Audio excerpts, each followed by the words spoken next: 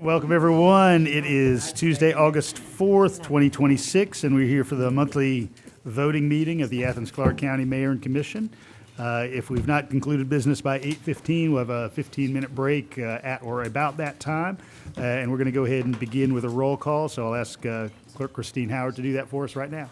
Davenport, Link. Here. Taylor. Here. Wright. Present. Fisher. Here.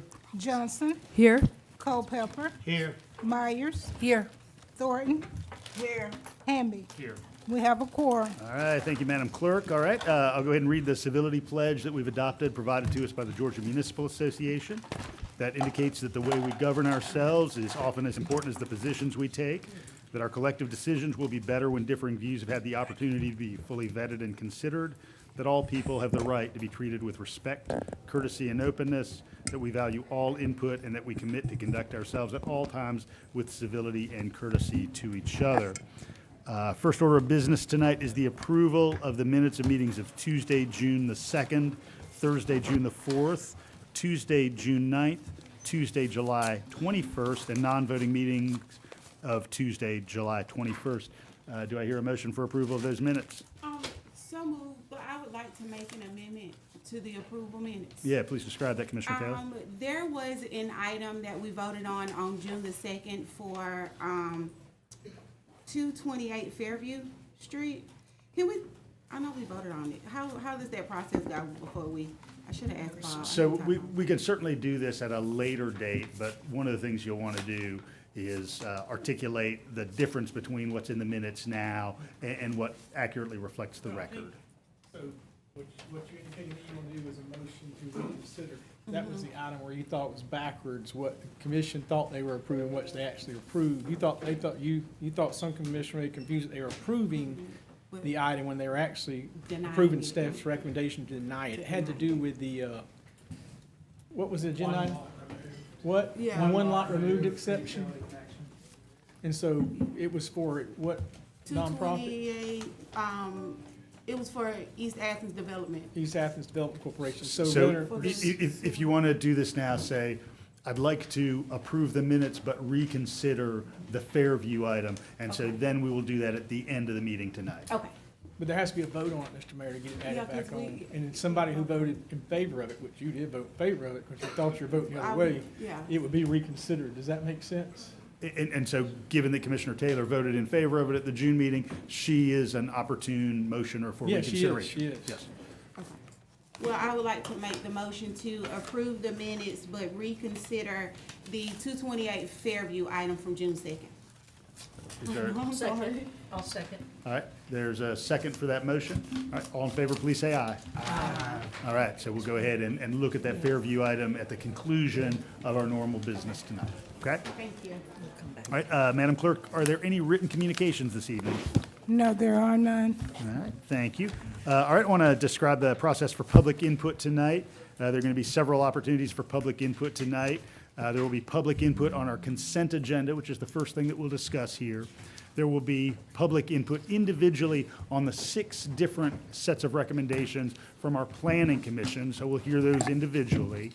The only thing that's unusual about these planning and zoning items is that regarding the property issues, somebody could have signed up in advance for a 10-minute segment of time. We do have one of those. Then we'll have public input on our old and new business. And then at the conclusion of the night, we'll have public input on any item that was not on tonight's agenda. That's open mic night effectively here in City Hall. Public input is a 3-minute opportunity, except for that one 10-minute deviation that I mentioned. When you see the light in front of the clerk, it will turn green when you begin speaking. And at that point, just need to provide your name and place of residence at the beginning of your remarks. It'll turn yellow when you have 30 seconds remaining, and it will turn red when your 3 minutes is concluded. And I'll thank you for your time with us tonight. During public input, you may feel any number of ways about the speaker who is at the podium, but your job is just to listen. And if you would like to speak, do so when it is your time. So no cheering, jeering, just listening. I think everybody's got that. All right. So hearing that, now is the time for public input on any item on the consent agenda. And those are items 1 through 20. So would any member of the public like to provide public input on any of those items that are on the consent agenda. Again, those are items 1 through 20.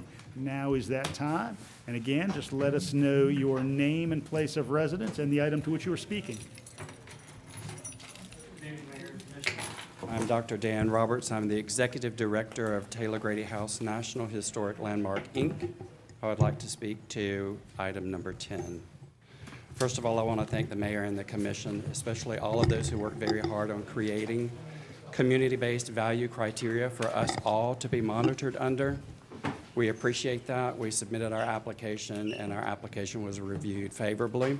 We're already collecting our data, so thank you for doing that. We also want to thank our commissioners that we met with to talk about our lease and what we were doing and planning to do at the Taylor Grady House as the nonprofit under that roof. And we are very appreciative of that. You should soon see some programming coming forward that would be very favorable to the community, and we're looking forward to sharing that with you. Also, I would like to extend my congratulations to Mayor Fisher incoming. We're happy to have you on board, and as we always say at Taylor Grady, welcome home. Thank you for the opportunity to speak, and I appreciate the opportunity to continue to work for Taylor Grady National Historic Landmark, Inc., and for the community. Thank you, Dr. Roberts. Is there anyone else who would like to speak to any item that is on the consent agenda tonight? Again, those are items 1 through 20. 1 through 20. Those are the items on the consent agenda, items 1 through 20.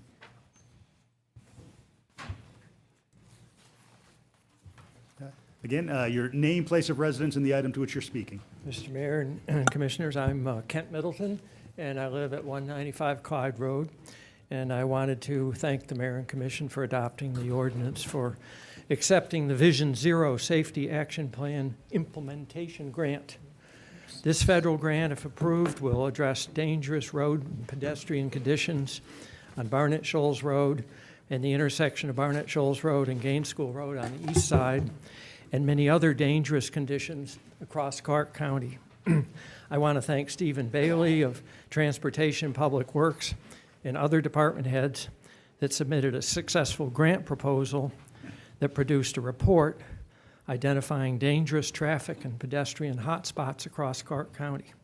This report allowed the Bailey Group to apply for implementation grant that you're approving tonight. It will allow the county to ameliorate some of the most dangerous conditions. Some of the work will save safety improvement dollars because some projects in the implementation grant overlap with voter-approved T-SPLOS proposals to improve automobile, pedestrian, and bicycle safety. So T-SPLOS money may then be freed up to be used for other safety projects. Thank you. Thank you, Mr. Middleton. Is there anyone else who'd like to speak to any of the consent agenda items? Again, those are 1 through 20 on our agenda tonight. Would any commissioner like to remove a consent agenda item for further discussion?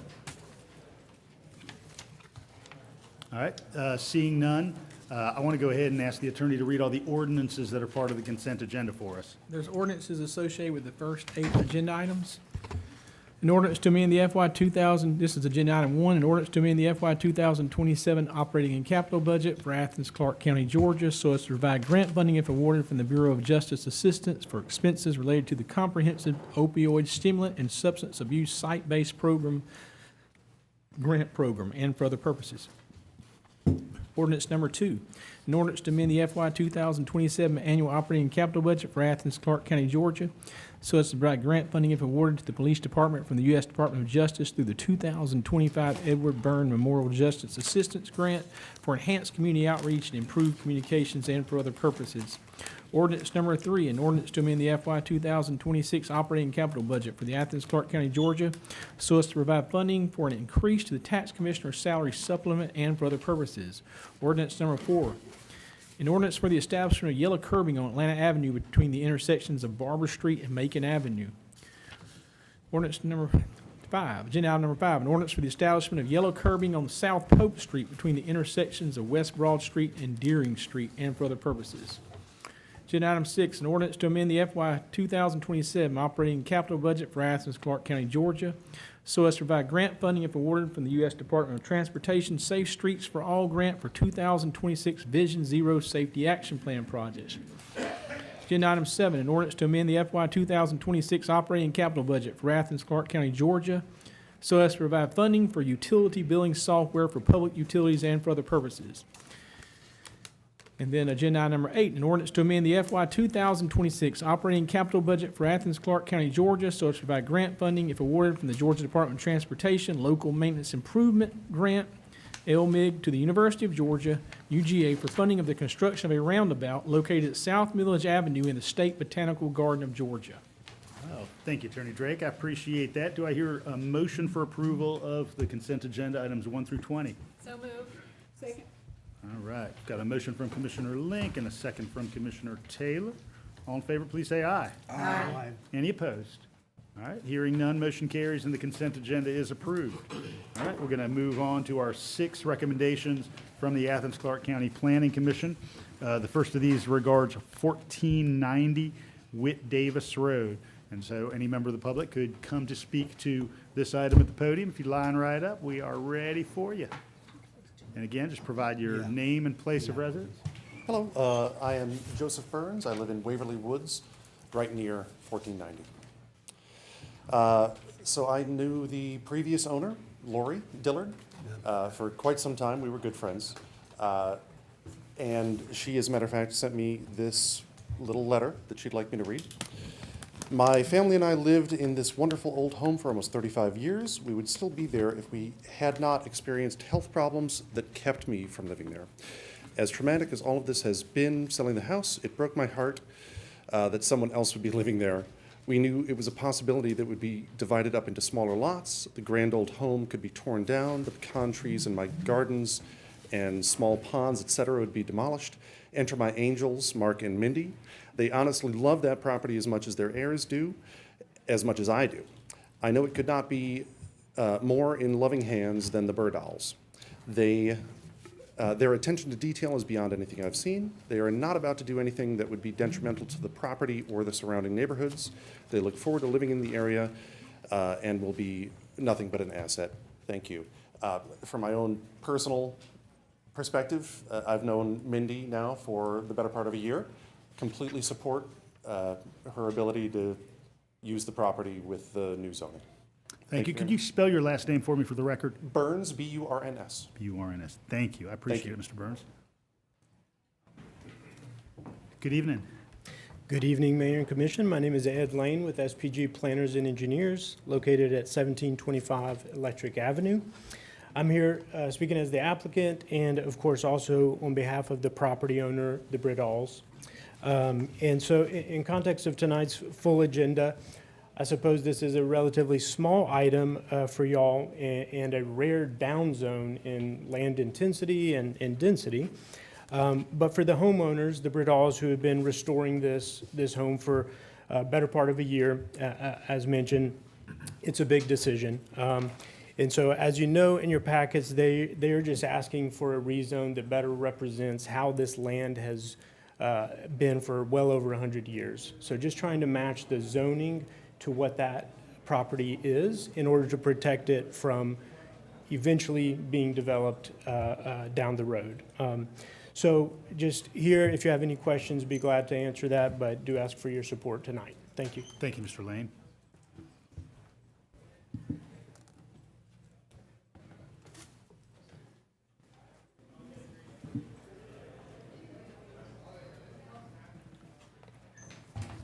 My name is Brian Reber, R-E-B-E-R. I live at 195 Tamarack Drive in Waverly Woods. And I don't claim to speak for them, but I can tell you that nearly half of the residents of Waverly Woods wanted to be on a listserv to be kept aware of what was going on here because they expressed opposition to this. It was 40-some of 100 properties. I am asking for you to oppose this because, first of all, there are other ways to protect and preserve the property. It doesn't have to be an AR designation to protect the property. It can be something like a conservation easement. And despite the fact that this has been mentioned to the owners on May 2nd, on May 7th, and on July 2nd, there seems to be no openness to this, and I don't know why. Second, this requires a modification of the future land use map, which was only recently approved. Third, it does not enhance the surrounding property values. A public park might enhance our property values, but a private/commercial park will not. Fourth, you need to protect, there's been the argument made that you need to protect the investment that the property owners have made, and you also need to protect the investments of the surrounding RS-25 properties for the hundreds of families that they represent, rather than the special interest of a single family. This would be an AR in a C of RS. If you've looked at the map, and I'm sure you have, you can see how really odd it looks. Fifth, it will decrease the tax value of the property. And sixth, despite promises made by the owners and promises that I generally believe, I know that there's no guarantee that once this is rezoned AR, that the property wouldn't be sold because of unanticipated circumstances, and then the future owners may not have the same sort of positive civic mind. Seven, they can put another house on the property, especially if you approve what you're going to be talking about this evening. Eight, it's spot zoning, and there's generally opposition to spot zoning. And finally, the owners can really do what they want to do without rezoning. It may be harder, but it is possible. And so for those reasons, I would ask you to please vote against this. Thank you, Mr. Repper. Is there anyone else here to speak to this item before we move to commission action? All right, Commissioner Davenport, this is in your district, so I'd ask you to place a motion on the floor for us There's tonight. 2 votes. There's a vote for future land use and a vote for a rezone. All right, so make a motion for the future land use. Can I make a motion for the rezone first? Because there's condition. Future land use first? Yeah. Because there's conditions on the rezone. Yeah. For motion for the future land use to deny. No, second, Is there a second? sorry.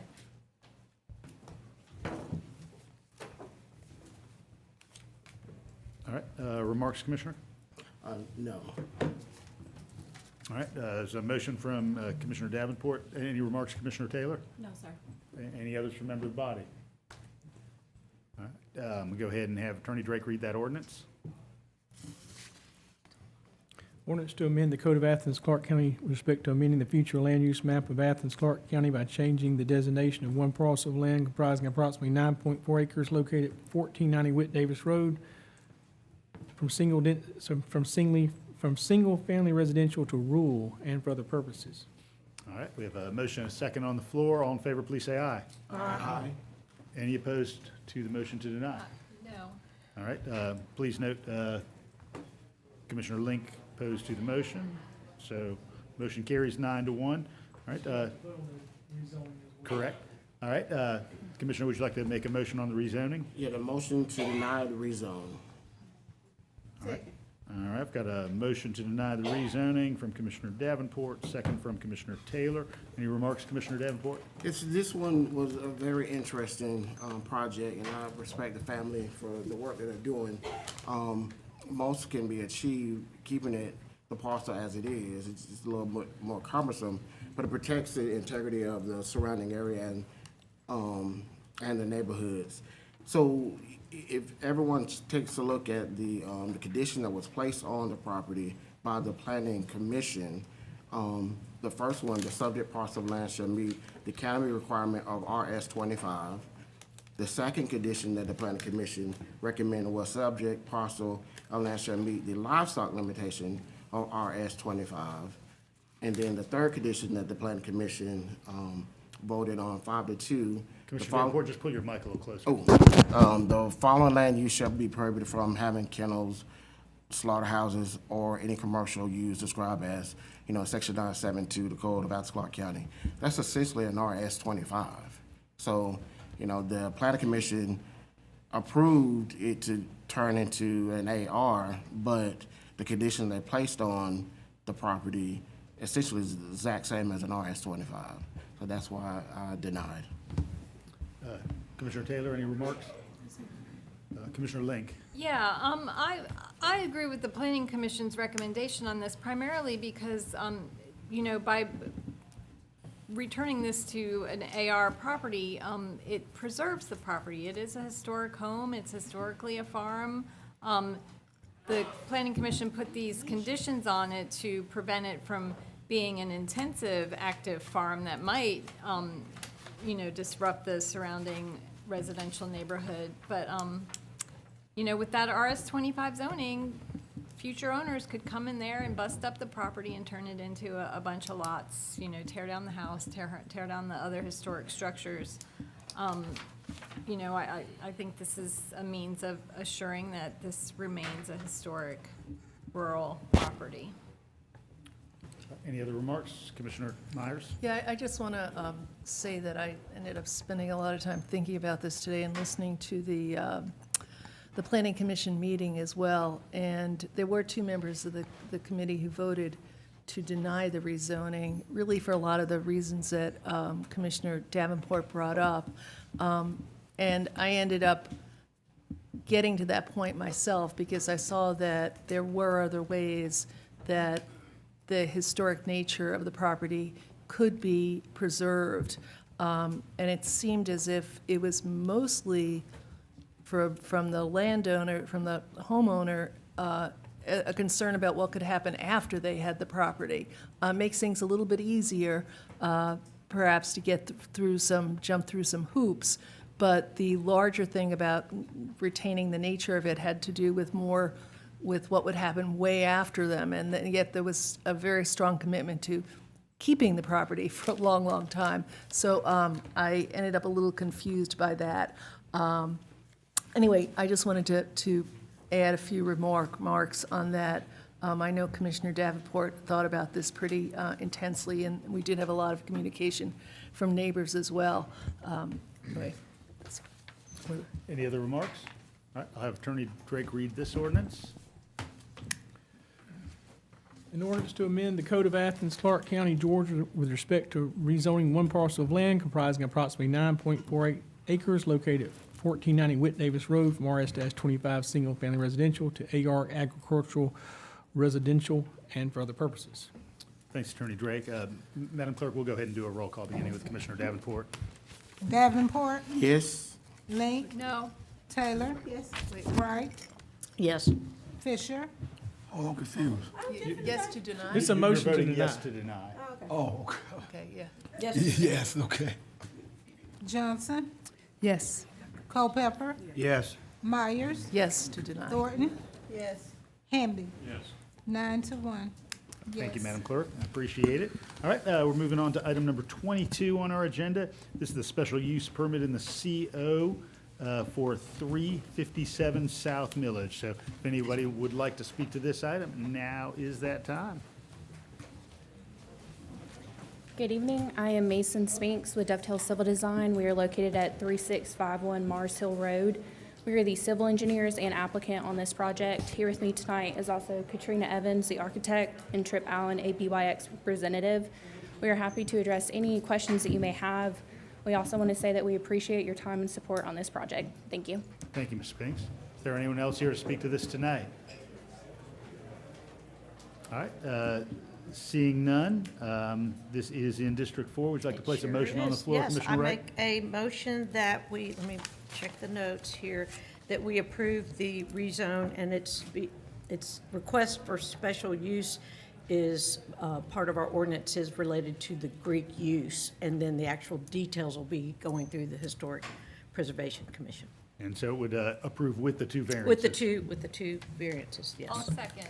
All right, got a motion from Commissioner Wright, second from Commissioner Link. Commissioner Wright, any remarks? No, I kind of already covered it when I did the motion. Any follow-up? I'm just glad to see this property getting restored and used.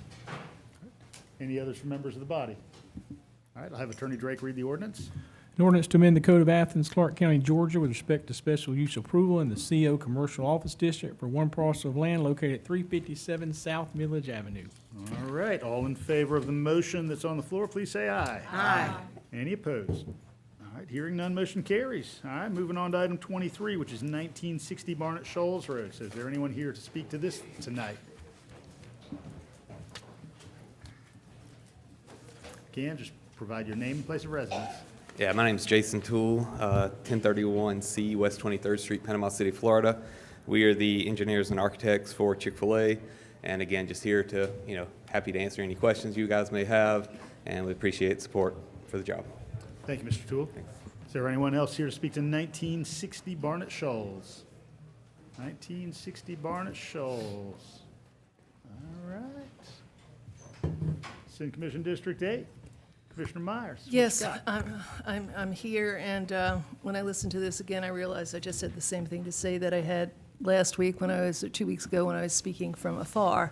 But since I'm here in the room and I have you just said you'd take any questions, I had brought up the small detail of providing shade on those tables like you do at other places.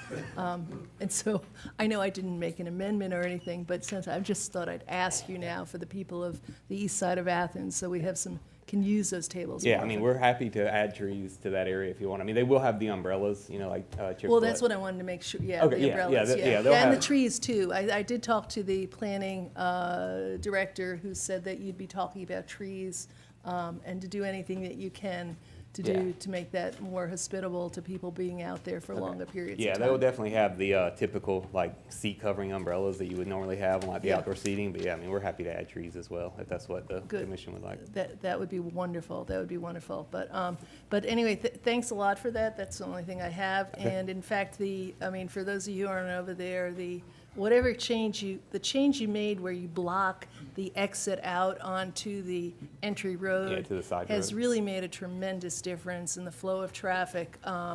And you would normally never think that customers were so loyal that they would go into an interior road to enter the fast food restaurant, but that seems to be the case. And in this case, I think having the green space rather than an abandoned building, not changing the parking is a better option than what's there. So I'm making a motion to approve this. All right, there's a motion to approve from Commissioner Myers. Is there a second? Go ahead. All right, second from Commissioner Taylor.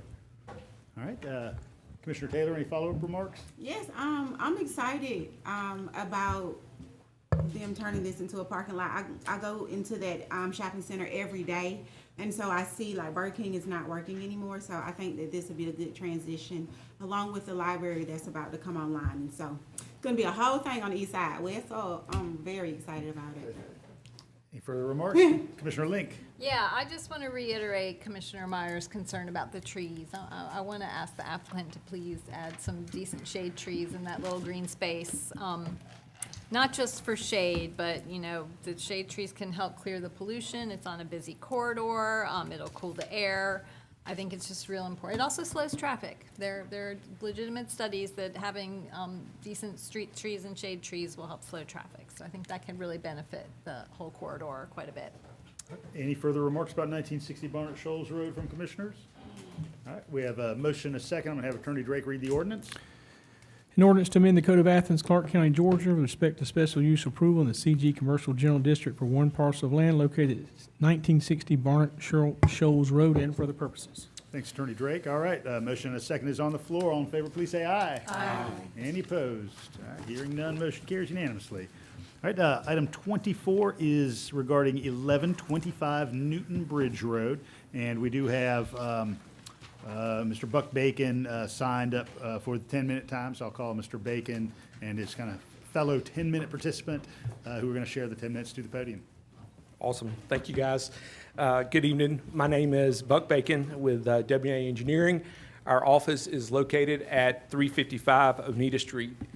here in Athens, Georgia. And I represent Four Star Real Estate Group, the developer of Newton Bridge Crossing at 1125 Newton Bridge Road. We are requesting an amendment to Condition 5 of the original rezone. The revised condition would allow Four Star to plat, construct, and obtain certificates of occupancy of the homes that are proposed in Phase 1 of the project prior to completion of the off-site intersection improvements. In exchange, Four Star would provide a performance bond to Athens-Clarke County for the cost of those off-site intersection improvements, guaranteeing that the improvements would be completed. The amended condition also requires that bond be in place prior to the approval of the final plat for Phase 1, and that the improvements be completed and accepted prior to the final plat approval for Phase 2. This amendment allows Four Star to deliver approximately 62 new single-family homes to the market while providing the financial guarantee that the off-site improvements will be completed in a timely manner. Four Star fully intends to begin construction of these off-site improvements as soon as the newly engineered intersections are approved and permitted. In fact, they've already submitted the performance bond to Transportation and Public Works for review this week. Staff and the Planning Commission recommend approval, and so likewise, we're asking for your approval this evening. I appreciate your time and respectfully request your support, and please let us know if you have any questions. Thank you.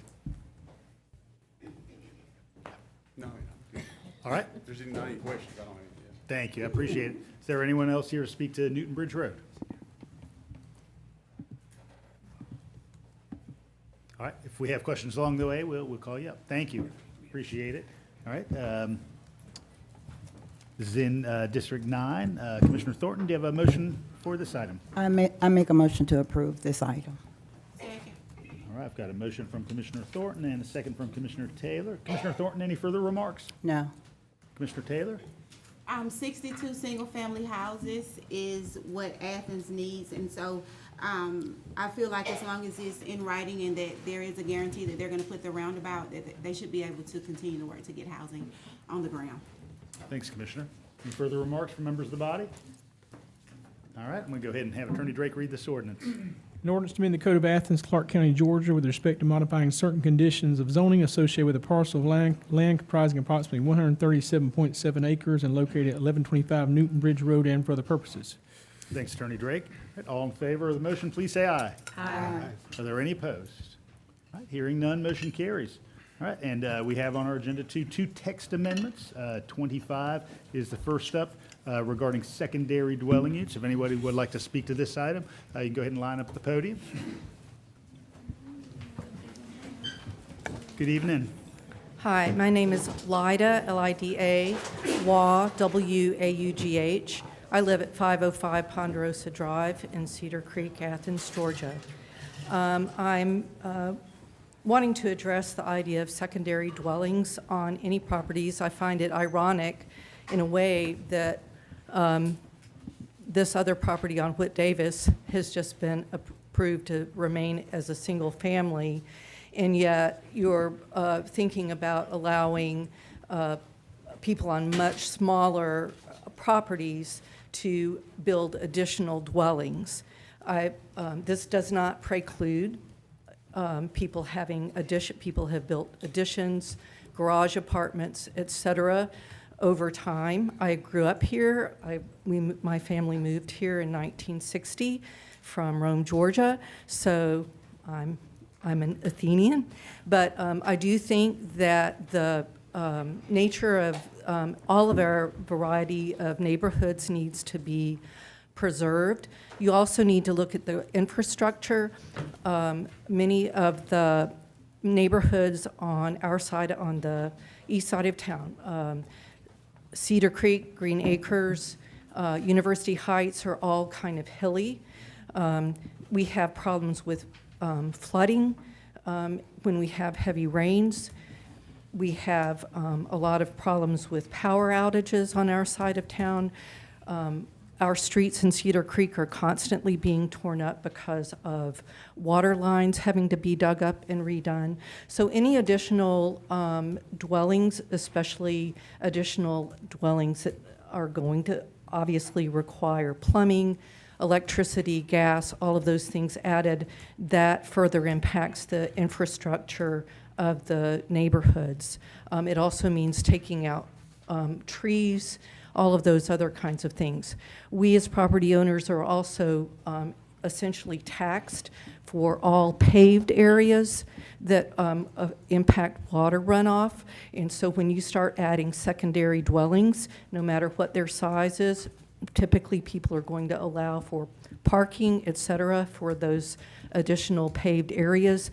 That also is going to impact the water runoff into our natural creeks and reservoirs in the neighborhoods. So I really think, I'm not saying that people can't, I understand a lot of people are looking at multi-generational housing now, whether it's kids who come back home to live or grandparents or whatever, but I think there needs to be a way to look at perhaps adding on, adding up, but not necessarily impacting the land use of individual lots, especially if they're only about less than half an acre.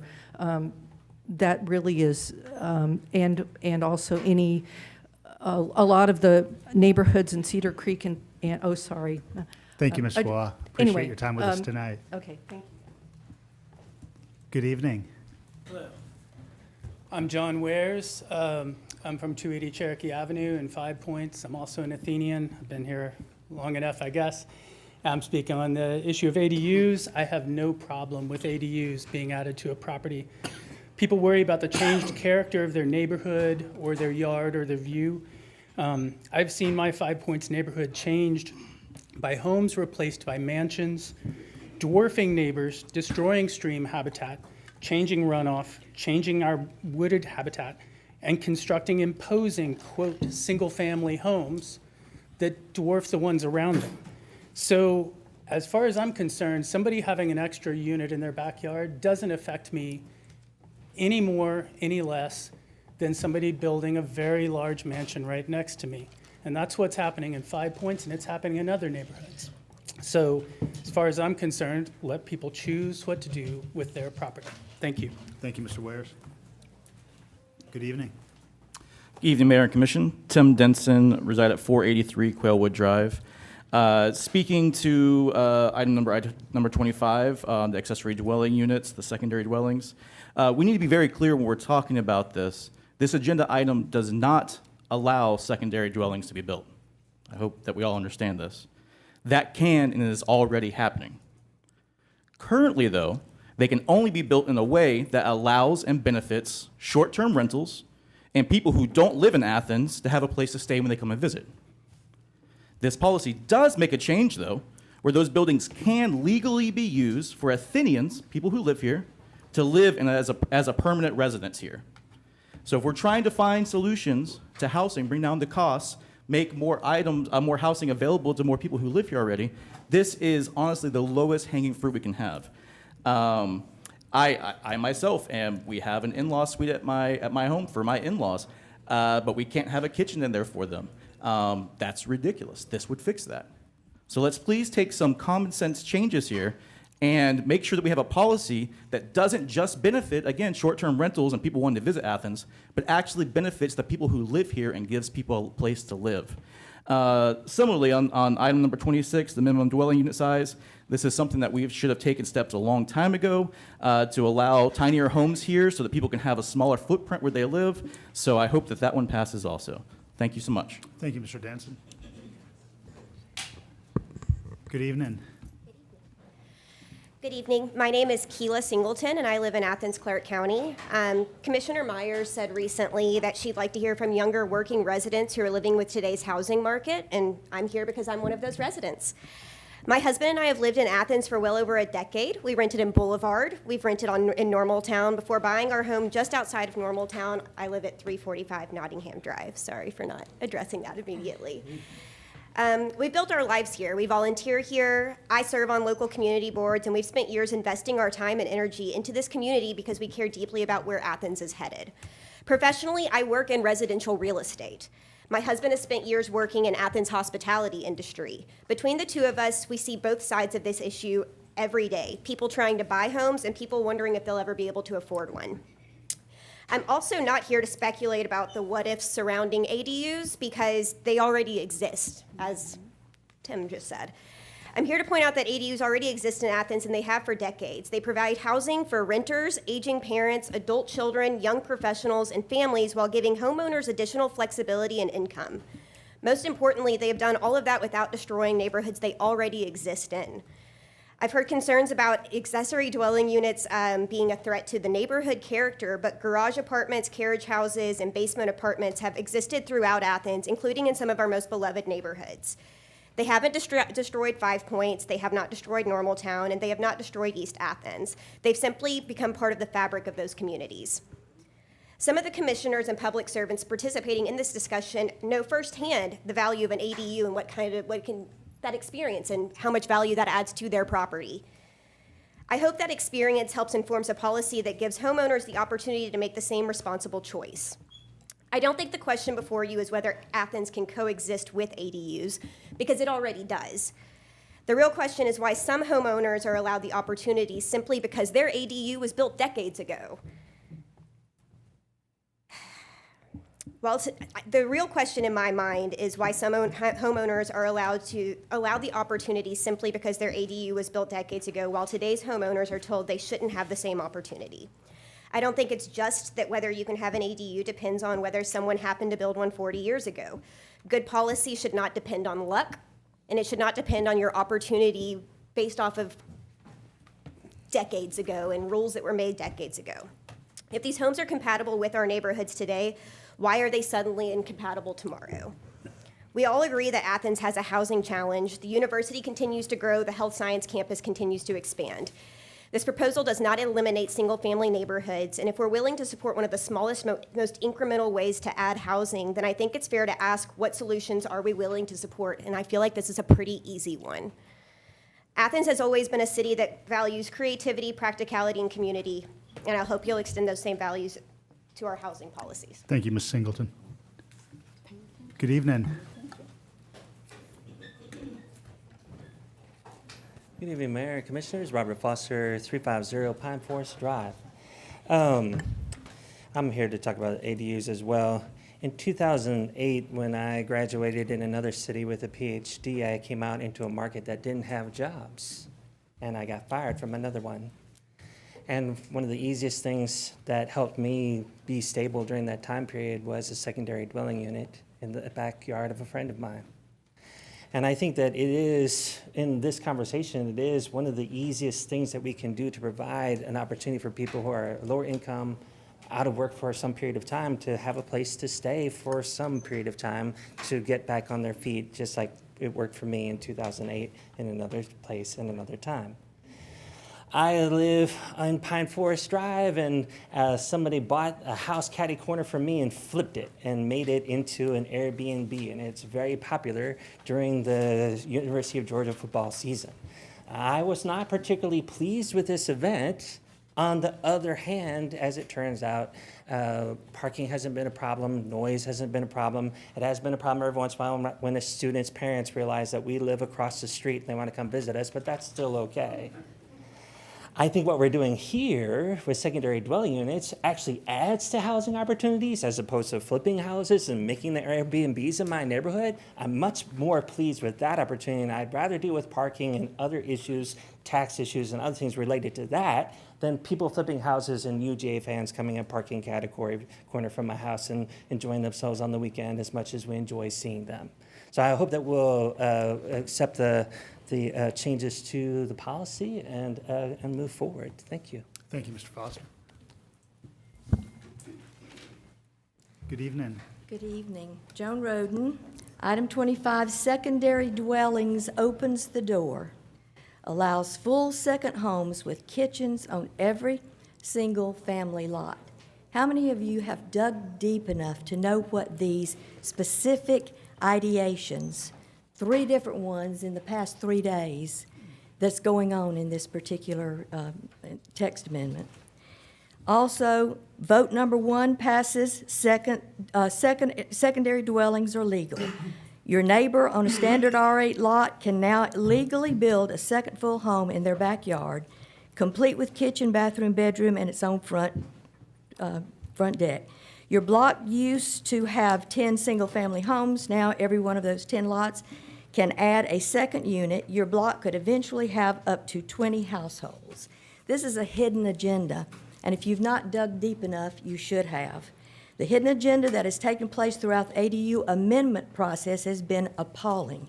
The veiled attempt to create a change to the single-family RS designation has created quite a stir. With the numerous iterations of these amendments, some changes made 6 hours before the meeting is grounds enough to call for tabling, scrapping, and calling it a day on this lively attempt. These changes and the lack of communication between organized committees, mayor and manager, give absolutely no trust in this process. GIC tried valiantly. I know because I was there for several of the meetings, especially supporting Benny Coleman's proposal for 100 new manufactured homes. Creating a zone change from the dust of the ground is a Genesis miracle in itself. I have to give Commissioner Thornton credit for taking the bait. Manager Cowell tried to salvage it with his intervention at the July 21 meeting. Kudos for speaking up in an honest and transparent manner, more transparency than we see in most of these meetings. But it made it all clear that these ADUs, under any name you give them, and RS zone changes were not ready for prime time. It should have never been put on the agenda. So who put it there? I ask, who put this on the agenda? The last straw was to make multiple changes right under the noses of the public, the commissioners, and anyone willing to ask the right questions. This is not only sad, it should be ethical malfeasance. Scrap these amendments tonight, make it clear that this deep well was too much for this little quick draw. It was not necessary for it to pass under this administration, or was it? It was a really bad optic for an outgoing mayor. Let's put this to bed right now. We can revisit it when we wake up January 2027. Thank you, Ms. Roden. Folks, we've got a lot of folks to get to, so if you just listen while you're here in the room, I appreciate that. Good evening. Good evening. I'm David Paul Lamar. I live at 148 Foxhall Trail, and seeing how these things can affect where we live and the property values and things like that. And the perspective does mean a lot. You know, if things start changing, you can say, well, these are the other, garage apartments and all, they've been there for years, so that's not changing the perspective. But if you start adding things in, that can make a difference. I feel like this is designed to remove the voice of the people in zone planning in the future, and it could, it's really intending to install an unstated agenda. I believe that's where we're heading into that item number 1. We're just speaking to number 1 right now, right? It's item number 25. 25. Okay. Item number 2, then on that local minimum size floor replaced with the International Property Maintenance Code. What does this mean? That our bar is set by the minimum that somebody can survive with in a third world nation? That's where we go. That's where we're going. Why can't we say, we continue with the standard that shows how somebody can live comfortably and really be healthily? So I think we ought not to change that. It shouldn't be changed. And then these two need to be put together. They haven't been seen together. They need to be put together because one impacts the other, and they need to be considered that way. And I think we need to set them on the back shelf until we get in with the new administration and see how this can move forward. Everyone loses if we go through this right way it is right now. The right to a single-family neighborhood is going to disappear. The assurance that new units near them would meet community standards, there's no assurance of that. There's no assurance that increased density would be accompanied by proportional investments in road, sewer, water, and schools. The basic requirement of transparent democratic government, being told what the government is actually doing before it does it, we need to know that beforehand. Georgia takings laws sets a high bar for comparable regulatory takings. The homeowner who loses neighborhood character through the process has no straightforward remedy. Please combine items 1 and 2 into a single ordinance, that a combined public notice may be issued, that a combined public hearing may be held at the next available meeting, and that the combined impact of both amendments on minimum unit size in RS zones be included in the staff report presented to the public. Thank you for your consideration. Thank you, Mr. Parlamar. Good evening.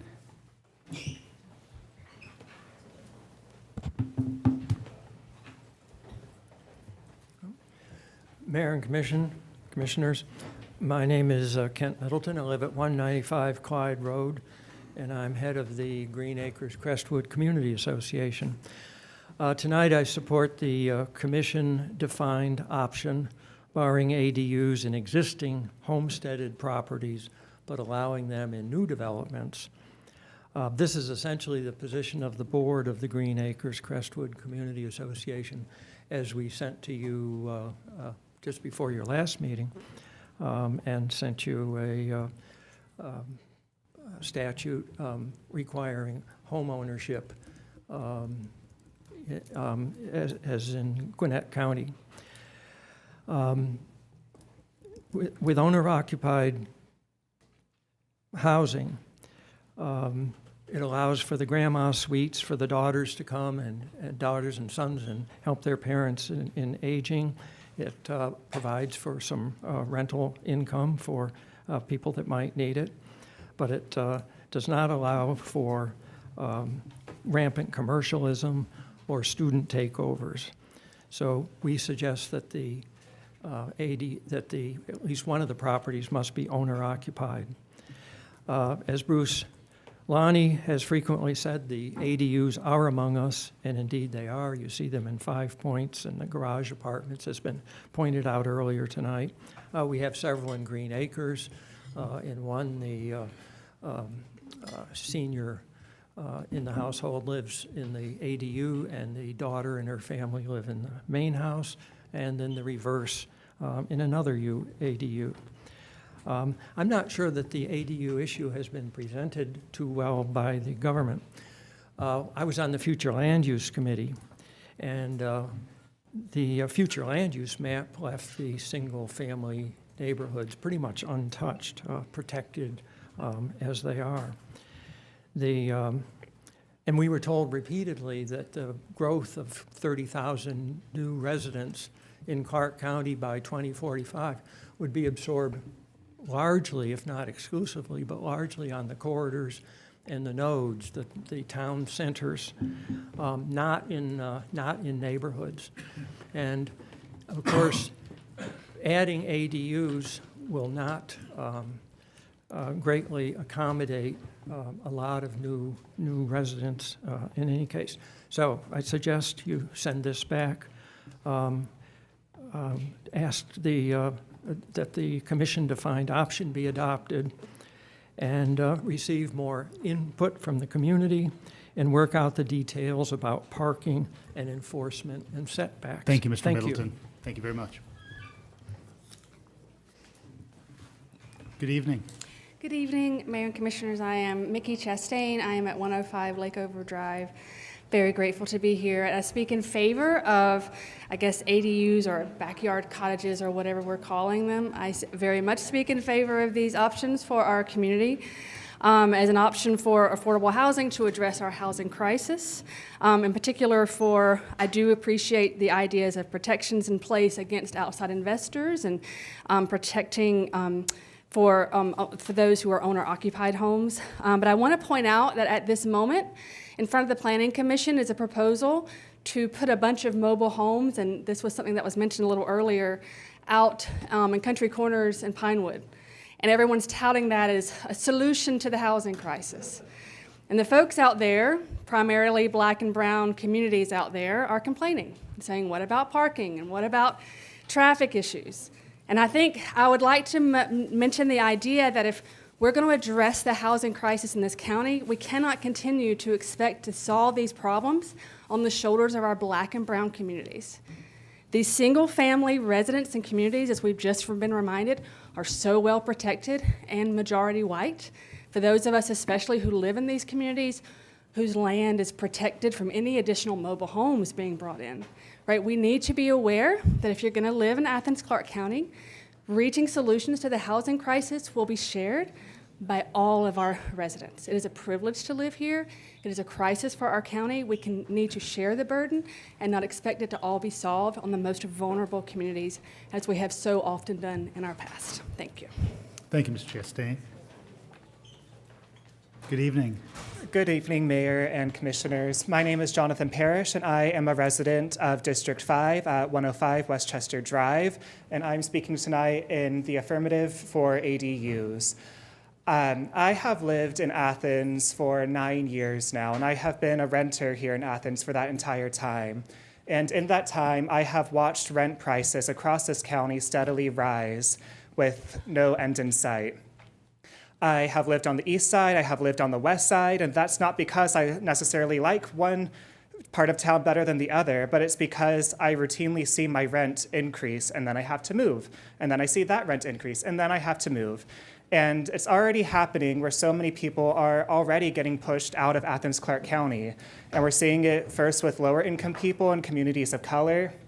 And I just wonder where that stops. And in these 9 years, I have heard a lot about how local governments only have so much power. These are issues that are larger than Athens-Clarke County. They are nationwide. And Athens-Clarke County only has so many options on the table and so many tools in its toolbox.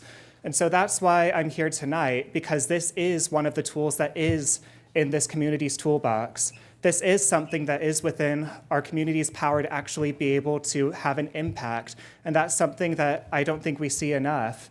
And while I hear a lot of people having concerns about their property values and what it may or may not do, I think I'm speaking for most of the renters here, where we don't have properties to worry about the values of. What we do have to worry about is our rents and how much are those going to increase and how are we going to tackle the affordable housing crisis that we are seeing. And so I hope that the commission will keep all of these people in mind as they are making their votes tonight, because there are real lives that will be impacted by this. It's not just another item on the ticket. It's one of, that I've seen, the only solutions that's been proposed to actually start to tackle this crisis. It won't solve it overnight, I know, but it'll at least start to chip away at something that's been festering in this community for years. Thank you. Thank you. Let me get your name again for the record. I apologize. Yes, Jonathan Parrish. All right. Thank you, Mr. Parrish. Thank you. Good evening. Good evening. I want to speak on items 25 and 26. My name is Michael McClendon, 201-9 Hamilton Road. I'm the president of the Princeton Middletown Homeowners Association. I want to make 3 quick points, and then I want to summarize a few things. First of all, I do not doubt the sincerity of folks who are looking for affordable housing. Affordable housing is what you can afford. I remember as a second lieutenant, there were a lot of things I couldn't afford too in terms of housing. So I don't doubt that.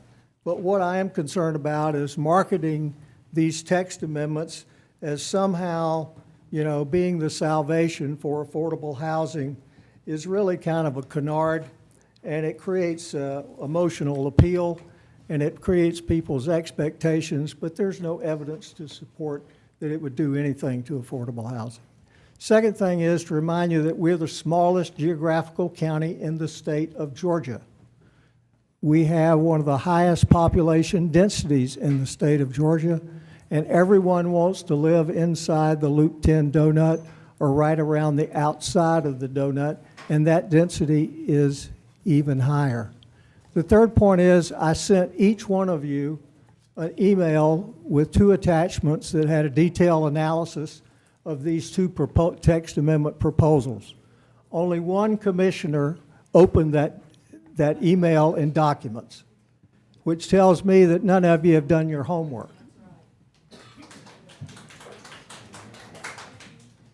So let me get to a few things. First, you need to kill these 2 proposed text amendments and any associated CDOs, then terminate all policy initiatives to liberalize secondary homes and ADUs.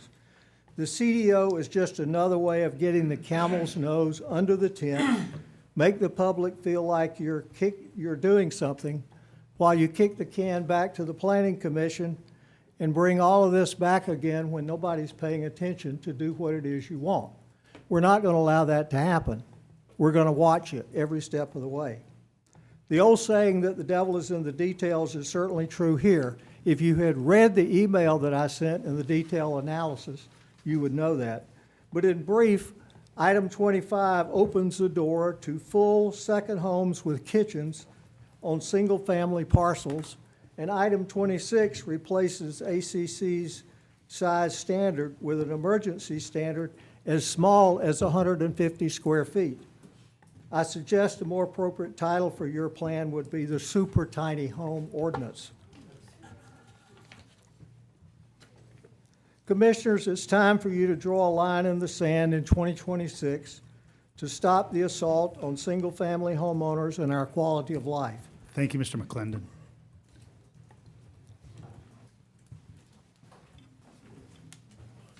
Good evening. Good evening. Hello, my name is Edward Kelly. I live in Athens, Georgia.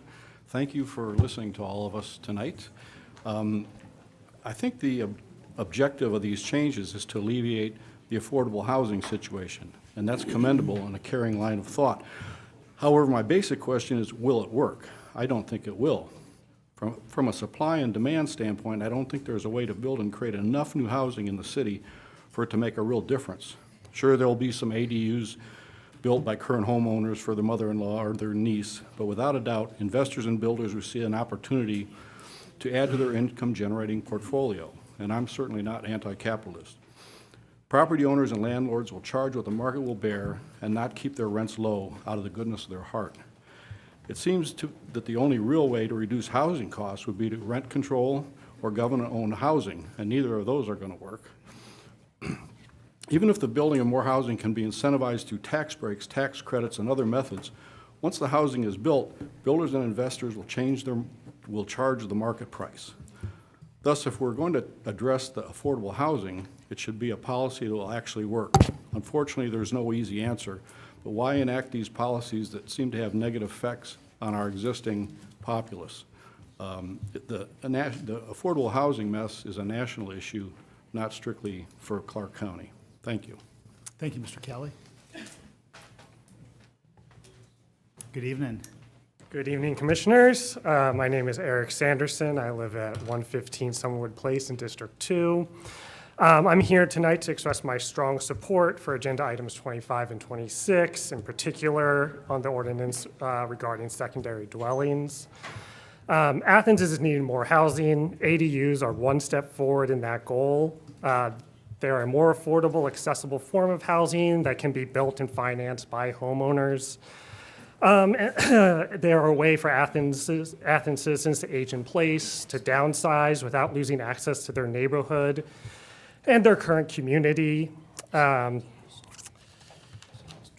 fundamentally, ADUs are not some scary new change to Athens, as we've heard from other people tonight. ADUs are already built throughout Athens. They're part of what makes our neighborhoods vibrant and diverse, and they're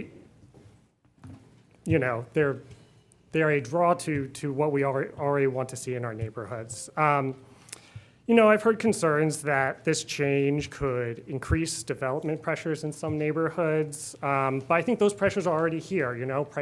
Rents are already going up, people are already being displaced, people in Athens are already being priced out, so I don't think we should be taking any potential solution off the table.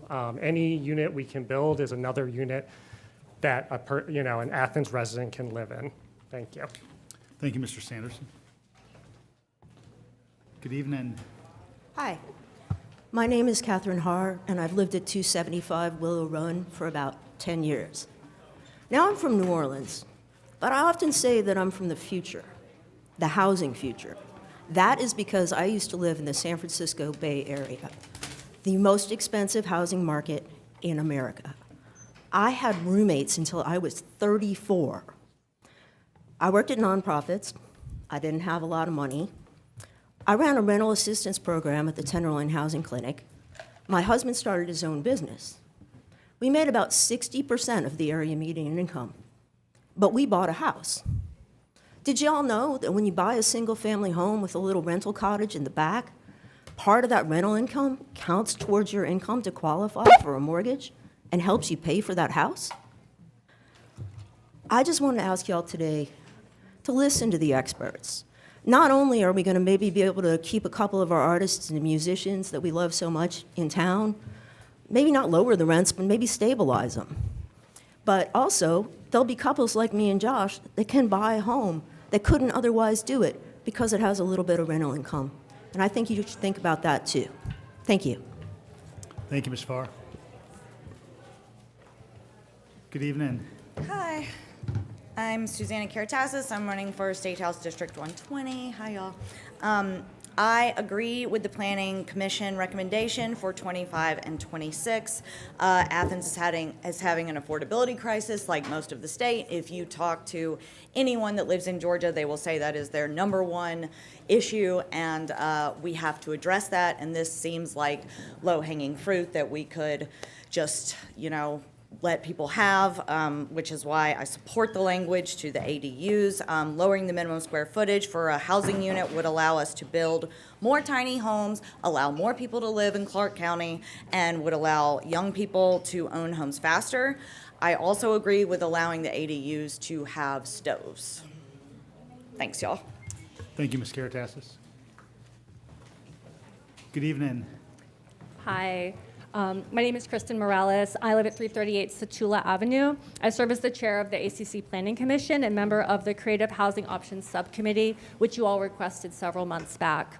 But I'm here tonight in my capacity as an Athens resident and owner of a property that our current codes see as incompatible.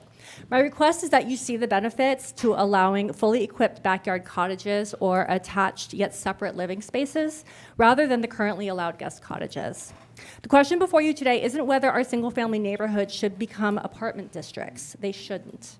Instead, the question is whether one modest additional home on a residential lot fundamentally changes the character of a neighborhood.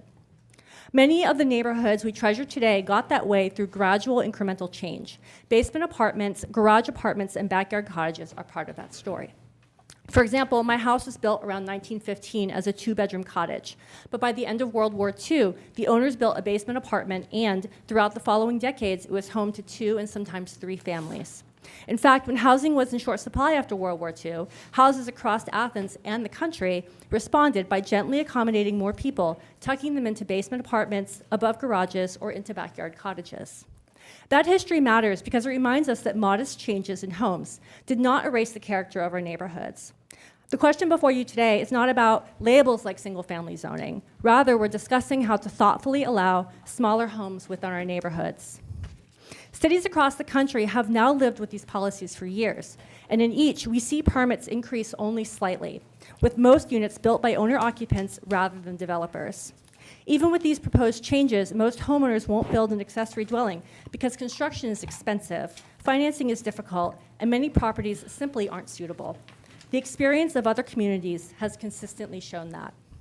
That said, homes like mine have quietly provided housing for more than one family for generations without changing the character of the neighborhood. I believe other homeowners should have the opportunity to do the same. Accessory dwelling units are not the answer to every housing challenge, but they are a valuable option that strengthens housing choice without changing neighborhood character. Let's not close the door on giving homeowners another way to care for aging parents, help adult children get started, create a modest rental, or simply make better use of the homes they already have. Thank you. Thank you, Ms. Morales. Good evening. Hello. My name is Sam Stabler. A little taller. I live at 228 Cleveland Avenue in the Newtown area. I'm in Ms. Thornton's district. I'm here to speak in favor of the ADU amendment. I'm a teacher, teach at UGA in the art school. I'm an artist, and I'm a home builder. I have a small design-build construction company. We mainly restore old homes, but we do ground-up build. I told y'all during the agenda setting 4 examples of real citizens who wanted to add small accessory dwelling units to accommodate their ADA needs as they aged in place, to accommodate their daughter fleeing an abusive relationship in order to not evict his best friend who was living in his place, and myself, who would like to add some rental income to my property because I built my house 2 years ago in the most expensive time ever to build a house, and I could use some additional income. Today I want to sort of address some of the patent untruths that are being spread in the opposition to this.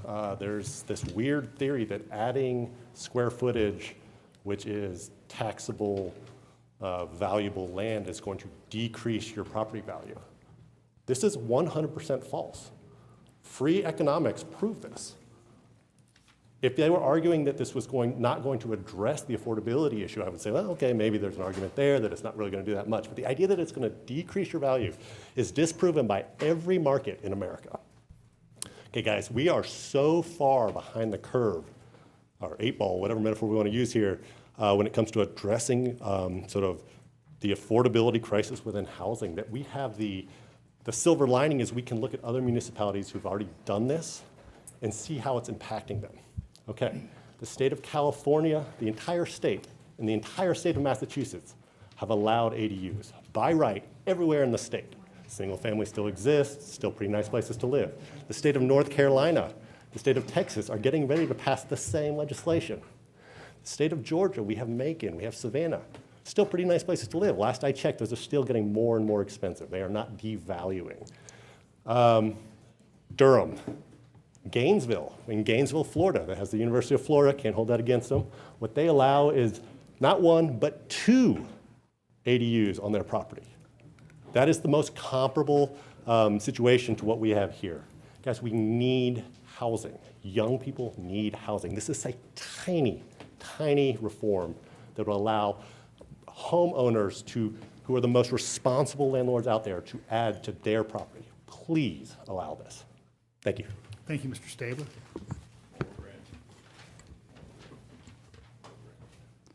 Good evening.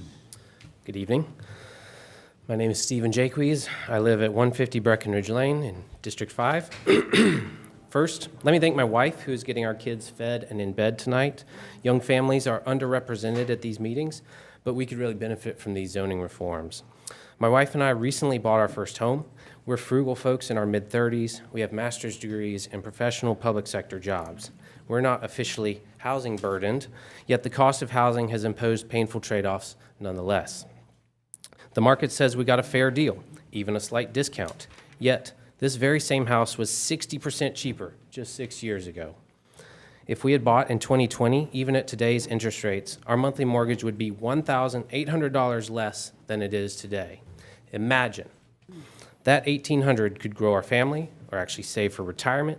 It could buy in our old school zone so that our son could continue attending with his best friend. And what do you say to my 5-year-old? Sorry, kid, you can't go to school with your best friend because someone's afraid of on-street parking or a new starter home next door. Son, if we built new homes for your family, you might change the character of this neighborhood, and we can't have that, so the law says you've got to go. I tell you this not to say, woe is me, but to show that the housing crisis is bigger than folks with no roof over their head. Yes, it's homelessness, but it's also the quiet strain on family finances, foregone opportunities, and settling for less. 83% of our residential land is zoned exclusively for big single-family homes. No backyard cottages, no starter homes, and certainly no apartments. In other words, we don't permit the variety of homes we need within our existing neighborhoods to allow everyone the opportunity to find the right amount of home at the right price as their age, finances, and household needs change. You can find backyard cottages, garage apartments, and starter homes throughout our most popular and pricey neighborhoods. We're just asking to re-legalize them. My grandfather attended UGA while living in the spare bedroom of a lady on Lumpkin Street. He got a cheap place to live, close to everything he needed, and she got extra income, a win-win. What could these options do for us? My family would use a secondary suite to help pay our mortgage while providing a home for a young teacher or a med student or an aging parent, making cookies with the grandkids instead of wasting away alone. In closing, I ask you not to mangle these bills with special conditions. They've already been vetted by a table of experts, skeptics, and advocates alike. Please, don't punish thousands of people with expensive housing and denied opportunity because someone somewhere might do something annoying.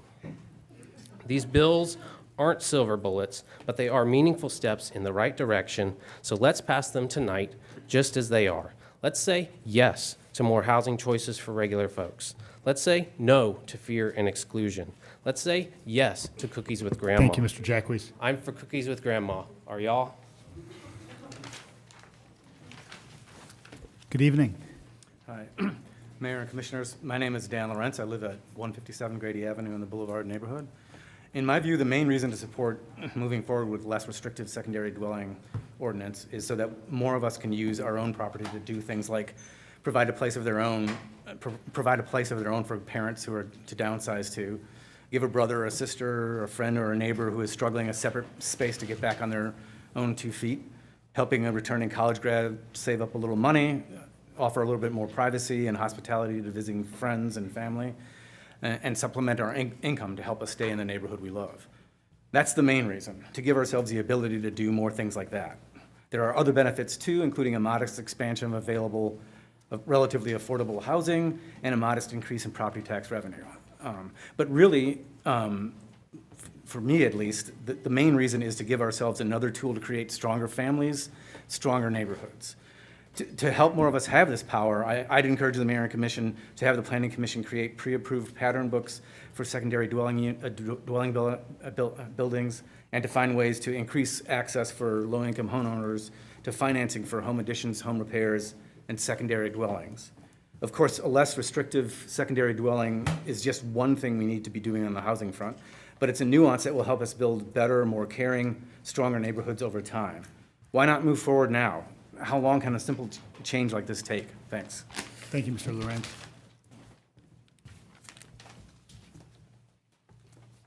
Good evening.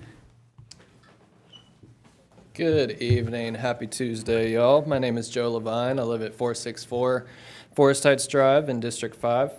I'm here today to speak in favor of items 25 and 26 regarding secondary dwellings and minimum dwelling size. I believe it is our community's responsibility to do all that we can to create safe and affordable housing for everyone, with most attention going to our working class, low income, and unhoused neighbors. I'm grateful to see that our local government and its partners have been making efforts to utilize different tools to create more affordable housing, including the Affordable Housing Fund, ARPA, HOME, CDBG, SPLOST, and more. I'm also grateful to see that in the FY27 budget, goal area number 4 for quality, stable, affordable housing for all, it is a priority to implement recommendations from the disparity study, specifically with regard to construction and A&E contractors. I'm very pleased that this body sees the opportunity to marry affordable housing with economic development. We need affordable housing for everyone, and we need good jobs for everyone. So we're saying, let's pay local minority builders to build affordable housing for our neighbors. Now, to really make that effective, there's a lot that goes into that, of course. But these zoning amendments that are before you today are 2 pieces of the puzzle to make it easier for that to happen, for local builders to build affordable housing. Now, I do empathize with people who look at any zoning policy and want to make sure it doesn't have the effect of displacing low-income people, especially in historically black neighborhoods where this has happened far too much, due in large part to the fact that, unfortunately, at this point in our history, housing is a commodity that people with money use to make more money. My response to that is that these zoning policies give us 2 more tools to create affordable units, which will help our working class and low-income neighbors. Also, once passed, we have the opportunity to support low-income homeowners in building their own secondary dwellings. There is a program in Charlotte, for example, that gives homeowners interest-free loans to build a secondary dwelling on their property as long as they rent it out at an affordable rate once it's built. That could be a practical use of the Affordable Housing Fund to create more affordable housing and support low-income homeowners at the same time. Overall, these 2 zoning policies are a small part of the puzzle, but they are still important pieces in providing affordable housing to everyone in Athens. So I urge you to support these efforts as proposed. Thank you, Mr. Levine. Good evening. Good evening. My name is Joshua Cloudy, 167 Tally Crossing, currently Commissioner Thornton's district, formerly Commissioner Johnson district. I'm here to speak in favor of both the secondary dwelling as well as the minimum lot size for 4 years between the ages of 24 and 28. I lived in a 660 square foot. We called them little back houses where I lived. It was 2 bedrooms, although I lived there alone, so the second bedroom was a little living room, bathroom, little kitchen dining together. I paid $800 a month for those 4 years between 2020 and 2024, when we all know rent was crazy expensive. $650 less than any of my friends who lived in, townhouses or other forms of housing. The person who lived in the main house was not the owner occupant. They were also renting that house. The landlord lived diagonally across the street. It was a great opportunity for me to live in a multi-generational neighborhood, single-family homes, older retirees, young families. We had a little park right across the street. I walked north to campus a couple blocks. I walked east to our coffee shop. There was a great little bakery. If you ever go to Lubbock, Texas, there's a great little bakery called Brûlée. All of these things I was able to have as a 24 to 28-year-old because of this little back house. Couldn't have afforded it to live in that neighborhood in a single-family home. It's anecdotal, but I don't know of any undergrads that were flooding the ADUs that were in Tech Terrace. It was mostly grad students and young families. There were a few undergrads who were family members of the owner-occupant. When I moved out of that little back house to come here to Athens, Georgia, the person who moved in for a semester was the niece of the bishop as a December grad, where she didn't have to take up a property somewhere else. After that, a young Ugandan family moved in there. The father is doing his PhD. They have 2 young kids who live in that second bedroom, something that they wouldn't have been able to afford. But because of the having that property, their kids now have a little park. There's a nice school just a few blocks from that neighborhood that their kids get to go to. Their dad gets to either take the bus that's right there on the corner to campus, or he can walk. All of these things are possible because of this secondary dwelling unit. I ask that you support it without major restrictions. I think that this is something that scares a lot of people, but I've seen it do a lot of good. Thank you. Thank you, Mr. Toddy. Good evening. Good evening. My name is Shelby Branch. I live at 287 Morning Drive, which is District 6. I am just reiterating what other people have already said about us approving the ADUs. I think for a number of reasons, we've been talking about the affordability crisis for a while. This is one of many issues that we could implement. 1, to increase our housing variety and supply. And 2, as a property owner, I think I should be able to do whatever I want on my property. Thank you. Thank you, Ms. Branch. Good evening. Good evening. Hi, Mayor. Hi, Commissioners. My name is Sarah Kalantari. I live at 120 Winter Circle, District 3. And I'm here today in support both of the ADU ordinance and the minimum lot size. I wanted to share the perspective of a young homeowner. The average age in Athens is around 30 years old. I feel very lucky and fortunate to own a home at my age. I bought it 9 years ago, and in that 9 years, the price or the value of my home has increased by 2.5 times. But I did not buy a house for an investment. I bought it to have a roof over my head. My investment is in this community and for other people to have this opportunity. And if in the 9 years this price has increased this dramatically, how many other people will have an opportunity? I want people to be able to afford to live here and be safe and comfortable. So I'm very much in support of the ADU ordinance. And I would also like to repeat what Shelby said. If nothing else, I would like to be able to choose what to do with my own property as a homeowner. And also, I have lived here for 14 years, and in that 14 years, I have seen Athens change dramatically. I know a lot of fears tonight have been expressed of neighborhoods possibly changing. Athens is already changing, and we can have a say in how we want it to grow and make it more accessible to everyone. So I appreciate your time. Thank you so much for your consideration. Thank you, Ms. Kalantari. Good evening. Hi, my name is Keegan Brooks. I live at 291 South Finley Street in District 4. Thank you all for being here today. I'll be short. I wasn't originally planning to speak, but my generation seemed a little bit underrepresented in terms of the speakers. So I'm here to speak in favor of the ADU amendment and also the amendment on minimum dwelling size. I think many speakers before me have eloquently kind of talked about why this is important. I appreciated what Kristen Morales had to say, what John Wares, Tim Denson, Shelby Branch, what a lot of folks have come to say today. And I think this is a small incremental step to kind of expand housing supply and support affordable housing in Athens. Several people have remarked that this is not kind of a one-size-fits-all solution that will solve Athens' housing crisis, and I think that's very much true. This is one of many steps we need to take to get in the right direction of where housing should be in our city and where we want it to be. As a young person, I gave up on dreams of home ownership a long time ago, but I would love to see more kind of affordable housing options and more progress on the issue within our commission. I know we have a kind of GIC committee that's been doing a lot of excellent work, and we have a planning commission that's been deliberating on a lot of this, and I would love to see the commission pass both of these amendments. Thank you. Thank you, Mr. Brooks. Ms. Roden, I've already got you this go-round, but if you step up during the next one, we can get you again. They're each doing the 25 and 26, so I'm just going to do mine now so that we can get it out of the way. Do you just want to speak to 26? They're all speaking to 25 and 26. We'll have 26 in just a couple minutes. Together, micro-unit second homes as small as a hotel room legally permitted on every... Ms. Roden, we're gonna do 26. No, these in a minute. people have done 25 and 26. There is no reason. They've taken 3 minutes, and you've had 3 minutes already this go-around, my friend, and we'll get you 3 minutes more in just a couple minutes. The line is short, and you're going to be in good shape, so don't you worry about a thing, darling. They spoke to both. We'll see you in just a couple minutes. Oh, Just a couple minutes. This is great. Just a couple minutes. This is great. Don't you worry. On video.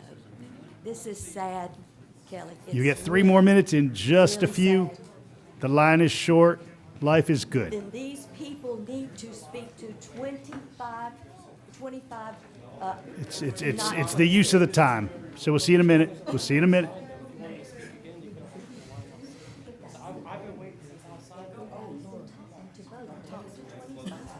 That's what I'm here to talk about.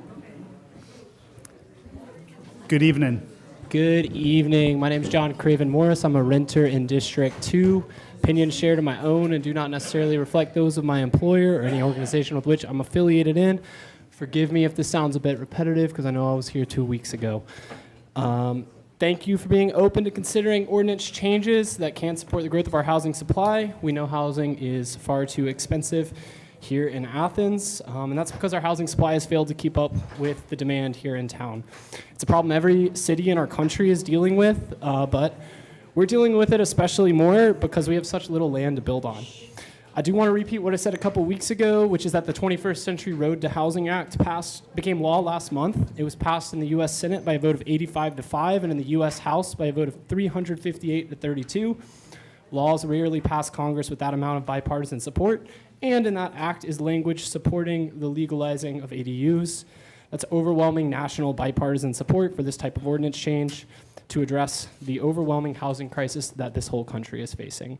According to Colburn and Aldern's per capita homelessness variation, research from city to city, per capita homelessness variation is driven by 2 factors: housing demand, that is housing price, and housing supply elasticity, or how quickly a market can generate new housing when needed.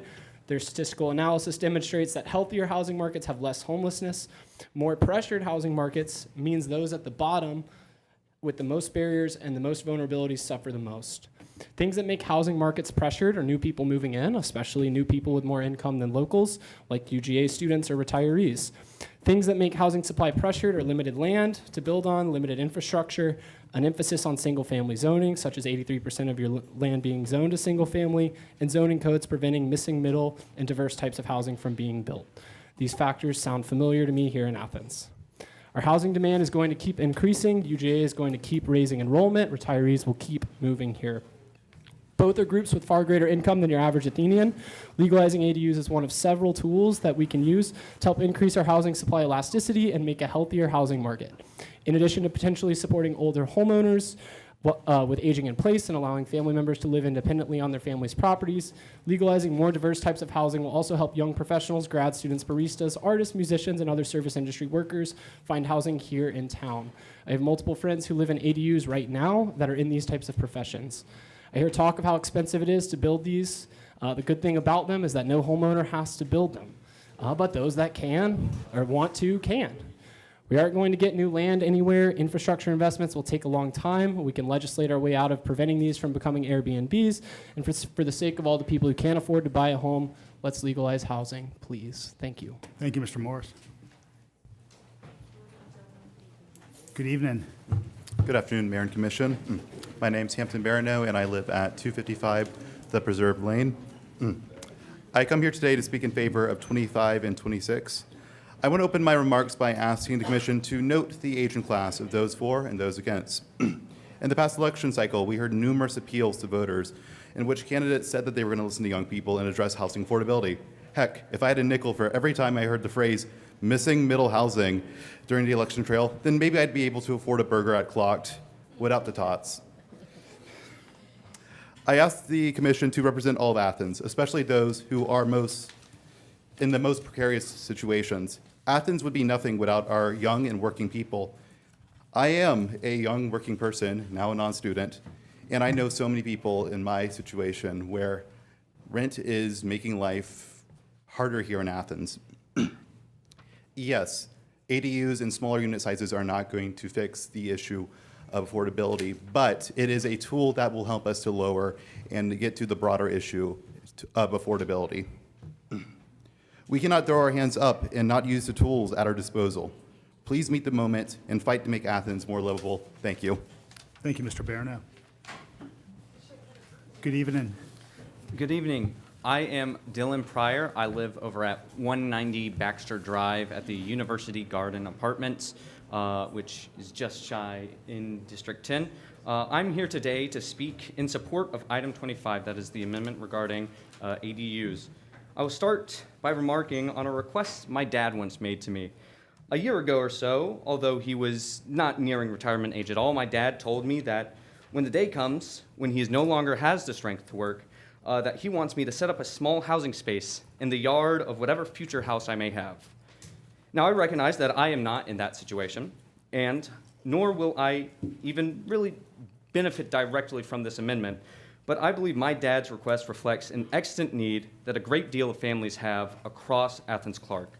This amendment will not just act as one step in alleviating the current housing crisis in Athens, but also permit more and more families to ensure that their loved ones are able to live comfortably and securely in their greatest times of need. Having had other family members in assisted living, the isolation that they experience is soul-crushing. Permitting an increased access to develop ADUs allows families to make these accommodations, to be with their loved ones, to care for them, and additionally, to not have to suffer additional great costs that these facilities incur. Now, I will note that these ADUs will not be used solely for elderly family members alone, and frankly, I believe that is a good thing. But this amendment thus acts as both benefit for individual families, permitting the greater deal of opportunities surrounding housing in a variety of ways, and also orients us towards remedying and starting to fix the crisis here in Athens. And while I cannot provide my father that one request he asked me at this moment, I hope you will pass this amendment so that other families may do so. Thank you very much. Thank you, Mr. Pryor. Good evening. Good evening. I'm Elise Stengel at 235 River Hill Drive, District 7. I am here in support of item 25. I'll keep it short. It doesn't make sense to allow guest cottages without stoves and not allow units with stoves that can be used fully and for long-term rentals. This would give families and homeowners more options to figure out what works best for them.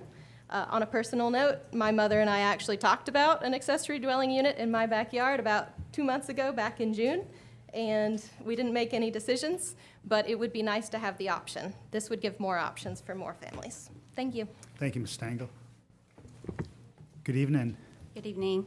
My name is Shannon Bushway. I live at 250 Clover Street. I spoke here a few weeks ago. I actually do have a backyard ADU. My parents live there. Part-time, they built it. I would really, really like for them to have a fully functioning home. They built the home, they paid for it. I think it's my right as a homeowner and also as theirs. I do foresee at some point it would be really, really nice. I think someone said grandmas with cookies. I think my daughter would probably enjoy that as well. Also, as someone who has rented in this town, I know there's a lot of people that came up to oppose this. I'm curious how many of those people have attempted or had to have rented in this town in the last 5 years. About 3 years ago, when I was getting a divorce, I had to rent a house. I was trying to keep my daughter and me in the same neighborhood so she could attend the same school. I was paying $2,000 a month for a 2-bedroom, 1-bath house in my neighborhood. It was really affordable, unaffordable. That is half of my income.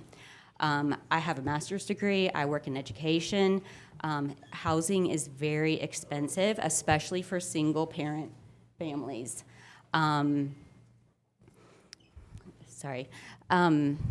So I am absolutely for Amendment 25 and 26. I think we need some flexibility. I think this is a multifaceted issue that's happening nationwide with our housing crisis. I also want to remind everybody in this room that Clarke County has one of the highest poverty rates on the East Coast of the United States. Last year, Clarke County schools had 473 kids coded as homeless. That's higher population than any of their surrounding counties. I think those kids would really benefit from having some flexibility in their housing. Anybody who's had to move recently, who's had to pay deposits, anyone who's worked with homeless families knows how difficult it is to move from sharing a house with someone to getting a first month's deposit, doing your first month's rent, paying all your utility bills. When I moved and had to rent my home, it cost me $5,000. I am not sure how many people in this room, other than maybe the people who are opposing this, have $5,000 extra dollars to get an affordable 2-bedroom, 1-bath house for their family. So I'm for this. I hope that you guys vote for it too. Thank you. Thank you, Ms. Bushway. Good evening. Good evening.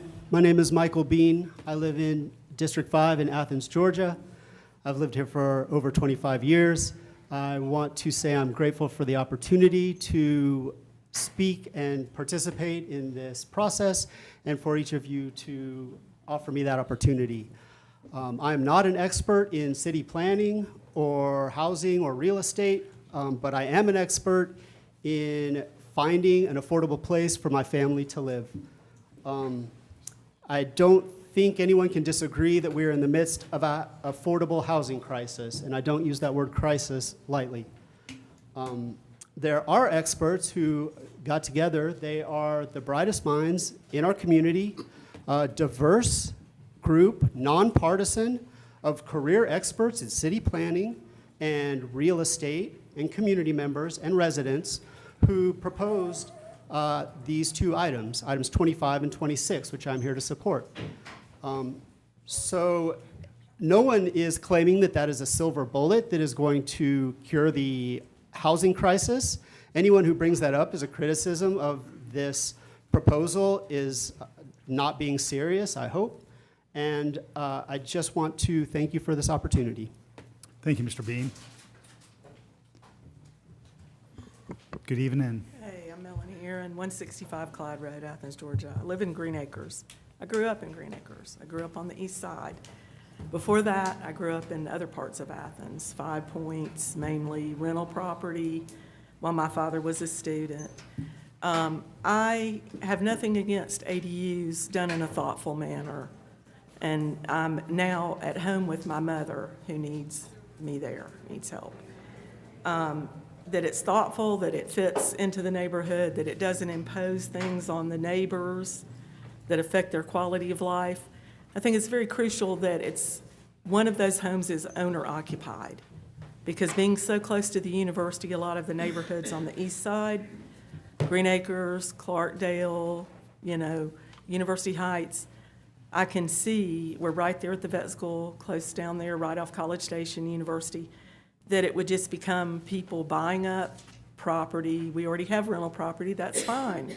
But then you add another, and eventually we're at siege for people who have the money to buy things and just put another unit and have rental property.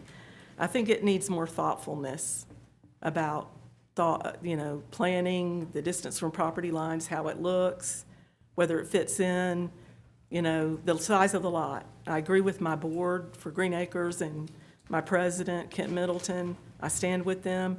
I'm all for it. I'm all for ADUs and kitchens in them for grandparents and best friends and nieces and everybody. But I just want it to be thoughtful. And I love my trees. And I'm really concerned about losing trees. If you drive around neighborhoods, you'll see, and I can give you references on this, with your neighborhoods, you'll see that they're your biggest source of green and trees in the urban setting. We have beautiful trees, and I really want to see that preserved. It's really important for all of us to have shade and to have trees breathing and making oxygen. That and quality of life. So I think it needs more thought, thoughtfulness. Thank you. Thank you, Ms. Herron.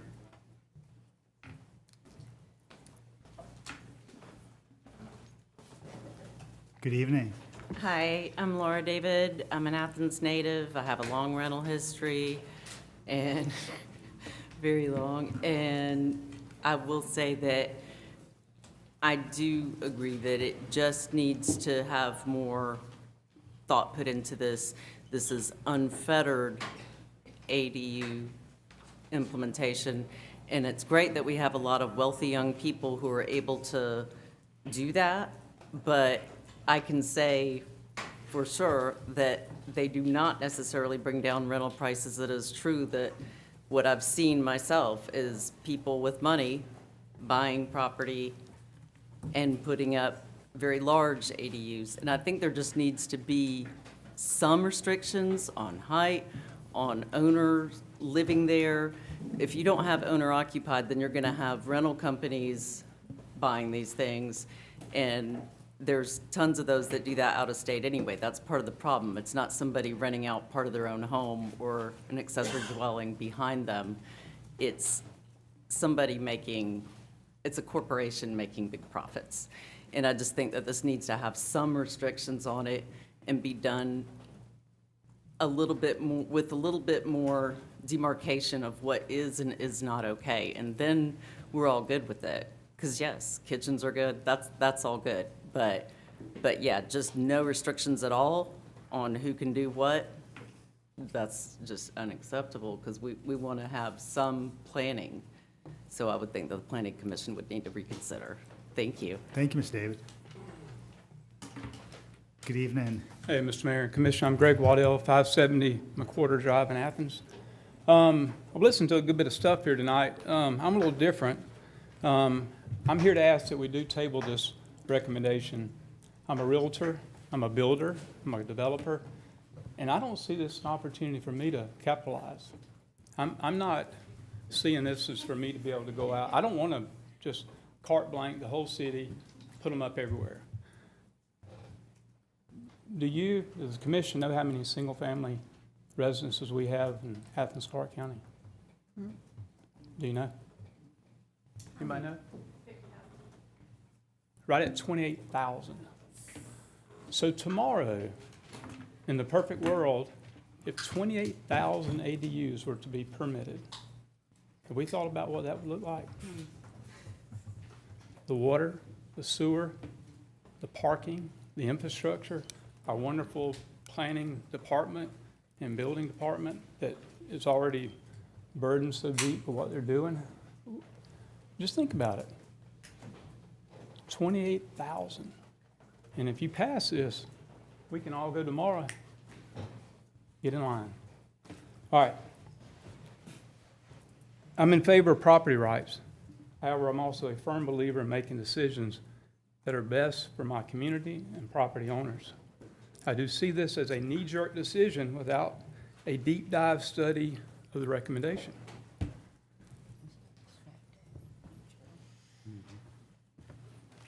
Has the Planning Commission and the building department communicated together on this? We've done a deep dive. How will this happen? How will this take place? How are we going to handle the water, the parking? Have we done that? I don't think we have. I've heard a lot about affordability tonight. I've heard Macon, Savannah, Gainesville, Charlotte, that all have gone all in on ADU. You know what they have in common? Very high crime rates. Extremely. I've got friends that live there. Who's going to go out and build me a 200,000 ADU house tomorrow and rent it to me for $500 a month? Any of us that took Econ 101 knows that math does not math. I heard 6 years ago mortgages were $1,800 less. Why not look at what they were 15 years ago? Why not look at what they're going to be 15 years from now? I'm all for property rights. I'm not against the ADU. I just think we need to not put the cart before the horse, back up, do an in-depth study, not a knee-jerk reaction. Thank you. Thank you, Mr. Waddell.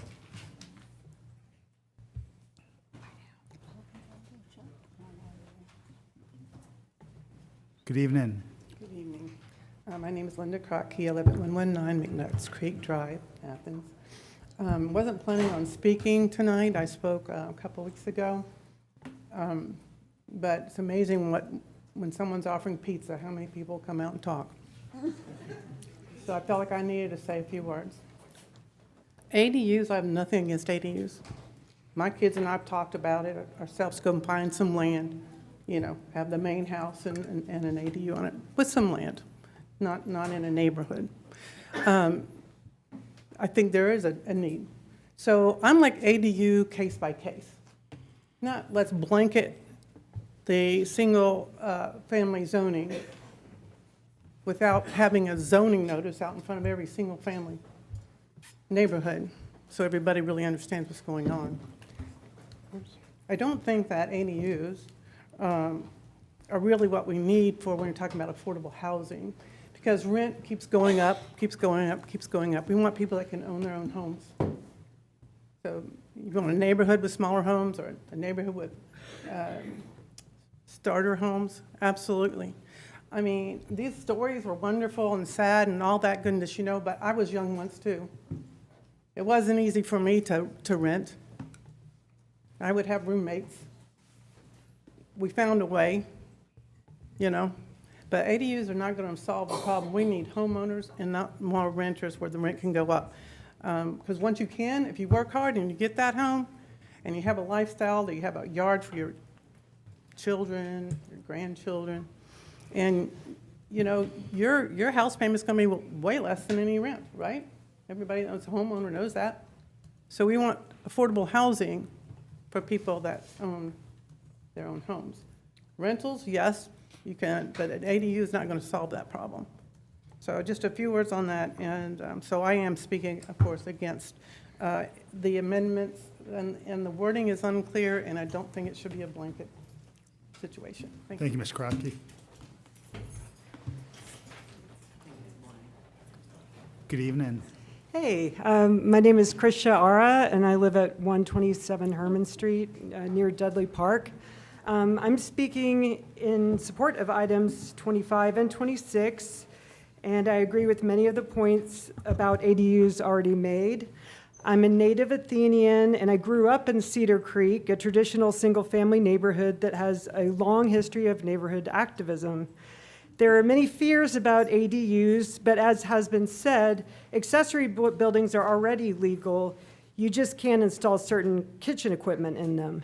People use workarounds and build new ADUs anyway, but this code update encourages long-term tenants instead of Airbnbs. Athens has a strong need for quality, small-scale housing. Single-family neighborhoods like the one I grew up in have a lot of political influence, but nowadays, far fewer people can afford a single-family lifestyle. Many more people are seeking quality housing as single people, as couples, and as pet parents. And ADUs and innovative housing designs under 1,000 square feet help address this need. A side note that Japan builds some of the smallest and most space-efficient housing in the world, often well under 500 square feet, and no one calls Japan a third world country. Athens is full of single-family housing and college apartment complexes. I hope you will support planning code recommendations and encourage more charming, innovative, and efficient small housing options. Thanks for your time. Thank you, Ms. Sara. Good evening.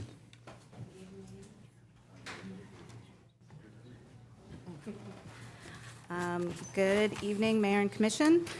My name is Danielle Gilmer. I live at 725 Pine Forest Drive, and I am a member of the Creative Housing Options Subcommittee that worked on these amendments. I am, of course, in favor of the proposed text amendment to reduce the minimum floor area requirement, as well as the text amendments to allow additional secondary dwelling units in single-family residential zones. While legalizing backyard cottages and secondary suites will not have the impact that most of us would like to see in helping out our most marginalized and low-income neighbors, it needs to be understood as one tool in a box of many that we would be remiss to not utilize. If we zoom out and broaden the picture of housing potential in Athens, if we know that there are already several other components we are working on, such as manufactured housing, allowing for more plexes and decreasing lot minimums, we can see this for what it is, another tactic in our repertoire. Athens has been in a housing crisis pressure cooker for years now, with no changes or acts to move the needle forward towards affordability in too long. Legalizing more housing options to be built throughout Athens is the first domino that needs to fall to make way for affordability. When these types of missing middle housing are legal to build with kitchens, we can activate the small builders and developers in our community to be the first to get these off the ground. We can streamline the process and make it easier for those small builders that already have the skills to build, but might find it daunting to navigate the steps of permitting and pro formas that lead up to putting their first 2x4 frame together. We need small building pathways that are safe, clear, predictable, and proportional to actual risk to be able to move forward, but we need to make it legal to do so first. In other words, missing middle housing is not only an affordability strategy, it is a community, continuity, and empowerment strategy. I encourage you to send this back to the Creative Housing Options Subcommittee without the CDO and to give us the opportunity to show you the work we have done and continue the conversation together. Thank you for your time and your thoughtful consideration. Thank you, Ms. Gilmer. Good evening. Hey everybody, my name is Ray Smith. I'm running for state senate, which includes parts of Athens-Clarke County. I currently live in Oconee. I'll be brief. I know that a lot of other people have done a great job explaining the pros and cons of this item 25 as amended. So I just want to reiterate a couple of things. One, this is a very small change. Basically everything basically building ADUs as stated can already be done. The only meaningful change is that you can now include an actual kitchen. It's interesting to me that there has been this much opposition to what really in effect is not going to have a meaningful effect. Those of us that are in favor of expanding options for affordable housing are fully aware that this is a very small change that frankly is not going to move the needle all that much in terms of providing more affordable housing. But as has been stated many other times this evening, it is part of the broader spectrum of options that can help over time to alleviate the stress of our housing shortage. It essentially just provides a little bit of additional flexibility for homeowners to add a little bit of additional income and at the same time provide a little bit more affordable housing. We know that the places that have accepted ordinances like this, they haven't seen a huge number of ADUs built. So the theoretical scenario of building, whatever it was, 28,000 ADUs is not going to happen. That is, it's just completely unreasonable.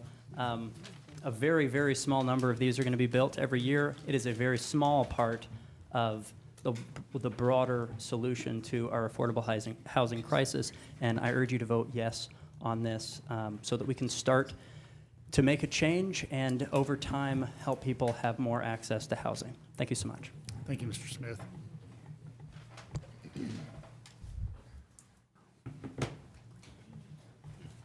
Good evening. Yes, good evening. Fred Stevenson from Cedar Creek. I agree with you. Athens-Clarke County does need to address the shortage of affordable housing. But I want you to brainstorm with me for a minute. I sat there and said, well, who needs more affordable housing? Affordable seems to be the key word here. And I saw two main groups, young couples or families who are struggling to buy a single-family home. That's my grandkids, they have that problem.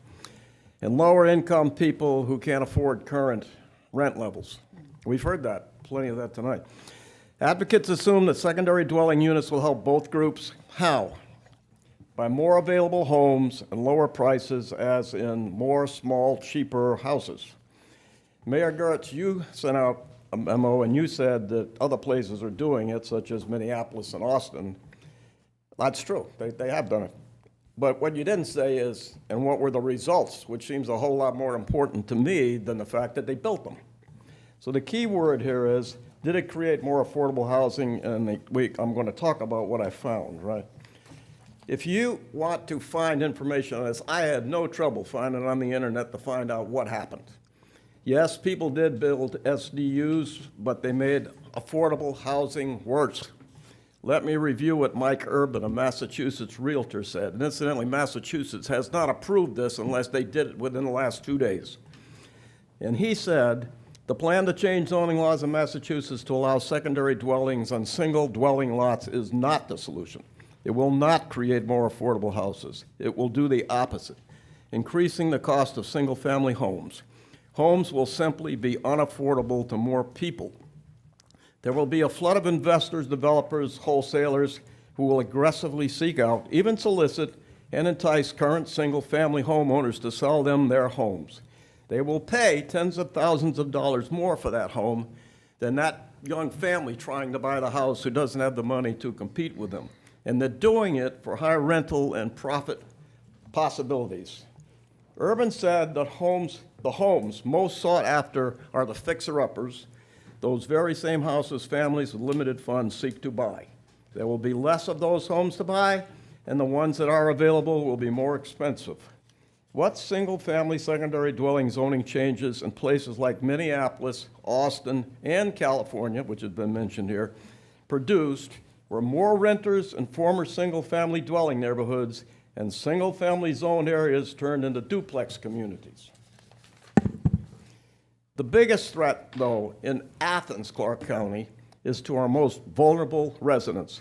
Now, the lower-income people living near downtown Athens in affordable, older, small homes. Those are the homes most desired for SDU development. It is already happening in Athens. Ride around and look.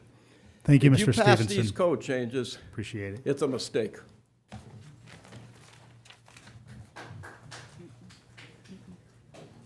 Good evening. Good evening. My name is, excuse me. I have this device. I can only hear people on microphones and myself, so I gotta have to stand in front of this microphone, and I can't hear you, and apologize for that.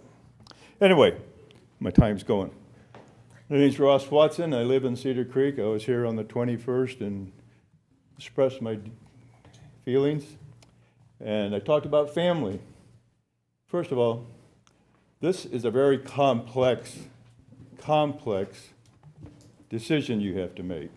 And I don't see the confidence and knowledge that I would want to see in my commissioners about making a decision tonight. This needs to be postponed. I don't think it needs to be postponed indefinitely. I think it needs to be postponed until you become fully knowledgeable and comfortable to walk in front of your constituents and say, listen, we have really studied this, we have looked at it, we've got third-party market research from real estate, local real estate people, we've got our local people doing infrastructure stations. You have to be better prepared tonight than you are when I think you walked in here. And I think you have heard from the citizens of Athens. And I hope that you will listen to your heart, and I hope you have talked to each other, because you cannot want to be responsible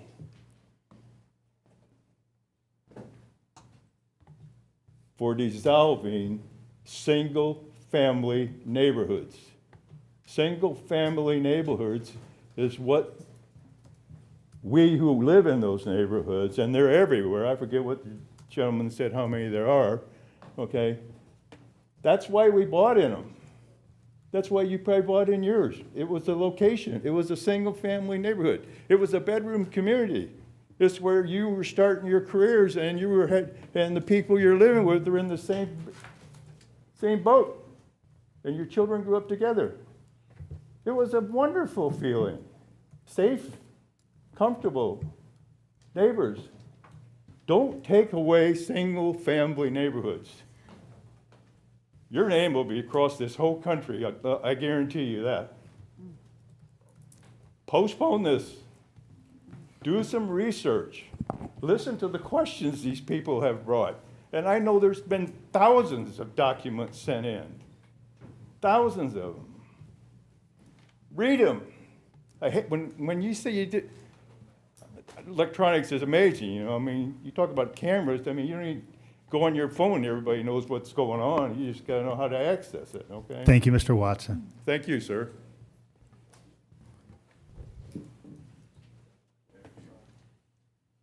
Good evening. Hey, good evening. Broderick Flanagan, P.O. Box 295, Athens, Georgia. I'm here to speak to item 25 and 26 as well, but mainly 25, to urge y'all to vote to pass it. I can't really say too much more that has already been said in terms of like the data and the efforts or the information that's out there that supports that this is a viable idea and option for housing. Having a diversity of housing, I think, is important. I will share like a couple of anecdotal examples and contexts in my personal like story with ADUs. I actually lived in an ADU for a while, for about 2 years. I first moved in the beginning of the pandemic in 2020. That's around the same time when I became a neighborhood leader with Family Connections, Communities, and Schools. During that time, as I was starting to kind of like get my finances together, get my credit together, I was looking for a house, trying to purchase a home here in my community where I was born and raised. And it took me about 2 years to find something within my price range. I kept getting outbid. I kept getting undercut by investors. It was hard. It was rough. And so after that 2-year period or during that 2-year period, without me being able to live in that ADU and the family that I was living with or that were renting to me were renting at such a low rate, it allowed me to be able to save for my home. And also during that time, I encountered a lot of people who were experiencing homelessness as well. And as a neighborhood leader. And throughout that process, I was able to house maybe during the 3.5 year period that I was a neighborhood leader, I was able to help house about 3 families. One of which those families actually, I gave up my ADU unit for like a weekend for them to be able to be ready to move into transitional housing. It was a family of 7.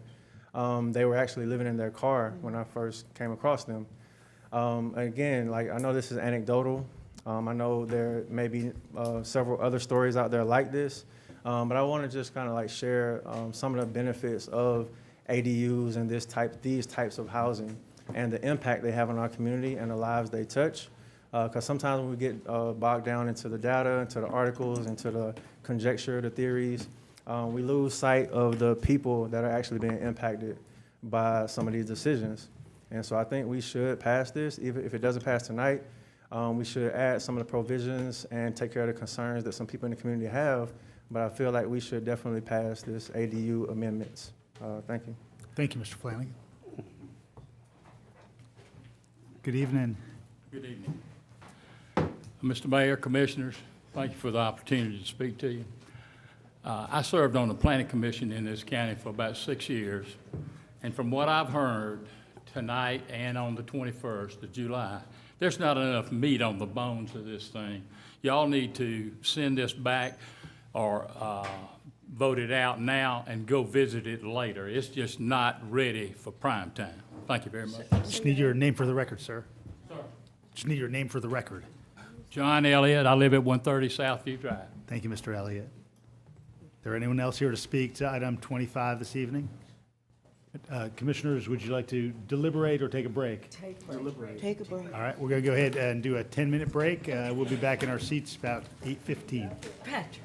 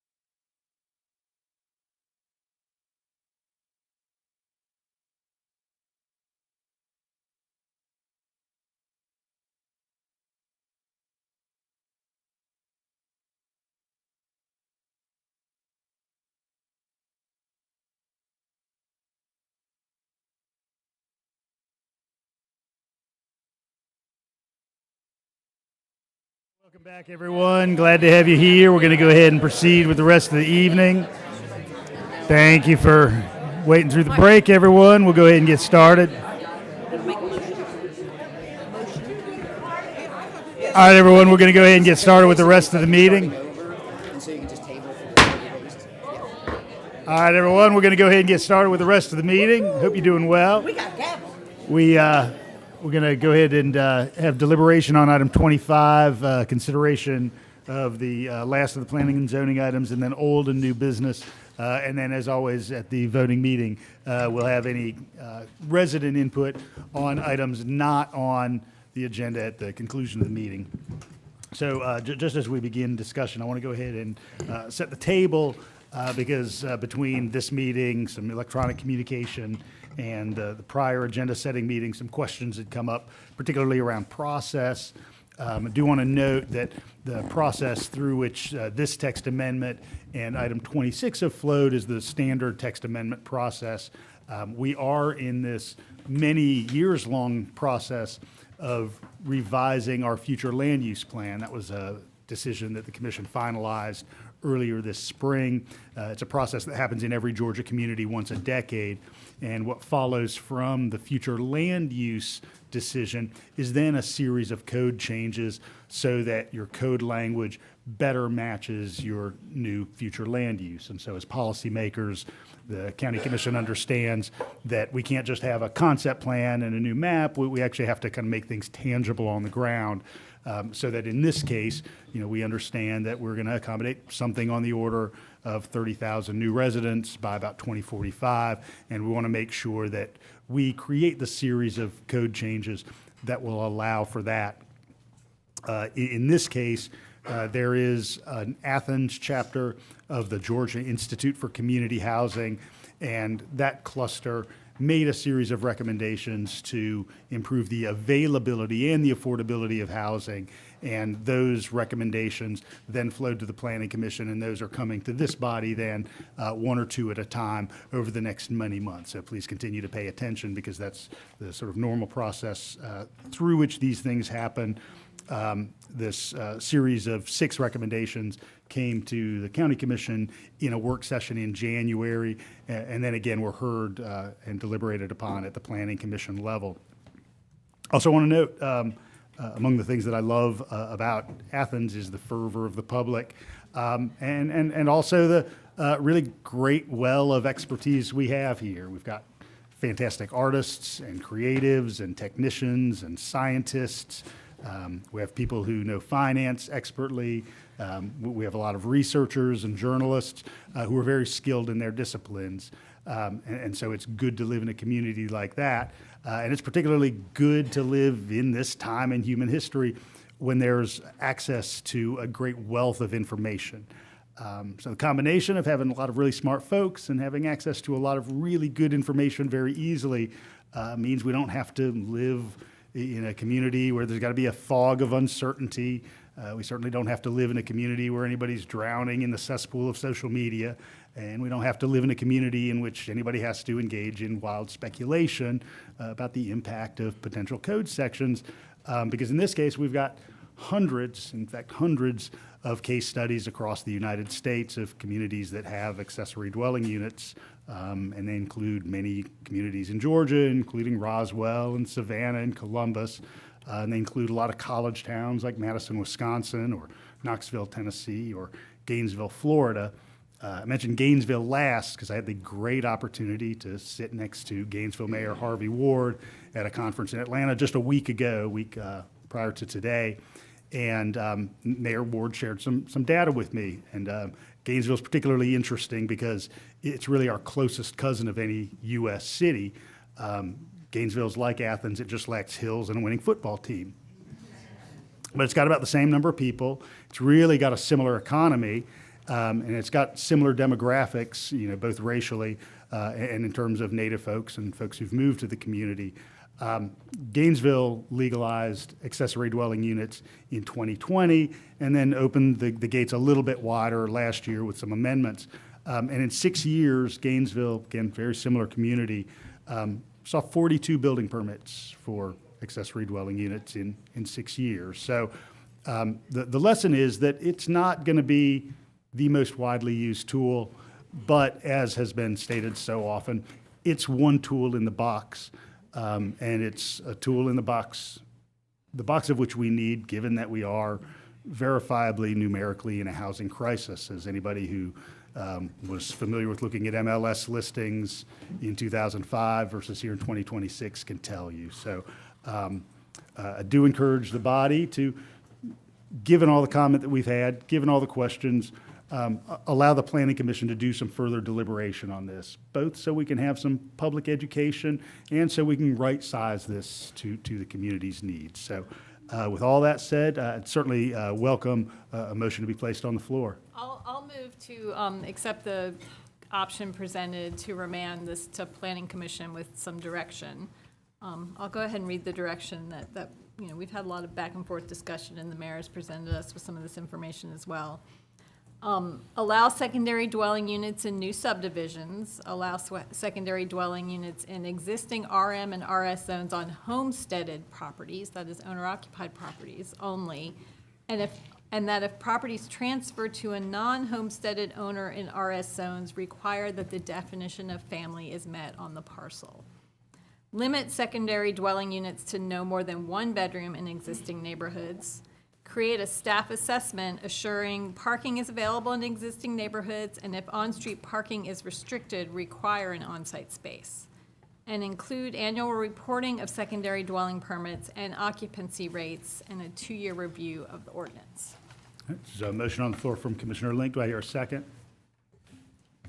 Yes, I'll make a second. All right, a second from Commissioner Myers.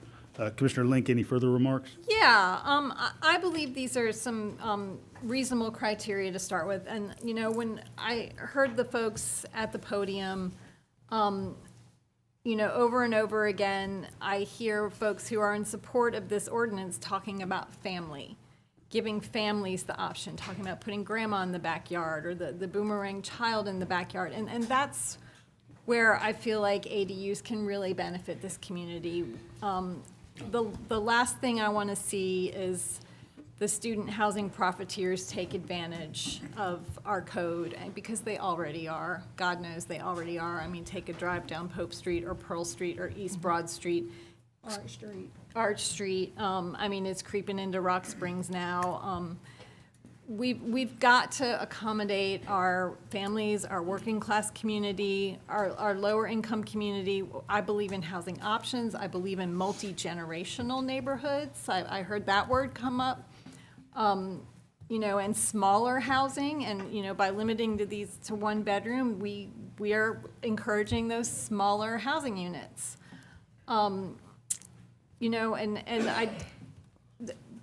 I feel like we can find a way to do this. We can find a way to make these legal and increase affordability. There's definitely increased opportunity for affordability when you're talking about these units within existing structures, the basement apartment in the empty nester single mom's 4-bedroom home or whatever. Those are the kind of opportunities that can provide affordable housing in our existing neighborhoods without disrupting the neighborhood, without changing the tone of our single-family neighborhoods. So I look forward to a robust discussion with the Planning Commission. I sat down with a couple different planning commissioners this past week, and I think that we have a lot of opportunity to increase our housing supply, increase the diversity of our housing supply, and increase it for the folks who actually live here. Commissioner Myers? Yeah, I'm following up. I'm glad to support this. I am supportive of us moving forward with some of these zoning change options. These are things, I've been on the commission 6 years, and this has been referenced again and again and year after year, addressing as one tool the zoning changes that add one option, one way of increasing housing options. As we've talked about here before, we discussed this in a work session, and I know what happens. I mean, we all know it. People get alerted to issues as they come up closer for a vote. But it's been out there. It's been out there to discuss. I made a link to it and talked about it for the GIT committee presentation in my January newsletter, did a whole deep big, deep dive in May, reviewed it again, but people pay attention when it's right there. We understand that. That's not going away. But we all need to look at this more carefully. We do need to add some guardrails on here. It's clear that it's going to need that. If we have the community embrace this, I think we can get those kind of guardrails there. And I hope that's there. I mean, I think of that, just like is brought up here, whether or not I have a home and want to be able to have an option for a family member to be there. As I, in this older category, am looking at things happening, I keep thinking, I have this little fantasy of how I can have a home health aide there in that little house when I'm older. There's all sorts of options, and that it's there for someone else down the line. So, we do have these options that are available now, and I did want to ask I'm making the motion, but I want to ask the planning director, is he in here? He's like in the back, one thing too, to address how this fits in with some of the, like whether or not an ordinance revision needs to address, whether in the language itself or in the accompanying material, all of the other regulations that apply. So the setback, the amount of coverage that could be used. I don't think that's come across as clear. I'd also add on, to complicate things, how it fits in with the existing accessory building, square footage, and make it really clear about where these things could happen and where they couldn't. I'd imagine I'm on a septic system. I'm imagining that I might not be able to actually put one in because my septic, I don't know that. So just laying out all of the details that would help us understand that might not need to be in the ordinance, but they're accompanying it, because I can't put it up right against the fence line. I can't use all of my space and fill it in with just little structures. So if you could all, when it comes back to us, make that really clear, whether in the language or accompanying the material, I'd like to see that as well. Anyway, that's a second. I've got a few folks lined up. I've got Commissioners Davenport, Hamby, and then Thornton and Fisher. Okay. So yeah, I was just wondering, could we just send it back to the planning department, just to look at it holistically instead of having clear guidance? Because Commissioner Byers hit on something that I was thinking about, like when it comes to existing law, when it comes to lot sizes and pervious spaces and impervious spaces that are allowed on. And if we allow ADUs and you already have an accessory dwelling, what would that look like? Maybe banning them in RS zone existing and maybe only allowing them. So, we're talking about tools in a toolbox. Can we get options when we see this again? So do we have to have clear guidance, or can we just make Bruce's life a little crazy? I noticed to a large degree, kind of when we have a text amendment, it's enormously beneficial to send it back kind of with a punch list of things that we want them to look at, rather than just in the abstract saying, take more look at this. I don't know if you want to follow up with any remarks, Manager Cowell. Or look at perhaps alongside the direction that you would be giving Planning Commission, some kind of workshop, again, with you all, not with, not talking about, not that there's anything wrong with having another town hall, but it really is items that you're wrestling with as to what that would be the other option, or not option, it would run alongside. But I think it does help the Planning Commission have clarity in what it is that you're expecting to come forward. But if there are in addition to that, if there are other items you'd wanted to explore further, that's probably better done in a work session, because otherwise you're really putting the Planning Commission in kind of a role of sort of guessing what it is that you ultimately want in those options, where the options presented in a work session are perfectly fine, because then you could clarify that direction even further. But that would be alongside the CDO, so you'd have to figure out also in the language of the CDO to create that opportunity that they could expand based on additional information or something. And we've occasionally done a joint session with the Planning Commission, so that wouldn't be a novel endeavor here. So, Commissioner Hamby? Sure. Thank you, Mayor. I appreciate the chance. I'm listening to, I think there were 49 people talk. Everybody made some good points and made their case.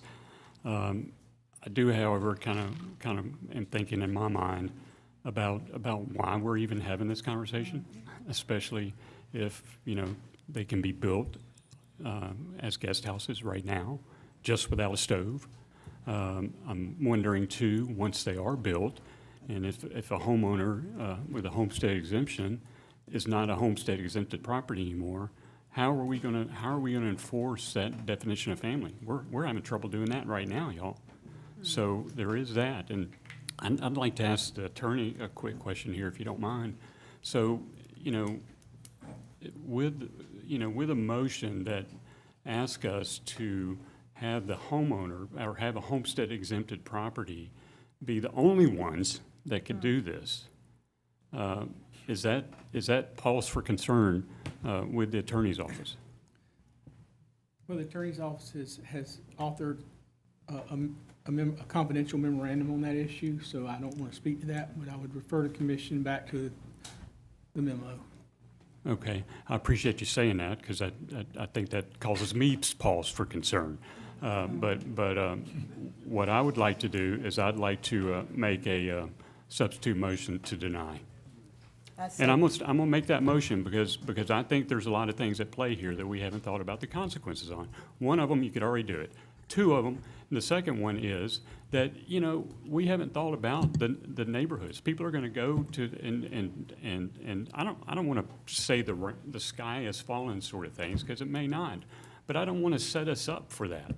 So I'm making a substitute motion to deny because, for one, we've got a lot of stuff to talk about. We've got other affordable housing issues and things that we can talk about that will be more substantial than this, y'all. So we've spent, 3 hours now, plus the other 3 hours at the previous meeting, plus, I guess, the subcommittee of the Planning Commission is meeting to talk about things. So, motion to deny, yes. I'll second. There's a substitute motion to deny. There's a second from Commissioner Culpepper.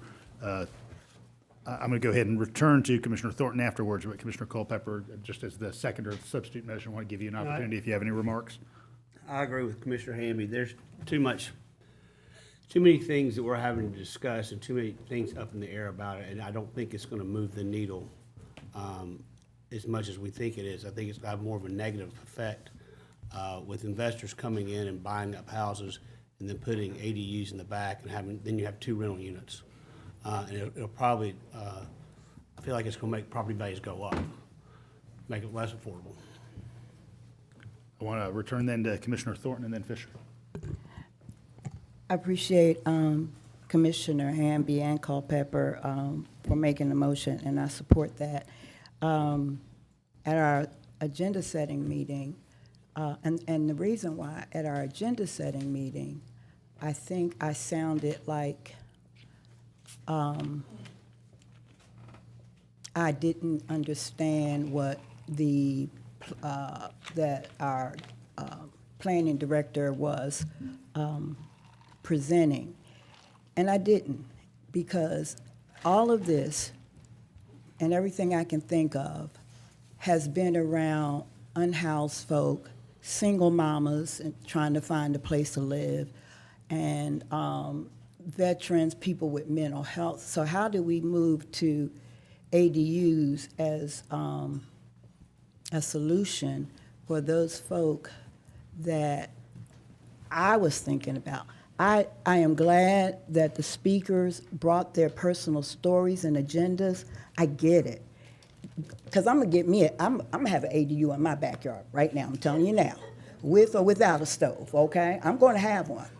But I'm thinking about those phone calls I get from folk who cannot afford to pay their rent, who are unhoused. That's who I was thinking about. I'm sorry. So maybe if we go back and we tier it, who are we talking about these affordable housing? Are we talking about the folk that are almost on the street already or at the Salvation Army? Or are we talking about the college students that need a place to stay or the grandmother that wants to live behind their kids? I think those things need to be filtered out, and all of them are important, all of them. But who are we talking about when we do a blanket ADU process all over Athens? I guarantee you, most of the folk that might be, I don't know how they feel, but I know they're not going to be breaking their neck going to the Salvation Army saying, I got a ADU in the back of my house. You got somebody that needs someplace to live. That ain't going to happen. So I think we need to go, like again, last meeting, our county manager brought it clear to me that I wasn't clear what I was saying. I wasn't clear because I was not thinking about those other valuable population of folk. I was thinking about the people that I speak up for and deal with on a regular basis. Matter of fact, I had to encourage them to put manufactured homes on the list. I had to encourage that. And Commissioner Thornton, I need to move on to Commissioner Fisher. But no, I'm not supporting it. Commissioner Fisher. I'm supporting you. And Commissioner Thornton took some of my thunder, and that's always my question. Who would these ADUs really benefit? Are they benefiting people that's unhoused? Are they benefiting single moms who got children? And the answer to me is no, it wouldn't. To Commissioner Thornton's point, people not running, and it was interesting. Not many people that look like me stood up and talked about ADUs, and that's interesting to me. When folks don't come up, and maybe they don't want to, speak for themselves. But to Commissioner Thornton's point, we get calls personally from people in our community who need to have somewhere to live, either by a hotel or they get kicked out, get evicted. My colleagues, Tiffany, my colleagues, Johnson, colleague Thornton, myself, we get those calls. And I said this, but my white colleagues don't get those calls. We get those calls when people are about to get kicked out. So we're looking at these ADUs. We really need to take it again. Not against it, but I think we need to really take a hard dive, take a look at that, and then who are we trying to benefit? It's great if we can build ADUs and bring in our grandparents, our parents, bring in our children. Or you may get a couple that are grad students that can be in those ADUs. But what about those moms that are working, can't afford the rent already that we got here? And then the question should also be asked, are the ADUs gonna be any cheaper than a regular apartment? So all those things have to come into play. And you're talking about, if we say we put a limit on 500 square foot. Mom got 3 kids, she's not going to an ADU, not in a 500 square foot place, unless the kids are sleeping on the floor. So we need to be realistic, take a look at it again, and we got all these other housing stuff that's going to come down the pipe. And I talked about this earlier when we was talking about our future land use, that we really got to take a hard look when we start looking at our zoning and how it's going to impact this community and what it's going to mean for really the people to really get housed in this community and what that's going to look like. And I know a speaker talked about it. We're still the smallest county in the state of Georgia.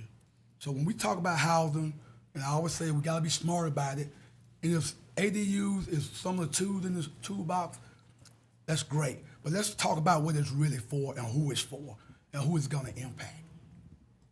Got Commissioner Davenport. Okay. I'm gonna try to be a compromiser here. So here's the thing. We heard from constituents, residents, people in the audience who have stated that they want to help some of those people who are the homeless. They want to help some of those single families, some of those mothers in our community. This is just one tool of the toolbox. I can't see a mass, everybody getting thousands of permits in the next 2 or 3 years for ADUs because they are going to be costly. You're literally building another home in your backyard. You got to get permit, sewer, blah, blah, blah, all that stuff. So it's not going to be an easy process. But I feel that, if we just have this discussion one more time, I know the community don't want to hear this. Some people in our community don't want to hear it, but just have this discussion one more time with some limitations, with some guardrails. Maybe it could be even more enticing. Maybe it could be something that's palatable for this community, but that one tool or the toolbox where we've literally heard from, possibly hundreds of people in our community, maybe thousands in our community, who are willing to build these ADUs, and we're denying them that right. I do, and this is coming from a person who is like against them because I don't want to destroy neighborhoods, but I would like to see what other options that are out there to allow private property owners to build something that could be, potentially help even 2 or 3 or 4 or 5 or 20 people in our community. And, I don't know how that looks like when it comes to giving direction to Bruce, and I know Bruce is probably stabbing me in his eyes right now, but just having I'll seek direction from county manager on how to proceed. And Commissioner Link? Yeah, I mean, I can tell you who these people are gonna help. They're gonna help the people who, I mean, when you can build an extra unit in your backyard to put grandma in, grandma's not taking up an apartment in Brookside Senior Housing or Denny Towers. You spread the wealth around a little bit.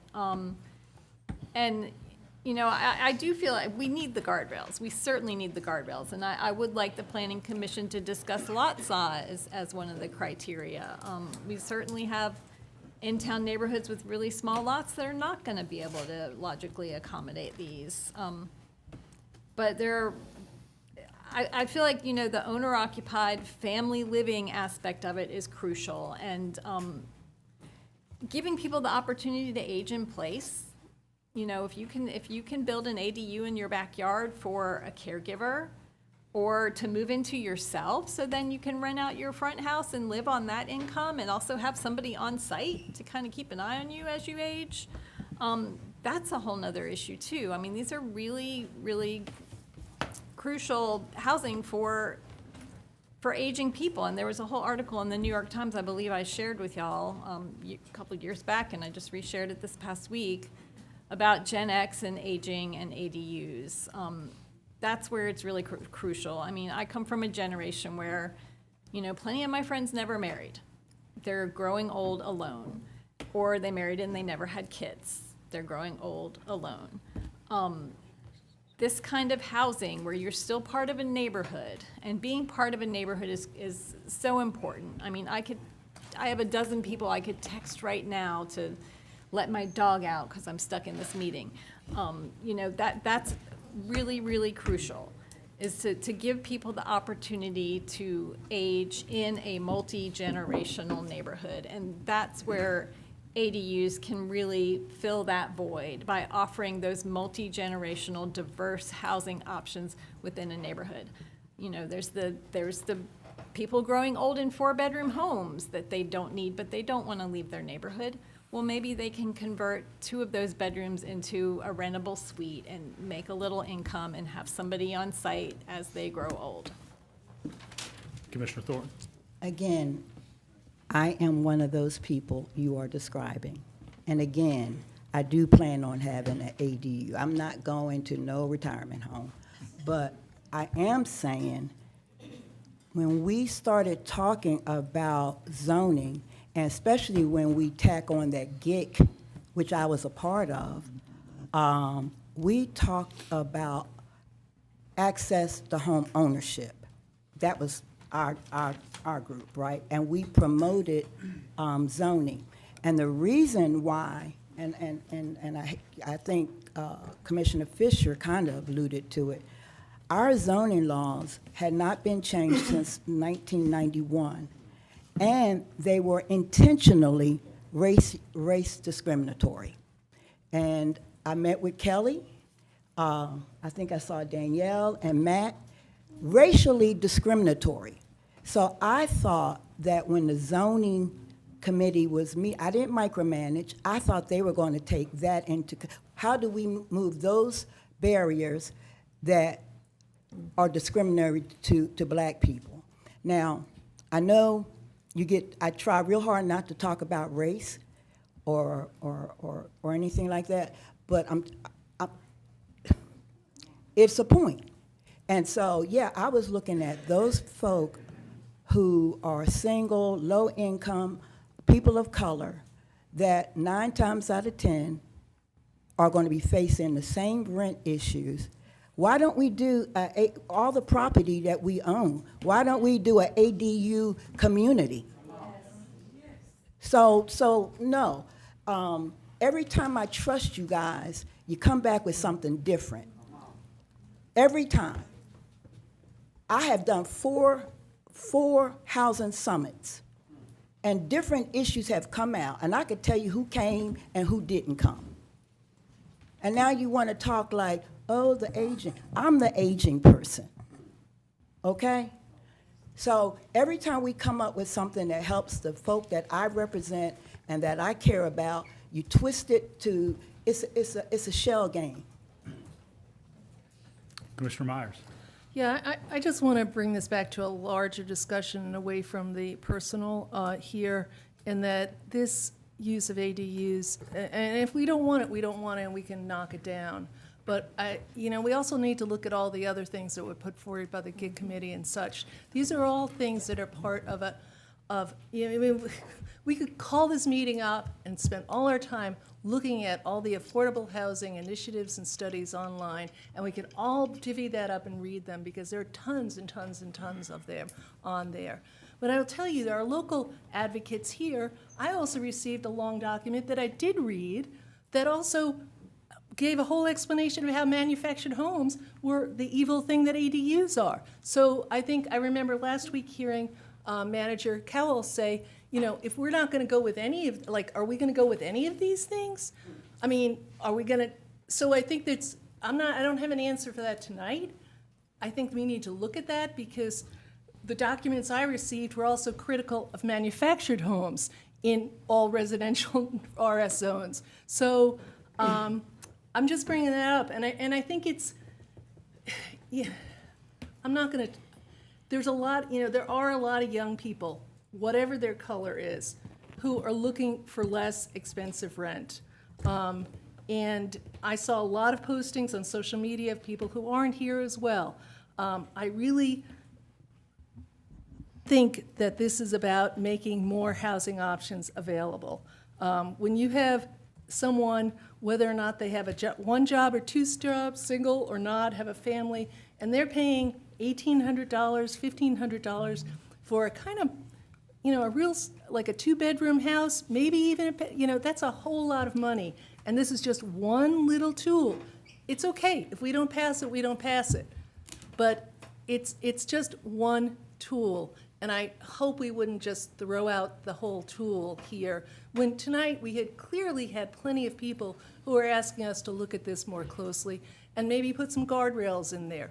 And I think we need to respect all those points of view. And maybe I have another question, because we started out going, I only want to help the homeless. So are we going to get rid of any kind of thing that doesn't help anyone but the homeless? The questions, these are rhetorical questions to throw out. I don't need responses.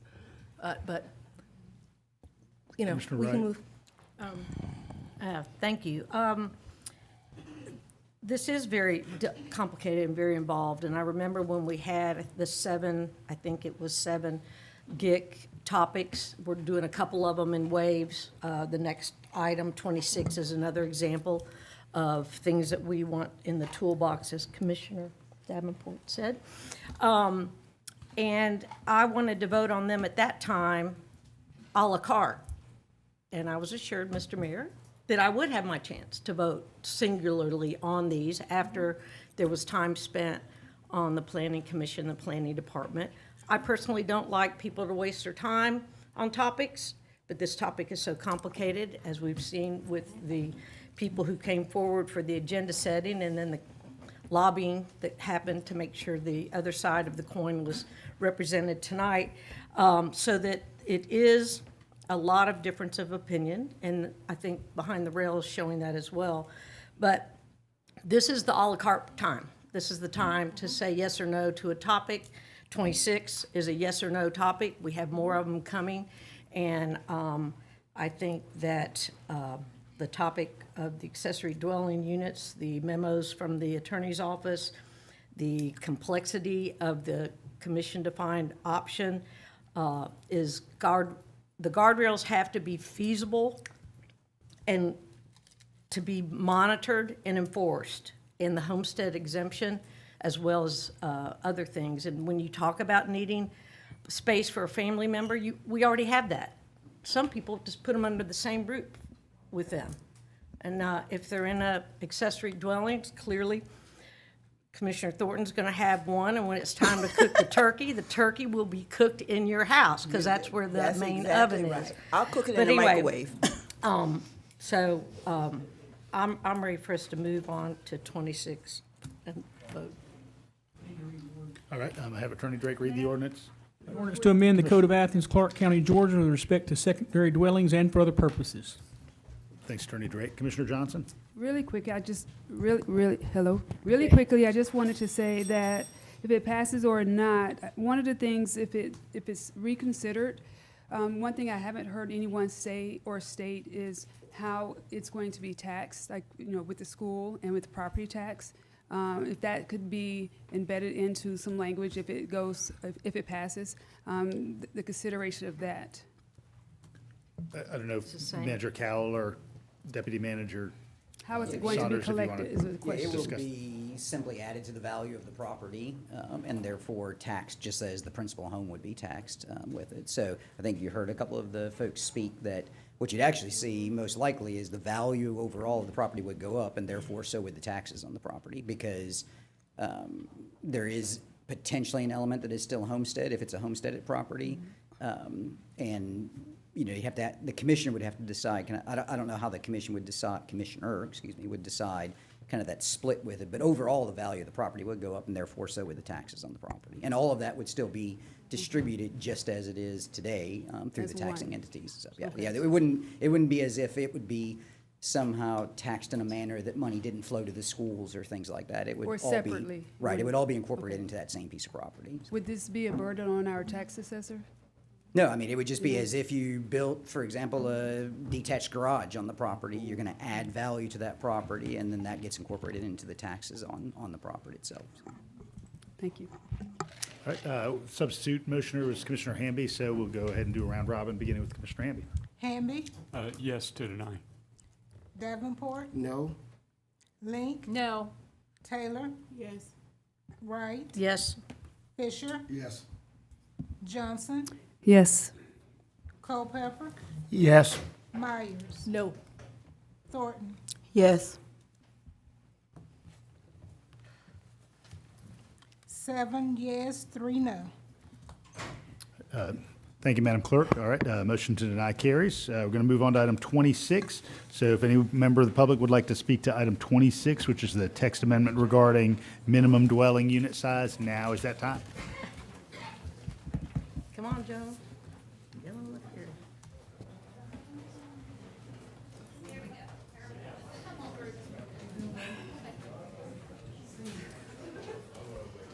And again, just make sure we have your name and place of residence.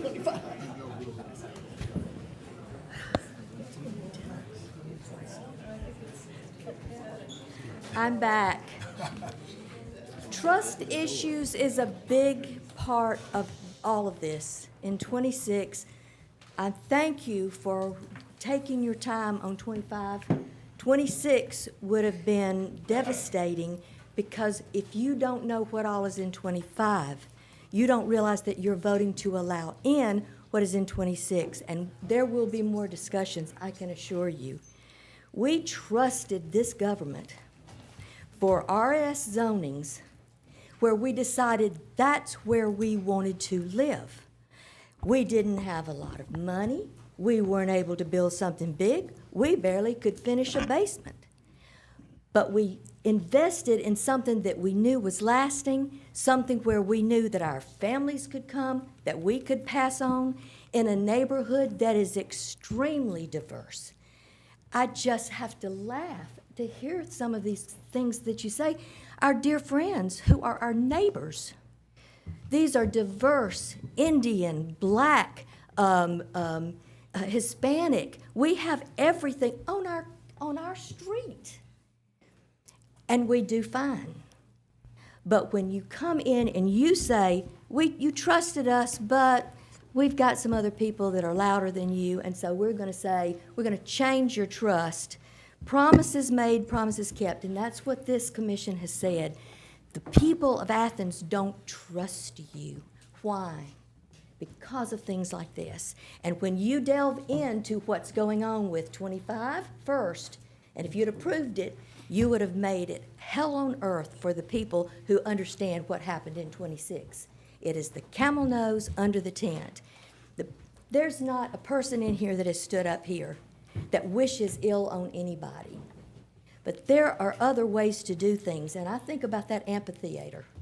I think about that hole in the ground. With all the, I go by it all the time. Why can't something be done there? Infrastructure. There's no sewage. There's no infrastructure in there, so it sits there as a hole in the ground, reminding all of these people that there's land that could be a huge neighborhood of what they used to call starter homes. And the starter homes people were helping each other. They were in the same boat, and so they encouraged one another. This is sad that this is happening, and the new administration that's coming in was voted in on purpose. And so we want, and somebody said, somebody made the statement, this is the first domino to fall when they were talking about doing the ADUs. This is the first domino to fall. That was exactly right. Thank you, Ms. Rhodes. Thank you. Is there anyone else here to speak to item 26 tonight? All right, Attorney Drake, I'll have you read the ordinance as we begin. Ordinance to amend the Code of Athens-Clarke County, Georgia with respect to minimum floor area requirements and for other purposes. All right, would Commissioner place a motion on the floor, please? Motion to approve. Second. I've got a motion from Commissioner Davenport and a second from Commissioner Myers. Commissioner Davenport, any remarks? No remarks. Commissioner Myers? No, I think this makes sense and allows more housing options. Any others? All right, ordinance has been read. All in favor, please say aye. Aye. Any opposed? All right, hearing none, passes unanimously. All right, thanks, everyone. All right, next opportunity for public input is now on any item of old or new business. And so those are items 27 through 32. So if anybody would like to speak to any of those items, rules of input are the same.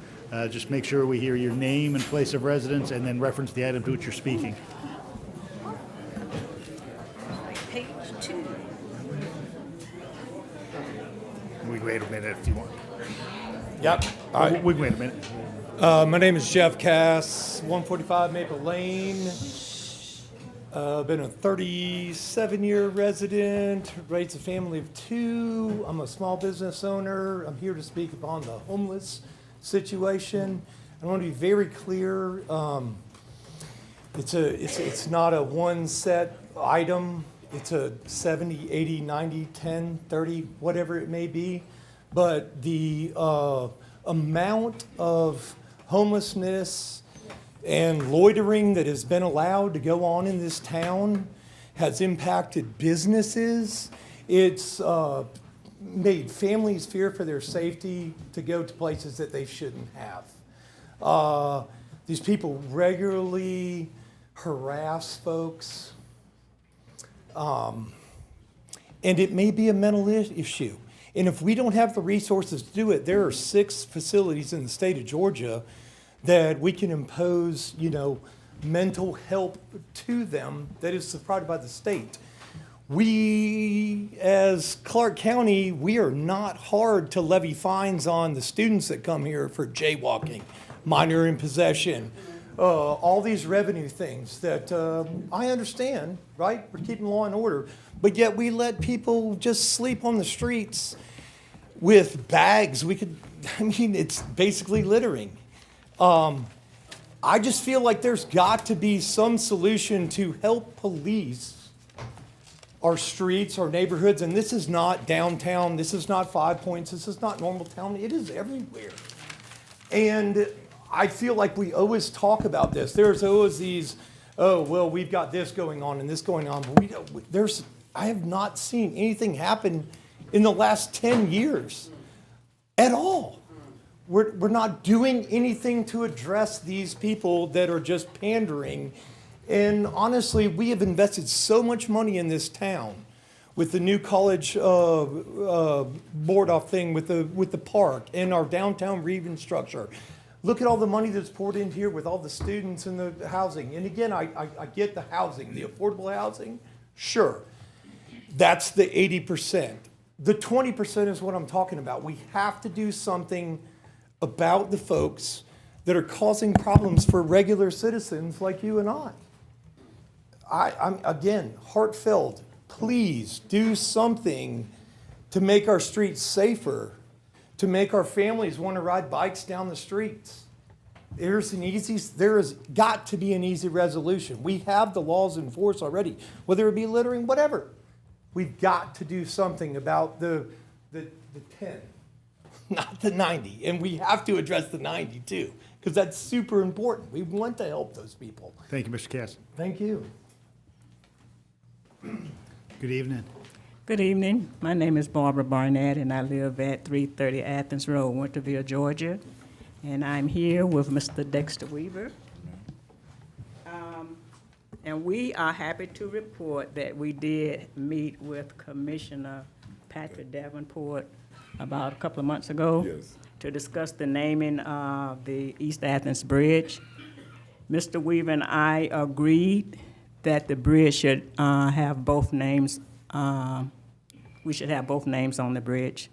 Or on one end, it would be Weaver D's Automatic for the People, and on the other end, there would be a plaque saying in remembrance of Miss Jessie Walton Barnett, who dedicated and was committed to the reconstruction of the bridge. So we was on the same page, and we was reminded of the scripture that says, when 3 or more gathered in his name, he is amongst us. Yes. Oh, that's good. Yeah. So we came up with that agreement, and we are really happy about it. And we know Ms. Barnett would be more than happy to be on the bridge with Mr. Weaver. Thank you, Ms. Barnett. Thank you. Thank you, Mr. Weaver.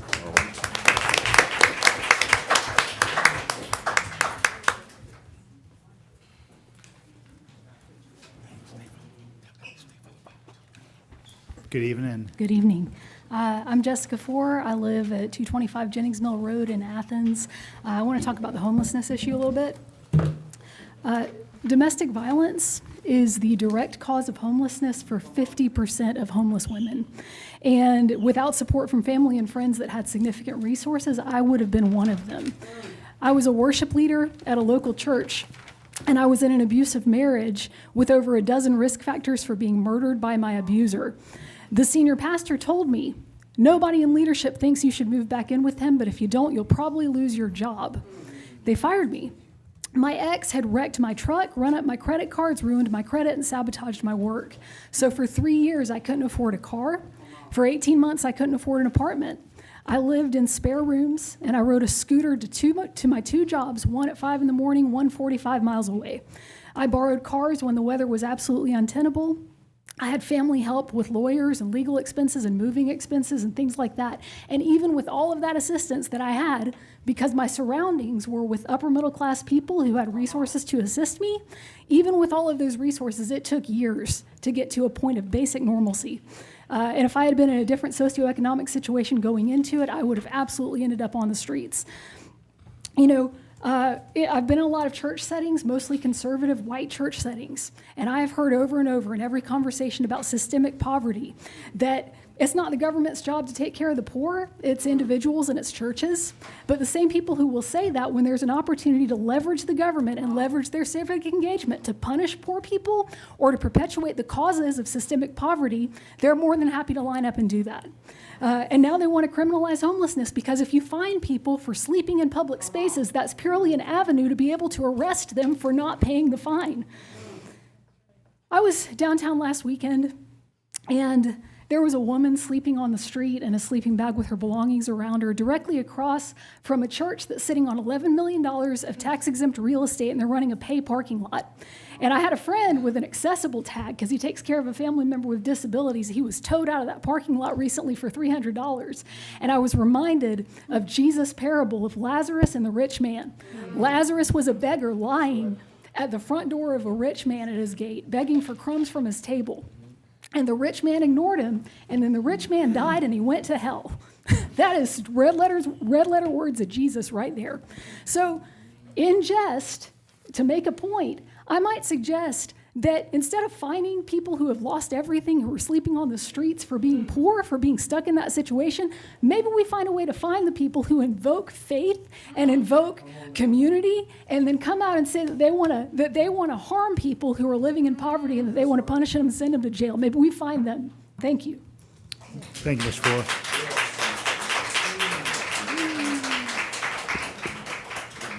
Good evening. Good evening. Again, Tim Denson, 483 Quailwood Drive. First, I want to speak to item 30, the resolution showing this community's support for helping those who are unhoused. Some fantastic things in there, some fantastic words in there that I completely agree with. The problem is the item right before it, number 29, is in complete contrast to number 30. Item 29 is an urban camping ordinance that criminalizes homelessness. It does not solve homelessness. It does not reduce homelessness. It criminalizes homelessness. And if you arrest a person who is homeless, they are still homeless.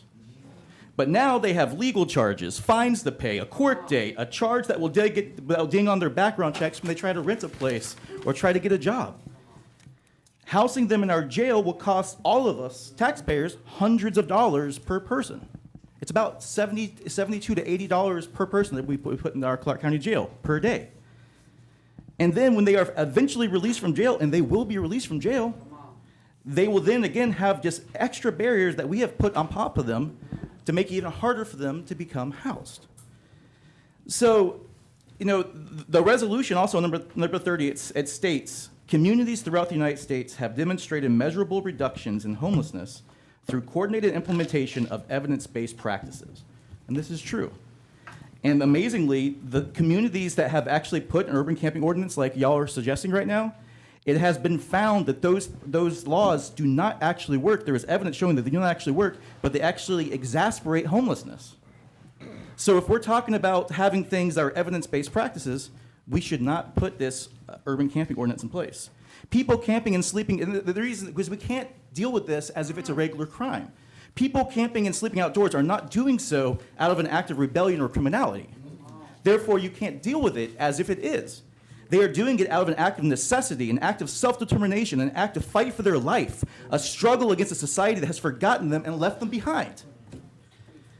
And so, when we talk about this, if we realize that this policy doesn't work, as it's shown in other communities, that it actually makes homelessness worse, that's actually going to cost this community extra money, why are we doing this? And I understand why we're doing this, because it's hard. It's very hard. And none of y'all have found a solution to this. Of course we haven't.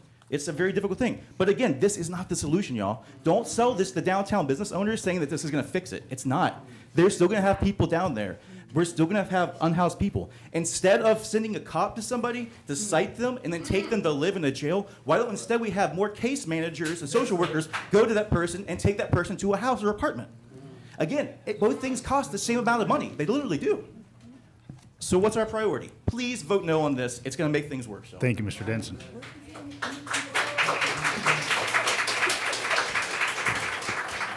Good evening. Hi. Thank you all for staying so late. My name is Star Scott. I live on Winterwood Drive and long-term resident of Athens.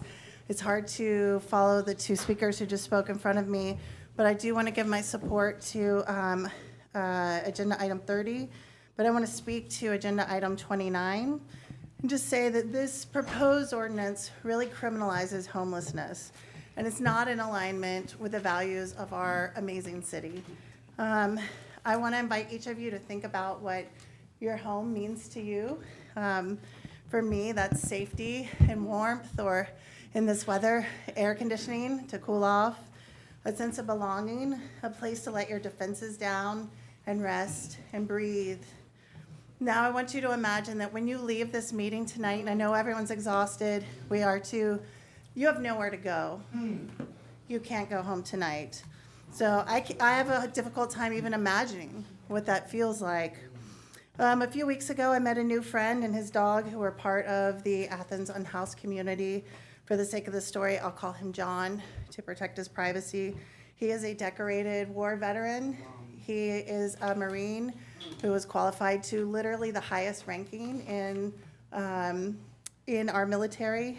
And the trauma that he's experienced in service to our country is literally the exact same trauma that is driving him to be in his current scenario of being unhoused. Arresting John won't change his situation at all. And it won't change our situation in town either. So research and data confirm that criminalizing homelessness does not reduce this crisis at all. Instead, it worsens the issue and inflates our public costs. It traps individuals in a cycle of poverty. Sweeps and fines and arrests, they simply, they might remove visible poverty, but from one area without addressing the why. Why are people in this situation, and why are people lacking stable housing to begin with? So criminalization creates barriers to housing. It imposes impossible financial burdens. It disrupts healthcare and support services. And most of all, it fails to deter public sleeping. So we're gonna go through all of this, and we're not even gonna be addressing this issue to begin with. I see my time is almost up, but I just wanna say, we are a loving community. Let us be in alignment with these values that make us a loving community where we take care of each other, whether you are housed or unhoused. And this proposal for this ordinance doesn't represent our community. So let's not criminalize homelessness in Athens, Georgia. Thank you, Ms. Scott. I know I jumped back in line, but this will be a half a second. Mr. Dexter and I forgot to mention that when the Athens-Clarke County Transportation of Public is putting this article in the paper, this announcement, to please say her name. Add Ms. Jessie Barnett on this proposal as well. Ms. Thank you. Barnett, we'll work with you. We'll give you a call. Good evening. Everyone. My name is Jasmine Williams, and I live at 168 Endale Avenue. I also have been managing a bar downtown for the last 10 years. I have seen what homelessness has done to our community, and I have talked to these people. I've not only talked to them, I've brought them into my bar. My bar has come together to supply these people with clothes, food, shelter. I have even brought some of these homeless people into my own home when it is too cold. I have hunted the streets with them to find their things after being stolen when we just bought them a brand new backpack and tent. I have been with these people more than one day, more than one conversation for what feels like a lifetime. And I sit here and I've been brought in front of people that actually matter because I sit on a box all the time in front of people who can't hear me. And my friends have pushed me to come into a room that makes me very uncomfortable, where I've turned around to Mr. Denson and by watching all of this and asking, is change possible? Is anything possible? Is me being here going to do anything? Is there hope? And as somebody who's 11 years sober, AA teaches you how to find hope, to run from that hopelessness. And that at this juncture is the only thing that keeps people alive, is hope. And I sit here and I keep thinking about feedback loops. I'm sure all of you are familiar with what a feedback loop is, and there's two of them that come to mind, a positive one and a negative one. A positive one is something you see commonly happening at UGA every day. Somebody is offered a scholarship to give them opportunity, to allow them to go to school, to allow them to get an education, which will then get them the career, which is going to give them the opportunity to then be an acting civilian within our community, doing good things. That is a positive feedback loop. What you're creating with whatever legislation this is the biggest negative feedback loop I have ever witnessed. I am 33 years old and I've lived here for more than half my life, and yet here I stand in a room of people who want to make life even harder. It is crazy. Where is the funding in programs? Where is the funding in training?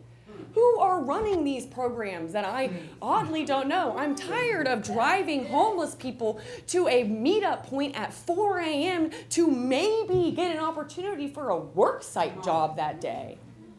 That's what you're offering, and I know that. Sure, there's more resources, I'm sure.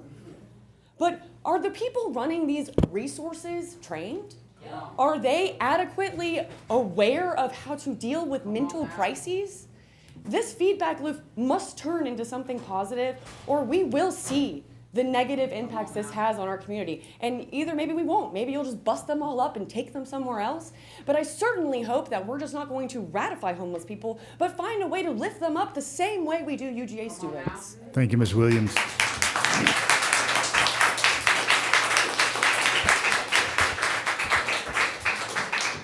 Good evening. Good evening. Me again, John Wares, 280 Cherokee Avenue. I'm totally opposed to Measure 29. I'm simply going to quote from the historian and author, Sarah Kinzior.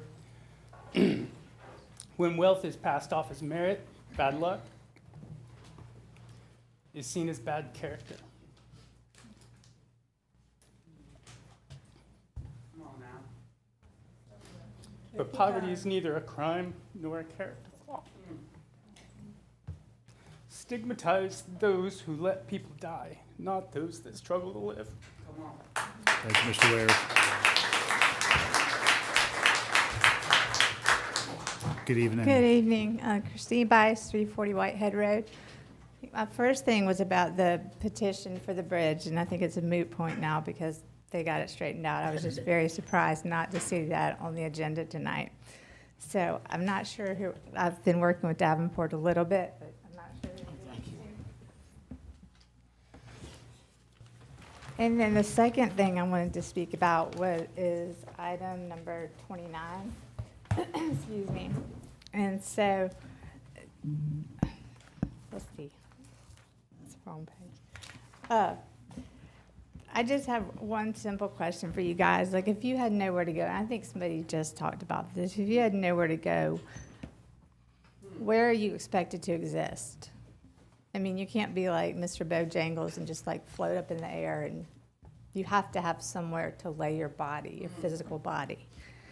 And it's not a rhetorical, this is not a rhetorical question. It is central to the ordinance and how you guys have worded it, because I think we all know that camping is code word for homeless or unsheltered. And whether or not these are unintended or intended consequences, the result is that it's criminalization. And so what exactly are our intentions? A citation can become a warrant can become an arrest can become a criminal record. A criminal record makes it harder to get hired, harder to find housing, and harder to escape homelessness. This is not a pathway out of poverty. This is a pathway deeper into it. If the real problems are unaffordable housing, eviction, untreated mental illness, addiction, the fentanyl crisis, then let's have the courage to address those problems directly instead of regulating where desperate people are allowed to place their bodies. And I ask you once again, if you lost your home tomorrow and had no financial and no social safety net, where would you legally sleep under this ordinance? Thank you, Ms. Bice. Good evening. Good evening. I'm Robert Foster. Again, it's from 350 Pine Forest Drive. I think we all know that the reason that number 30 is on the agenda is because there are a couple hundred people every night that have no bed to go to because there aren't beds for them. That's why we have item number 30 on the agenda, which makes 29 ironic. I have people in my phone so that call me that are long-term homeless. It takes a village to get a person from being unhoused to housed, and it takes years. James was on the campus of the University of Georgia, and I worked with him with Advantage and other people for 3 years before he got home. There are some people here tonight that know my friend Brant, who was in my home, and we watched the Super Bowl together and other things, long-term homeless. We finally found him a home. But because of his interactions with police over the years in other counties, when people called him and said, oh, we found a loophole in your parole and we're going to come get you, he killed himself. When we criminalize homelessness, we then start to create greater interactions with some people who are mentally and emotionally unstable. And my friend Brant is dead today. We cannot pass 29 until we have places for people to stay. And I'm glad to have them in my home and to have them watching the Super Bowl and to be buying sleeping bags and cell phones. And I got people that I've been working with for 2 years still have no home. So let's get ours together on number 30 and vote 29 straight down, because we actually want the beloved community where every person in our community knows that they are loved, and we are going to help provide for them. And I'm putting in hours, and there are lots of people in this room that are putting in hours with these people to try to help them find their way to a home. Do not criminalize it. Do not make it more difficult. Do not drive people like my friend Brant to commit suicide. Thank you, Mr. Foster. Good evening. Good evening. That's a hard one to follow. My name is Gareth Finley. My address is 1695 Brush Creek Drive in Monroe, Georgia. I drove over tonight because I've seen evictions in Walton County, where I live, lead to camping in Clarke County. I'm a former resident of Athens. I'm involved in various efforts as a social worker and a volunteer in Athens, including Mutual Aid Athens, which has 4,000 members.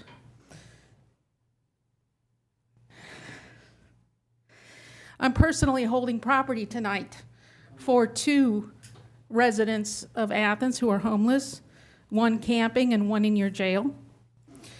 I drove here to acknowledge that Athens-Clarke is a regional hub for homeless services in the northeast central Georgia area, all the way from my home in Walton County, east to the Savannah River.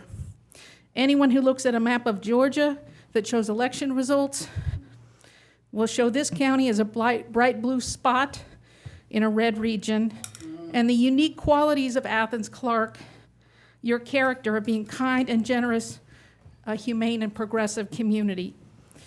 I want to acknowledge and thank Athens-Clarke for working and taking more than your share of this region's burden of helping people who are homeless. Homelessness is not an Athens problem.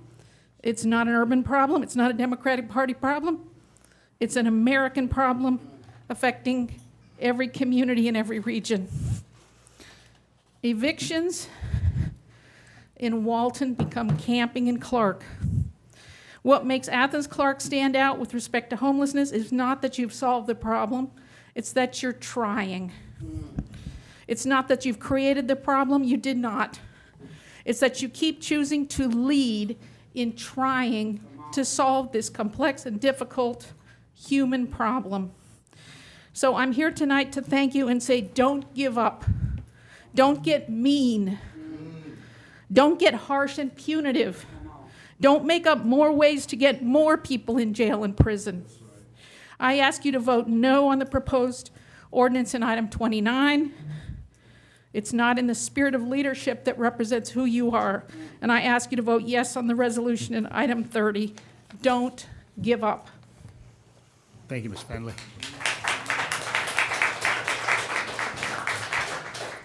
Good evening. Good evening. Thank you for having me. My name is Thomas Sosby. As far as my address, I am one of the unhoused.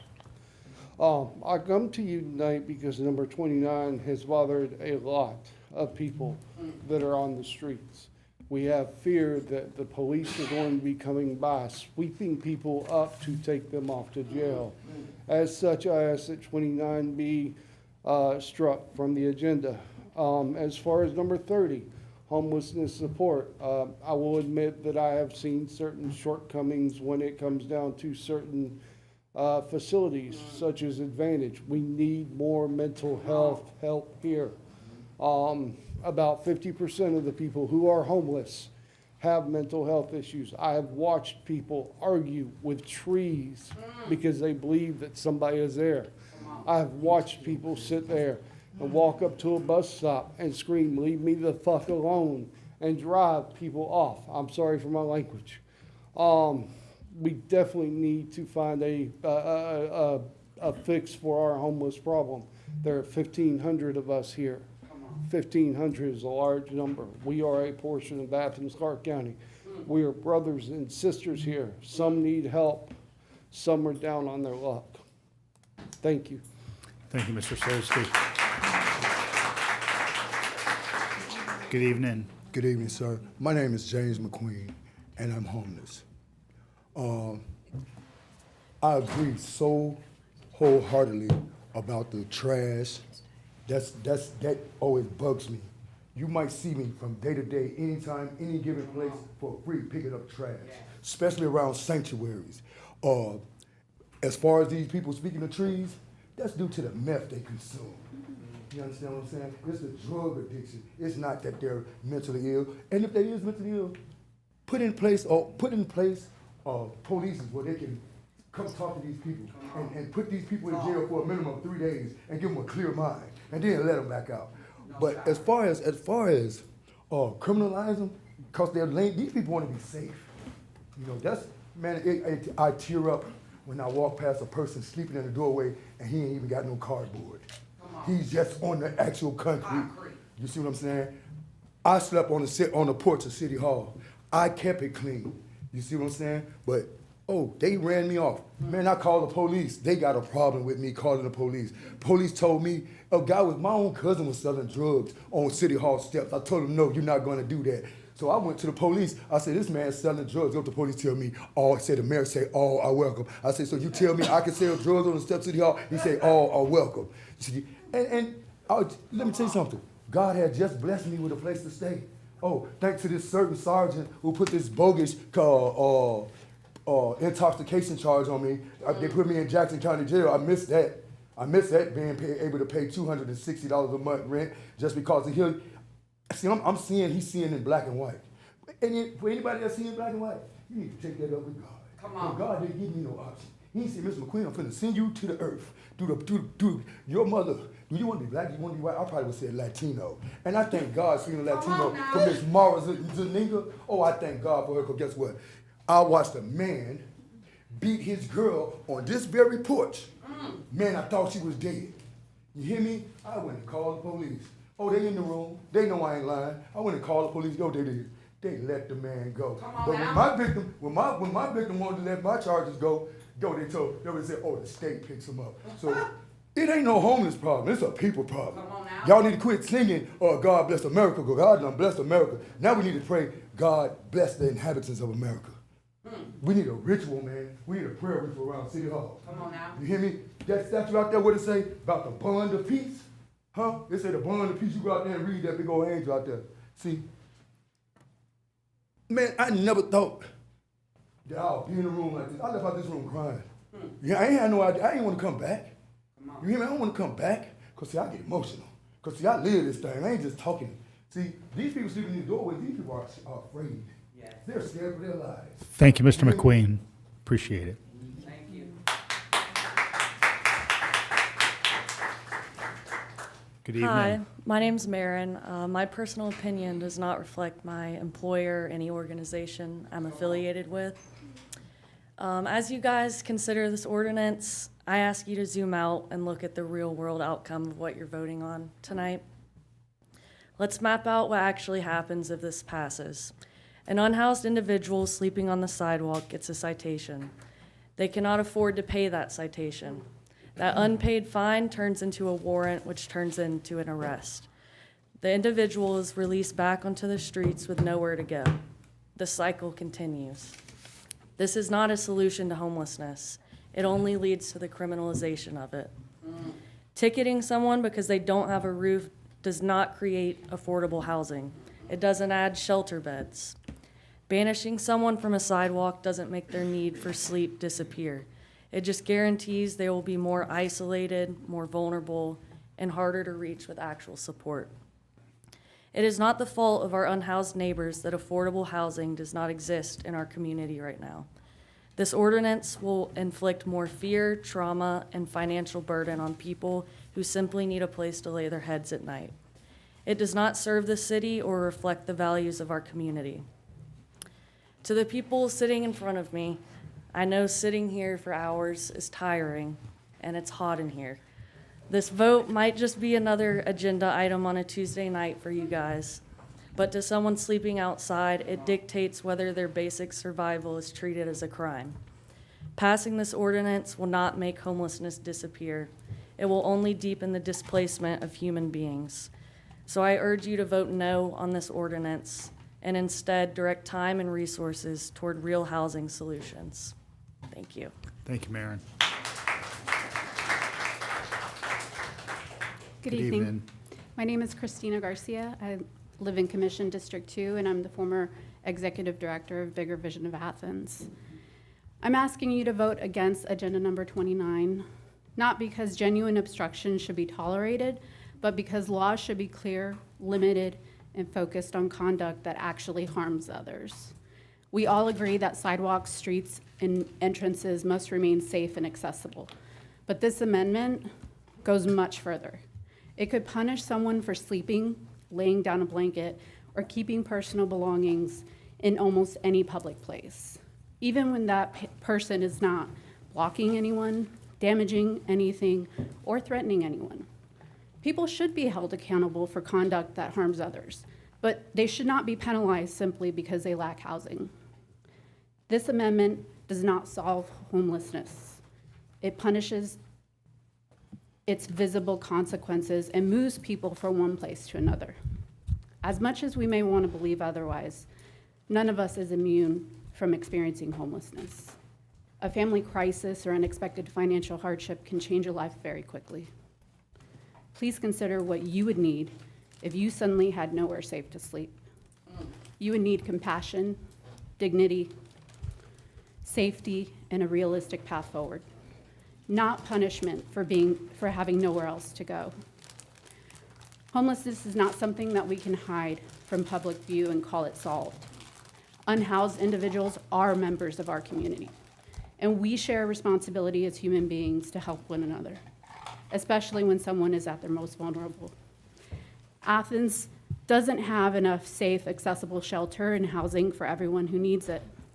When someone has nowhere to sleep, banning sleeping in public does not create another option. As we've heard, citations, fees, displacement, all of that makes employment and housing even harder to obtain. And enforcement would also burden our already strained law enforcement, court, and jail systems, using public resources to punish homelessness rather than address its causes. I'm also concerned that belongings may be considered unlawfully stored after only 1 hour. Losing medication, clothing, or identification can be devastating. Taking away what someone needs to rebuild their life only perpetuates the cycle of homelessness. Please address actual obstruction with clear, narrowly written rules, and do not adopt a sweeping ordinance that criminalizes survival. We should measure success by how many people reach safety, stability, and housing, not by how effectively we remove them from public view.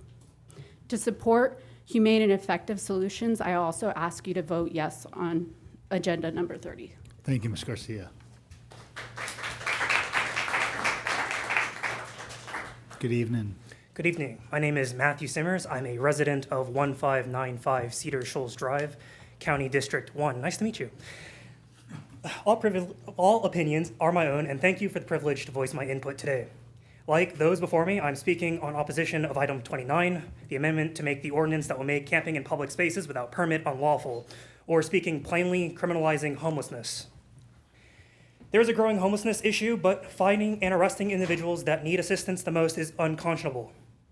I am vehemently against this amendment and ask to reconsider focusing efforts into finding alternative solutions like those presented to you before me as well, that aid and assist rather than to stifle, fine, and punish.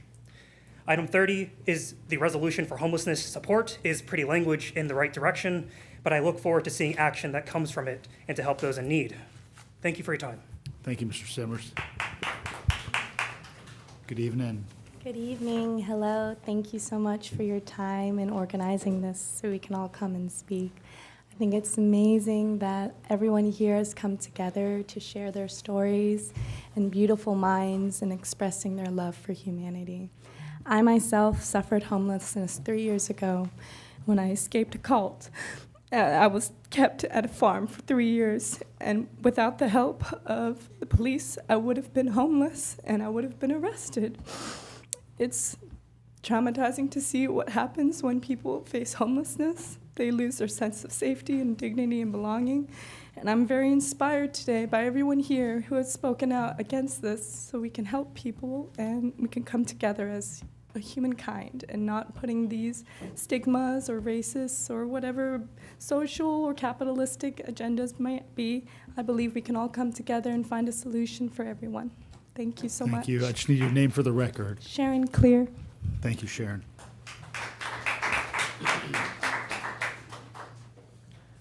Hi, my name is Tuesday Demeter. I am from District 2. I'm a trans woman, and I've been in and out of homelessness my entire life. I am perplexed and disturbed at this ordinance of item 29. I find it deeply troubling that in the year of 2026 that we've elected to weigh the decision to prohibit intimate and personal ongoings of a human life if they don't have four walls and a roof, to criminalize behavior such as sleeping, lying down, and leaving personal belongings in public, sets a precedent that we as a county and we as a species have left people without homes, without a place to sleep. Normally in common discussion, homelessness is seen as an immediate problem with an immediate solution. It's often considered that the integrity of government and law and order is sustained if the exceptions disprove the rule. Homelessness is not an immediate problem to solve. It is a structural one. People abandoned by systems of government and law and order live in conditions that exacerbate commonplace tasks. I would urge this commission to consider your own bedrooms, your own beds, your showers, your personal belongings in their place. Now consider that instead of a bed, you haven't one. In a place of shelving and closets, you have bags and backpacks. Where would you decide to put your things? Where would you decide to sleep? If you haven't a place to put anything, where would you go? In this scenario, an unbearable summer heat rests itself on your back, on your face and hands. There is little shade and hardly a place to cool. And in your exhaustion, you place your things down, and God forbid, you sleep on a bench, for you haven't a home to lay your head. Is our county so embarrassed by unhoused Athenians that we have to start jailing them? Are you going to tell other counties that they'll soon be receiving our homeless because we criminalized sleeping? I urge this commission to vote against the prohibition on the very basic human nature of getting a good night's sleep. If you can't house them, at least let them rest. Thank you, Tuesday. Good evening. I'm Michael Rupersberg. I live at 170 Virginia Avenue. I work downtown. I am downtown 5 to 6 days a week. So I want to talk to you all about the perspective of someone that is downtown all the time on items 29 and 30. And I'm asking you to vote yes on 29, the obstructing the streets and sidewalks ordinance, and yes on 30, the homeless, supporting the homeless resolution. We can treat and support our homeless community and neighbors with respect and dignity and help them lead productive and healthy lives again. But we can also have safe and clean and inviting public spaces downtown. We can do both. But right now downtown, we're not doing either. For those of us that work downtown and are downtown on a regular basis, we encounter feces and urine on streets, on sidewalks, in stairwells, in elevators. We see people with mental illness and substance abuse yelling and accosting us, co-workers, visitors to our town. We see people sleeping on streets, on sidewalks, on benches. It is quickly turning downtown into a place that is not welcome for the entire community. It is not welcome to our families. It's not welcome to our children. It's not welcome to the visitors in our community. We can do better for our homeless community, but we can also do better for downtown for our community. And that's why I'm asking you all to vote yes on both of these. Thank you. Thank you, Mr. Rupersberg. Good evening. Good evening, everybody. My name is Frank Richardson. I live on Bailey Street, and I'm talking on number 28. It's due to the university opening up a road up on Bailey Street. I've been living there 67 years, so I know that it's been a blessing to have them to shut that place down one time to cover the sewage system. So when it get hot, you could smell all that. I've been living there 67 years, so I know. But now they want to open the road up again to make an access road. Okay, you just finished Shoals Road. You got 7 lanes over there. You come off Bailey Street and try to cross to go to Election Road, somebody gonna get hit or killed because that when you change the light to turn on Shoals Road, it's just like a speedway. You got to fight your way to get in the road. So I've seen that myself. And when you're coming around, you can't make a left turn on Bailey you can't make a left turn off of Bailey Street to go to Election Road because cars are coming around that curve so fast they can't stop. And once the students come back into the town, you got a bottleneck all the way around to the end of the middle of Shoals Road, and that's a lot. Then you got attitudes on that road. I suggest that they go back and take a good look at that before they decide to open up that road because, see, now a lot of residents over there now. It's already a problem. So we got a problem now, it's gonna be even more a problem. Then you know what happens when you have a problem like that? You start having attitudes. Now people carrying guns and stuff. They get it, you won't let me out, so I'll shoot you. No, see, we dealing in a generation where people don't bring common courtesy with them now. They get too mad. I got somewhere to be, so I just shoot you, you get out my way. So what I'm saying is, go back and look at it, vote no on it, go look at it, study the traffic before you open up that road. Come over there, that man right there, he said it himself, that it's hard to turn left, and I know myself it is. So I suggest that you go back and look at it before you open up that road because it'll be too late once you open it up because people don't obey signs like they should do. That's all I have to say. Thank you. Thank you, Mr. Richardson. Good evening. Good evening. My name is Alex Bryan, and I come from District 8. I've come with concerns over this ordinance for the unhoused peoples of this town. I find that if it were to go through, it would set a bad precedent for the future and encourage further disrespect and dehumanization of our most mistreated citizens by not only this board, but by the future and current residents of our beautiful town. I would ask that we look to more affordable jobs for these people, as well as keeping housing for them affordable, as what has been discussed earlier tonight. More consideration on their rehousing by being more strict on the UGA college's growth, even if that goes in spite of the push against it from property management companies. These people once all had places that they were able to hold down against the world at one point. Places to sleep, well and sheltered, and independent from the scrutiny of passers-by. I wholeheartedly believe that, with the help from our county, they could do so again. Even for those who are dropped here who aren't necessarily Athens-Clarke citizens. With more of them week by week put here in Athens, they don't arrive here because we are known as jailers and haters of their characters, but as people willing to shoulder the uplifting task of helping these people to their feet. And to talk of the future more, would this not set up the stage for unhoused people being arrested in areas that were also once okayed by the board? I see a possible future in where the homeless shelter just past downtown could be destroyed in the coming years, months even. And what then, I ask, are we to do with them once they'd be arrested and taken to the jail? More overcrowding, more terrible conditions. Move to another jail some 50 miles away, further from their families, just to work labor for the crime of sleeping on a spot when nowhere else was available that night, and then restart the cycle once let out. If they don't die from overwork, we can, we must, and I expect better. That's all. Thank you, Alex. Good evening. Good evening. My name is Lakeisha Gant. I reside at 225 Swanson Drive in District 7. Dear Mayor and Commission and elected colleagues, First, thank you for the complex work that you do and for continuing to allow room for public discourse and engagement. Our governance is made better by our collective work, and your decisions as a body sheds light on our moral conscience and political will to address some of the most complex problems and the most basic human needs. I'm here to support the resolution for homelessness support, item 30, and to reiterate that ordinances such as the one here, number 29, are harmful and actually exacerbate problems.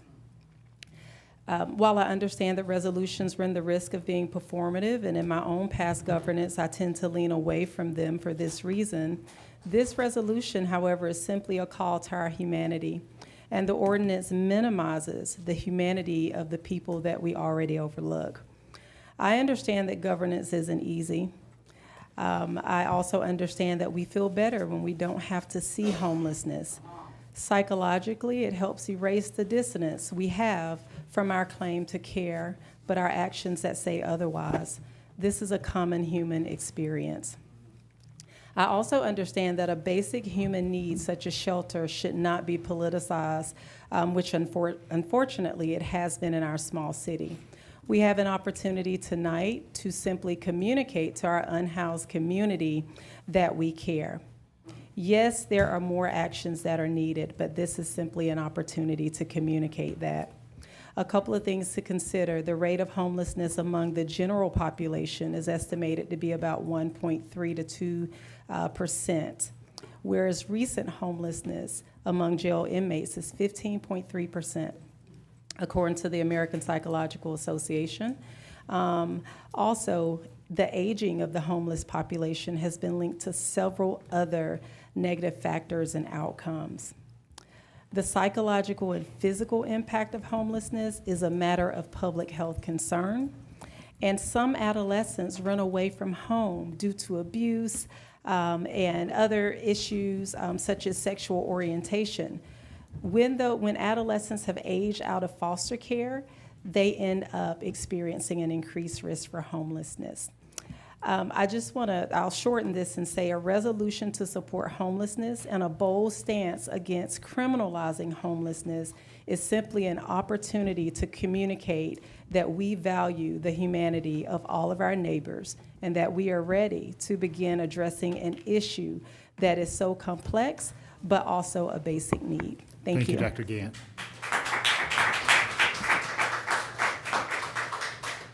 Good evening. Good evening. Hi, my name is Keegan Brooks at 291 South Finley Street.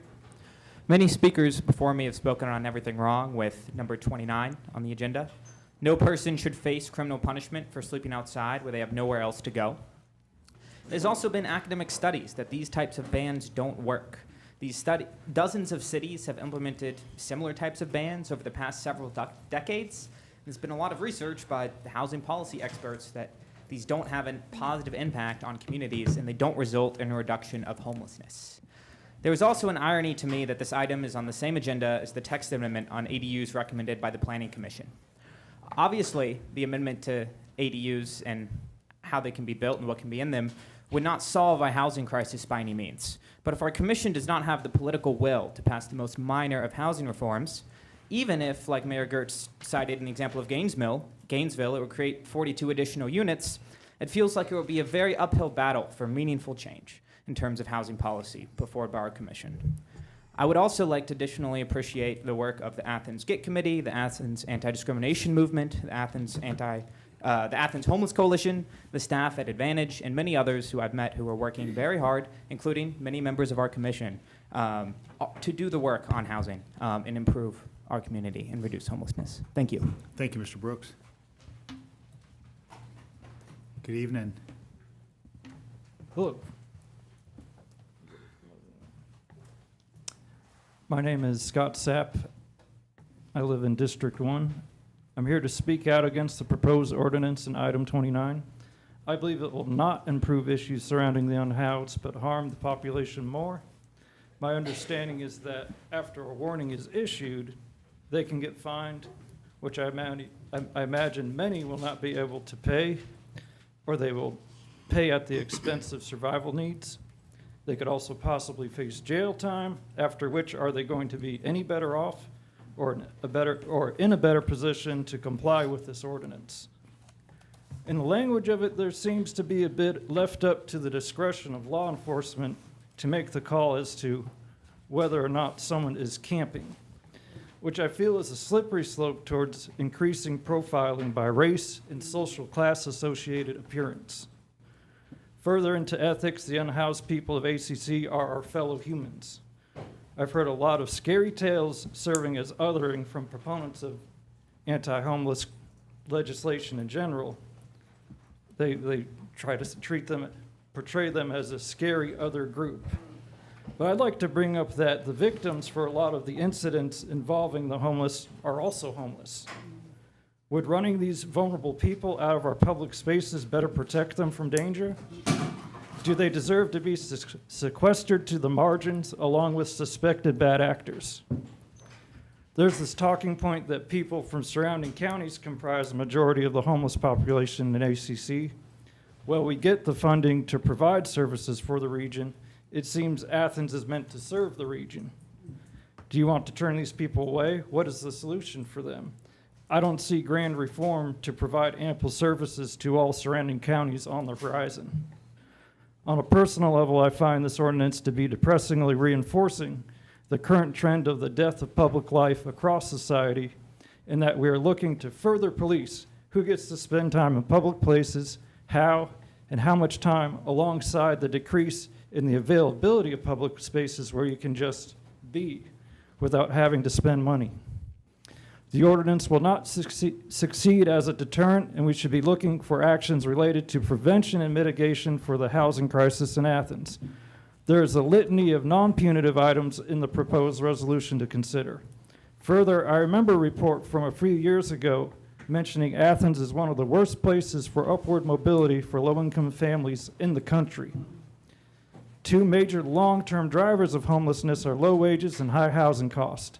I believe UGA, the major employer in the region that can set the competitive wage for jobs in the service sector and influence supply based on the housing they supply for their increases in student enrollment, Thank you, is Mr. largely Sapp. responsible for the issue of homelessness in Athens. We should ask ourselves what can be done to involve them and Thank you, hold them Mr. Sapp. accountable for long-term meaningful Appreciate you coming progress. tonight. Thank you.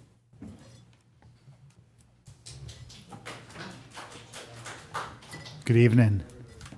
Good evening. My name is Kristen Bryant. I stay in Patrick's district.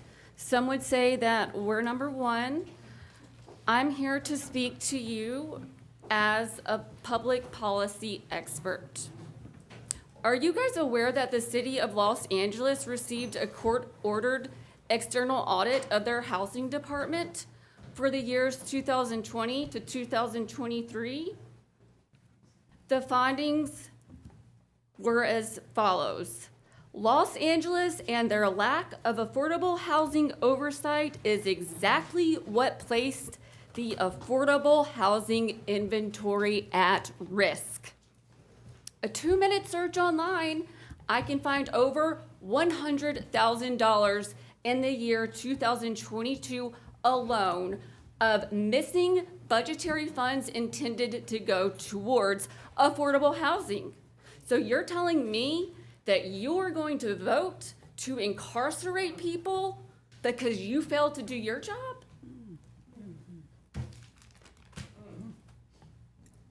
And I'm gonna say, in addition, 6 months ago, February of 2026, federal courts ruled the city of Los Angeles violated the constitutional rights of the unhoused when sanitation and police officers seized and destroyed personal property during the encampment cleanings. And I apologize, I don't believe in being the bigger person. Rest in power, Eric Mays. When they go low, we go lower. There is good news though. Many of you are immune or excluded from qualified immunity when it comes to your vote due to your occupations and hobbies outside of your role as commissioner. And we, the people, are ready to take action on those exclusions if necessary. Thank you. Thank you, Ms. Bryant. Good evening. Good evening again. Hello, I am Dylan Pryor, resident at 109 Baxter Drive. I was up here earlier. I'm here to speak against item 29. It is no doubt that homelessness is an issue within Athens-Clarke. But the solution to that is not to push those affected by homelessness or a lack of housing further into the margins of society, which is what this proposal does. A ban on public camping, as proposed, is a ban on homelessness. It is already a strenuous and damaging enough situation to have to endure the elements and always live at public risk of violence, starvation, and deprivation, as many of our homeless population does, in effect, to constantly live in the margins of society. This proposal will only intensify the awful situation that each and every homeless person goes through. There are always more sensible solutions, life-saving solutions, than to over-police and endanger an at-risk population. Allowing those who do not have a roof over their head to simply live and sleep unbothered is the bare minimum when it is a result of our own failures with regards to housing policy that has placed them in these situations. It is far better to develop the existing services to aid those affected by homelessness, and ultimately, in the long run, to develop more programs to assist in providing housing for these folks, as is outlined in item number 30. As someone who, in the past, has been affected by temporary bouts of homelessness, I can say that when I felt less human. It is something I hope I never have to experience again, and something I hope that so many more will be able to avoid. But proposals like these, items like these, like number 29, only cause that dehumanization to worsen. When you criminalize someone's existence, it makes them feel like they are worth less than anything. So finally, to reiterate, the solution to homelessness is not to further push out these people, but to build up institutions and structures to take them back in. Thank you very much. Thank you, Mr. Pryor. Good evening. Hi, I'm Susanna Karatassis, State House candidate. I was up here earlier. So I urge you not to criminalize houselessness. The solution to this problem is money. If Athens doesn't have the money, then we need to lobby and petition the Georgia state government to legislate money into the issue. After November, we're going to have new people in charge of Georgia. And because Georgia has plenty of money, currently sitting on a $16 billion surplus, and we need to use some of it to help these people because they are people. They are Georgians, and we need to give them shelter and rehab and mental health services. Some of them are veterans. Instead of issuing fines and arresting them and giving them permanent records and eventually making them convicts, thus ensuring they will never get jobs and will end up landing back in jail or prison and ultimately costing the state much more money than if we just helped them to begin with. Unless the plan is to land them in prison so that the for-profit prisons in Georgia can make even more money. Criminalizing the houseless is an extremist move, and it's what Trump would do. Thank you, Ms. Karatassis. Good evening. Good evening. I'm Trotter. I'm originally from Michigan. I've been in Georgia 8 years. And it took a lot of courage to come up here. I've heard a lot of stories. I came here married. I'm a divorced single mom. And Georgia, Athens has made it really, really hard. I'm here to vote against criminalizing homelessness because I could be homeless any day. I could be homeless right now when I leave out here. Even though I have a roof over my head tonight, I wake up every day terrified. I'm a strong, black, educated woman, and I feel sick. I feel weak. I feel helpless here in Athens. I have homeless friends. As a little girl, we lived in an abandoned home, and I didn't even know we were poor because my parents handled it so well. We went to a place called God's Kitchen every day to eat. I thought it was a trip, like going to Michigan Adventures or Cedar Point. They made it feel comfortable. I never had the feeling of somebody look at you disgusting, and that's what you get when you're homeless here in Athens. People look at you like you're disgusting, like you stink, like they can smell you a yard away. I'm terrified to be in that position. I don't know how many people here are homeless exactly, but I know there's a lot, and I know there's businesses that gotta be ran, but putting them in jail is not the answer. There's no shelters here. I experienced through my divorce domestic violence. He told me I couldn't make it. I would be out on the streets. I've made it 4 years. It's getting there. I can feel it happening. It's coming not because I'm not capable of going to work. I go to work every day. It's not enough. Georgia's still at $7.25. Minimum wage. That is unacceptable. If you cannot people that are in homes right now, they are transferring to the streets. So even if you get the people off the streets, you got more people coming. It's never gonna end. You have to do something, put some shelters in place, get those people out there visiting homeless people, asking them what can we do to help you. That's the only way this is going to end. And if you spend the money, you have to spend the money. It's gotta come from somewhere. And that's all I gotta say. Thank you, Mr. Trotter. Good evening. Good evening. My name is Jonathan Parrish. I am a resident of 105 Westchester Drive. I spoke a bit earlier. For those of y'all who know where Westchester is, I live directly across from Advantage. And there are more often than not unhoused people there in that area all the time in my neighborhood. And based on the way that people who are supporting item 29 would be speaking, you might think that I would be terrified in my neighborhood, that I would be afraid of being accosted, as people have said earlier. But I'm not, because all the unhoused people in that community that I see every single day are all just trying to survive. And yes, I see them on occasion publicly camping, but they're just sleeping. They have their items with them, they're sleeping. And so when you weigh their survival against what people who are in support of item 29 are saying, just saying that they're uncomfortable seeing them, that's not equivalent at all. You can't just weigh people's momentary discomfort against other people's survival.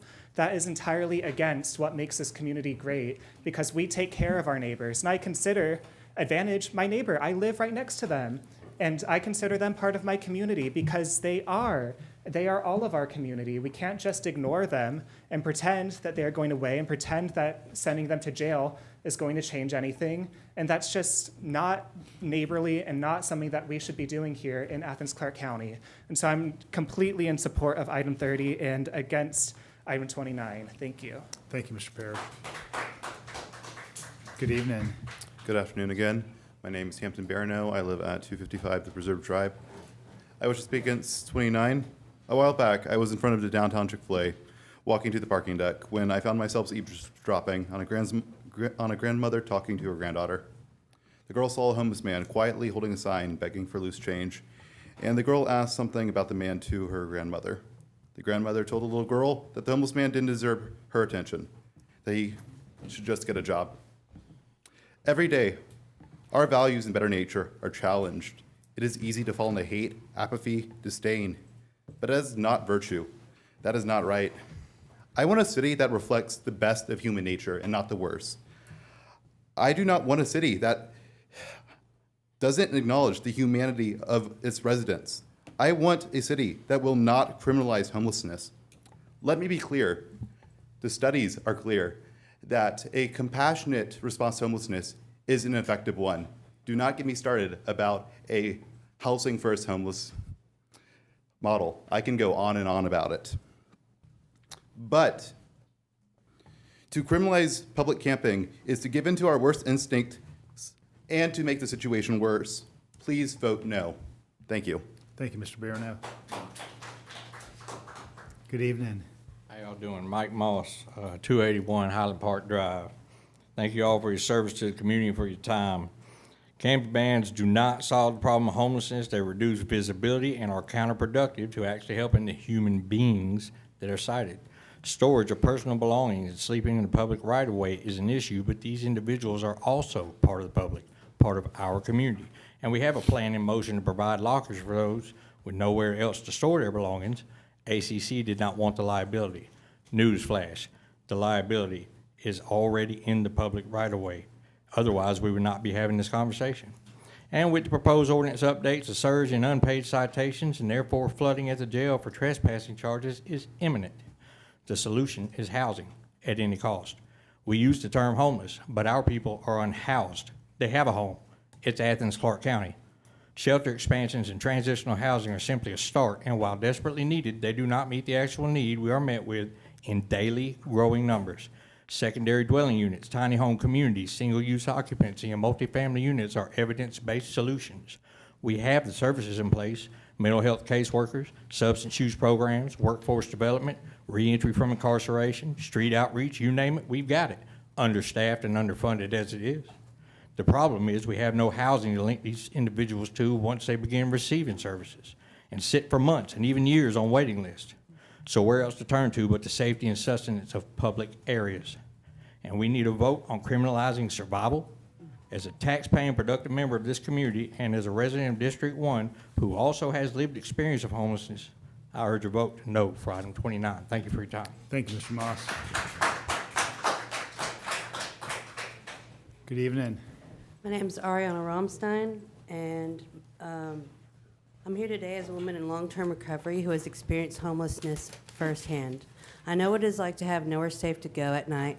I know the fear, the shame, the exhaustion that come with simply trying to survive. Sleeping outside was never a choice I wanted to make.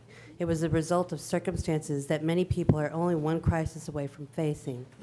Today, I'm grateful to be in recovery and rebuilding my life. I stand here because people offered me compassion, support, opportunities instead of treating me like a criminal. Making it illegal to sleep in public spaces does not solve homelessness. It doesn't create affordable housing, expand mental health care, or increase access to addiction treatment.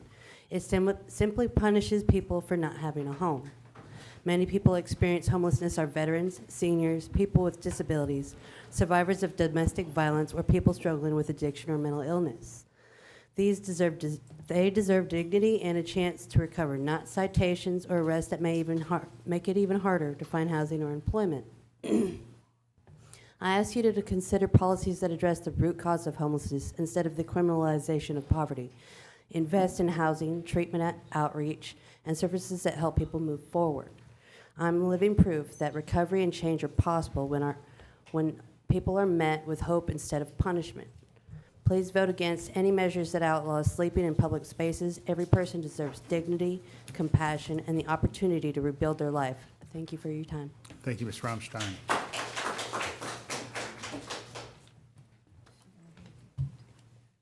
Good evening. Good evening. How you doing? I heard I got it. My name is Rashawn Prince. So before I start, go Dogs. And I say that it's gonna be the first time I'm gonna make y'all smile. I'm sorry to say that because I was told that I had to write a street address when if I wanted to speak, and I'm homeless, you know. So like that already brought some anxiety to me that I'm already dealing with currently due to my personal choices as well. You know, my mistakes. I'm holding myself accountable, but at the same time, I'm here to talk about the homeless issues that that's going on in Athens, right?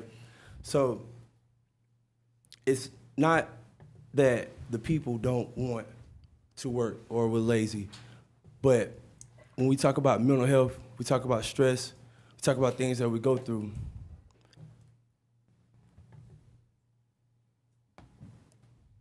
I promised my daughter when she was born that I will always be there on her school day to buy her shoes, because my older sister suffered from a lot of traumatic and self-esteem issues because her shoe size. You know, we kind of long and big in my family, right? So my daughter was born. First thing I did, looked at her feet. I said, but I'm gonna make sure that's taken care of. So my sister told me, she said, Sean, one thing I want you to do. And my sister, when she's serious about something, she looks you in your eyes because she went through her own traumatic issues. She said, I wanted you to always make sure your daughter keeps some fresh shoes on her feet. Well, I'm not gonna go down the whole reel of what happened, but I just got out of jail on a Saturday due to the unprofessionalism that some of you guys cops have. I noticed something that wasn't supposed to happen. When I outspoken on it, I was arrested for obstruction. And not to go too much in detail to it, due to my fear of being harmed tonight, I'm just saying it like this. We still have constitutional rights. In our 17th Constitution, it states that when you add a fee to a bond, it's an excessive amount, right? So my bond was $10. There was a sheriff fee added that was $23. So my bond total was $33. I stayed in there a total of 36 days. And while I was in there, I was writing the officers saying that, like, hey, according to my constitutional right, this isn't fair. I was told, well, when you just pay the $33, we'll rightfully let you out. Well, I'm like, well, if I can just pay it, then I would have just been gone, But it's things like that right there that dehumanizes us, right? And now we got to be back out here on the streets. And I think there's just like a whole misconception when it comes to homeless people. Because if you look at me and I told you I was homeless, you wouldn't even think I'd be homeless. Thank you, Mr. Prince. Thank you, sir. Good Hello. evening. Good evening. My name is Malcolm Howard. Currently, I've been going through homelessness for about 6 years. I came from Atlanta to come to Athens for a better chance, which I can say Athens has showed me a lot of kindness. But in the whole time I have been homeless, I've been studying the dynamics of what homelessness is, and to the point whereas there was one point in time when homelessness was supposed to be illegal, as in not allowing people to become homeless. And then as time went on, it became a homeless industry. What I really want to say is this: I understand the plight of seeing people in your places of business and seeing people disrupt your day-to-day goings, everyday goings with people coming in the city, living in the city, and however things may go. But I believe the bigger issue is that we do not restructure the transitional housing, because you can provide shelters that people have nowadays, but they really don't do much to help go further or help put people in a position where they can actually help themselves and becoming back to the part of the society they fell out from. And I feel like if we restructure the system statewide, but also if you guys are willing to sit here and spend time and money and trying to, put people in jail, you should redirect those funds into helping the people that actually want to go and get somewhere to live and somewhere to go. I don't want to be homeless. I hate being homeless. In fact, I wish that there were people that were homeless that make it a part of people like me and a couple people I know and probably people I don't know that actually are trying to get on their feet. But for people to come structurally as intelligent individuals and gather in a courtroom to try to basically say, oh, we're going to take these people and displace them more and then put them in more situations that basically degrade their situation, it would be very uneducated and very ridiculous, to be honest. So I feel like there should be restructuring with the system that we do have, more implementation to help those who really truly do want to help themselves. Now, as far as the ones who are derelict to society or however you may want to see it, that do not want to do more for themselves, do what you want with them. I can say less. I play devil's advocate with that. Like, I just don't care, because I try. I don't trash public places. I don't do any nefarious things to people's properties. I leave when someone asks me. I don't argue with the authorities. I do what I can. And that's pretty much all I want to say. Please do better, and I will too. Have a good day. Thank you, Mr. Howard. Evening. Ryan Dobrin. I'm a citizen of District 9, 130 Featherwood Hollow. Thank you all so much for being here tonight. I know it's late and it's a lot to ask, I know, but here we are. So I'm also here to speak on item 29, surprisingly. Enough people have talked about the data that goes against this being a thing that's going to be successful. There's a lot of people who have told a lot of stories. A lot of people kind of who are for this, I've heard saying things of wanting to feel safe, wanting an inviting place. I ask, inviting for who? Inviting for what neighbors? I'm raising my family here and building a community and have a lot of friends and building community here because I want to be a part of a community. And folks who are my neighbors who happen to be unhoused at this time are also part of that community. They're also my neighbors. I ask that we treat them as such. I ask that we focus our attention on not criminalizing something that's out of their circumstance or out of their circumstance. It's not something that people want to do, to have to live on a bench or live on a street or live on a sidewalk. If we want to create safer spaces, we can create safer spaces to not have to have them do that. I've spent a lot of time in the courts. I've seen we already over-index on criminalizing and putting a lot of these people in jails and in front of judges and in front of prosecutors, and I don't want to have to do things and don't want to have to see that done even more. So again, I'm starting to ramble because I'm losing my thought, and everyone else has said everything a lot better than I have, but I really do appreciate your time, and I hope with that, I do support item 30 naturally, which I think goes against item 29. So thank you for your time and appreciate y'all. Thank you, Mr. Dobrin. Good evening. Good evening.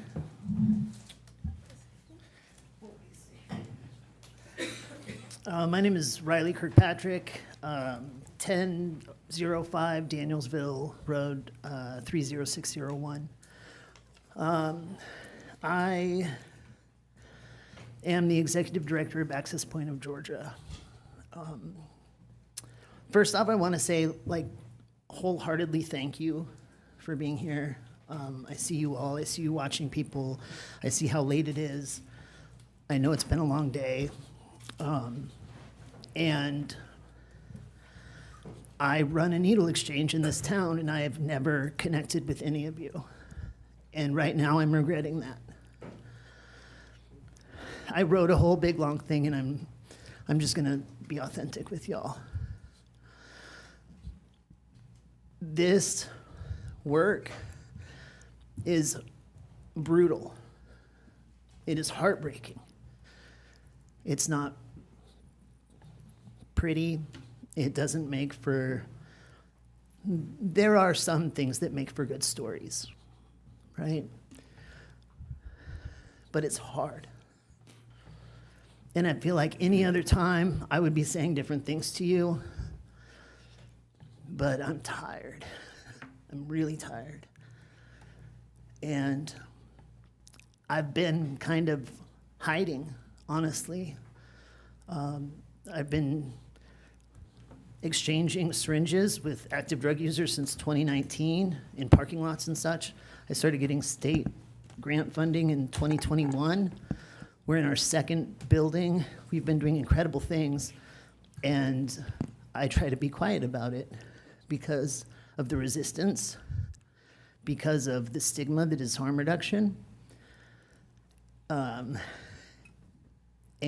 at the same time, y'all, we got 127 people. We did 127 referrals last year. We did 58 warm handoffs where other peers took them. I have so many used syringes that I can't pay for biohazard right now. We got in more syringes than we gave out, which is mind-blowing. And I just want to point out that that's a thing that you're never going to hear about that. You are not going to hear about that. And I say this, and I think the biggest thing that I'm here feeling is that I came here from the Pacific Northwest, Portland, Seattle, okay? I don't mean to be rude, but y'all would talk about homelessness and I would laugh. I would. The problem that can become is so enormous that we don't even get to have conversations like these. It's just reactive. Thank you, Mr. Patrick. I appreciate y'all.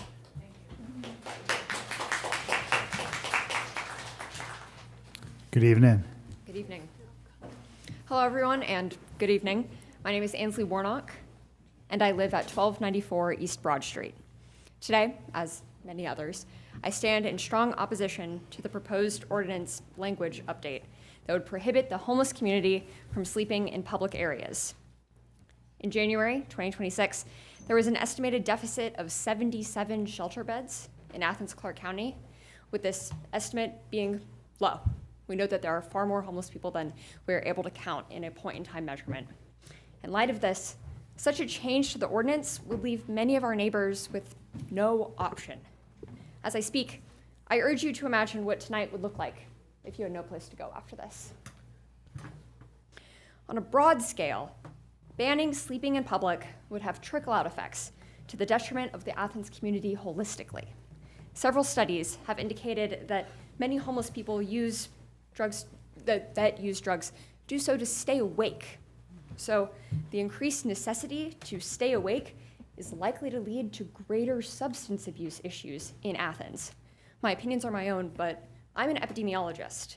So from a public health standpoint, we understand that increased substance use tied to the increased need to stay awake, as well as forced displacement, displacing people away from valuable harm reduction resources, will lead to greater mental health issues, greater chronic illness, and greater overdoses.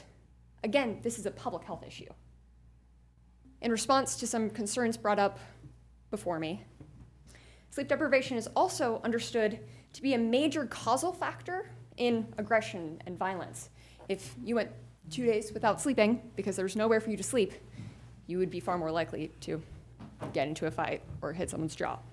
So the language change that has been proposed is likely to pose a greater disruption to community life than does public camping now, as well as exacerbate the victimization of the vulnerable in these situations, who are frequently other homeless people. Shrinking it back down, this criminalization of homelessness put into practice would be fundamentally cruel.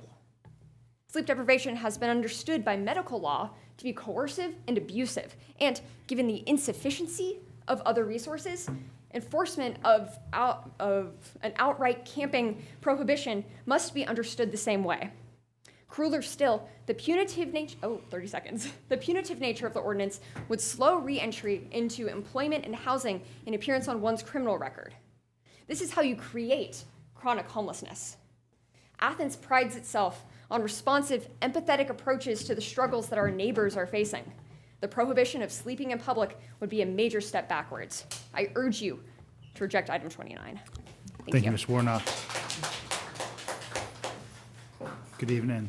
Good evening. My name is Amelia Orr. I live at 220 Clover Street. I'm speaking to express my opposition to item 29 as well, which amounts to a criminalization of homelessness, as we've discussed.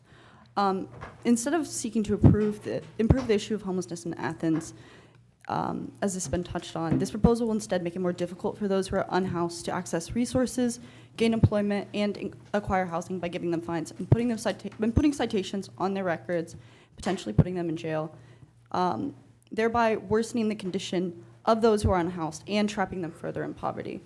As such, this proposal will make it even harder for those who are unhoused to escape homelessness, increasing their suffering and worsening the issue of homelessness in our community. If we want to address homelessness and help those who are unhoused get off the streets, this proposal will actively work against this aim. Instead of directing resources towards addressing homelessness through evidence-backed solutions, including increased access to housing, health services, and employment support, this proposal will be a very expensive punishment of homelessness that will simply continue to cycle those who are unhoused through the legal system and then put them back onto the streets. This time and Athens' resources would be better used to work to address the causes of homelessness instead of prolonging it, and to reduce suffering instead of increasing it. I think that all of us would probably agree that we'd like to live in a city and participate in a government that seeks to reduce suffering.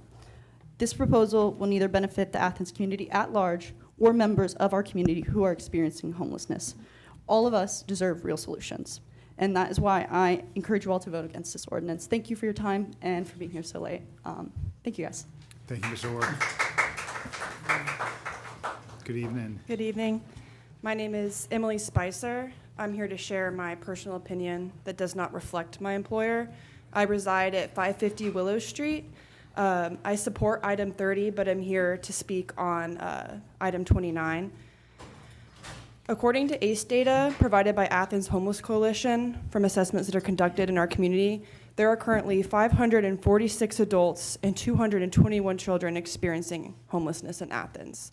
and that is only including people who have been connected to a service provider. Before you vote tonight, I'd like to ask a simple question. Where are these people expected to go? This ordinance defines camp or camping broadly as sleeping, making preparations to sleep, or storing personal property for more than 1 hour in any public area. Under this language, a person lying down in a park, napping on a bench, or leaving a bag unattended while using a restroom could be subject to citation. And while I recognize the exemptions listed in subsection C, the burden of proving those exemptions falls on some of the most vulnerable people in our community, people who are already navigating crisis. What concerns me most is the downstream impact of fines on people who have no means to pay them. A citation does not necessarily become compliance.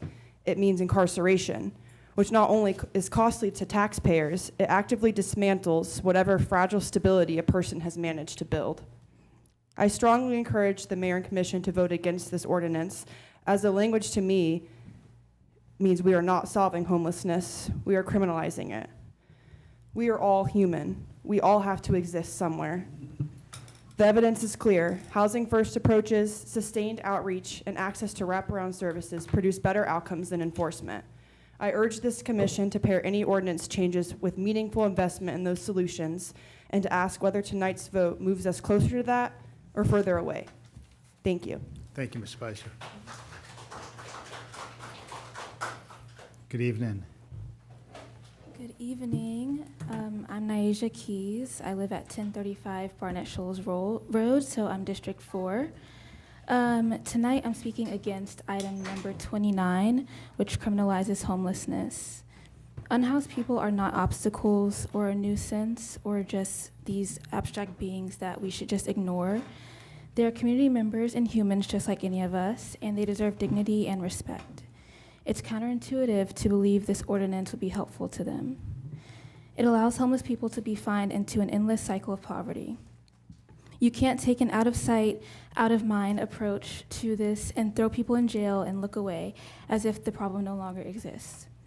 Voting in favor of this ordinance will only make things worse. And if you're upset about the aesthetics of having unhoused people downtown, focus on implementing policies that actually address the source of the issue. I can only hope that we instead invest our time and resources into developing solutions that are actually effective in eliminating this problem and protecting some of the most vulnerable people in our community. Thank you. Thank you, Ms. Keys.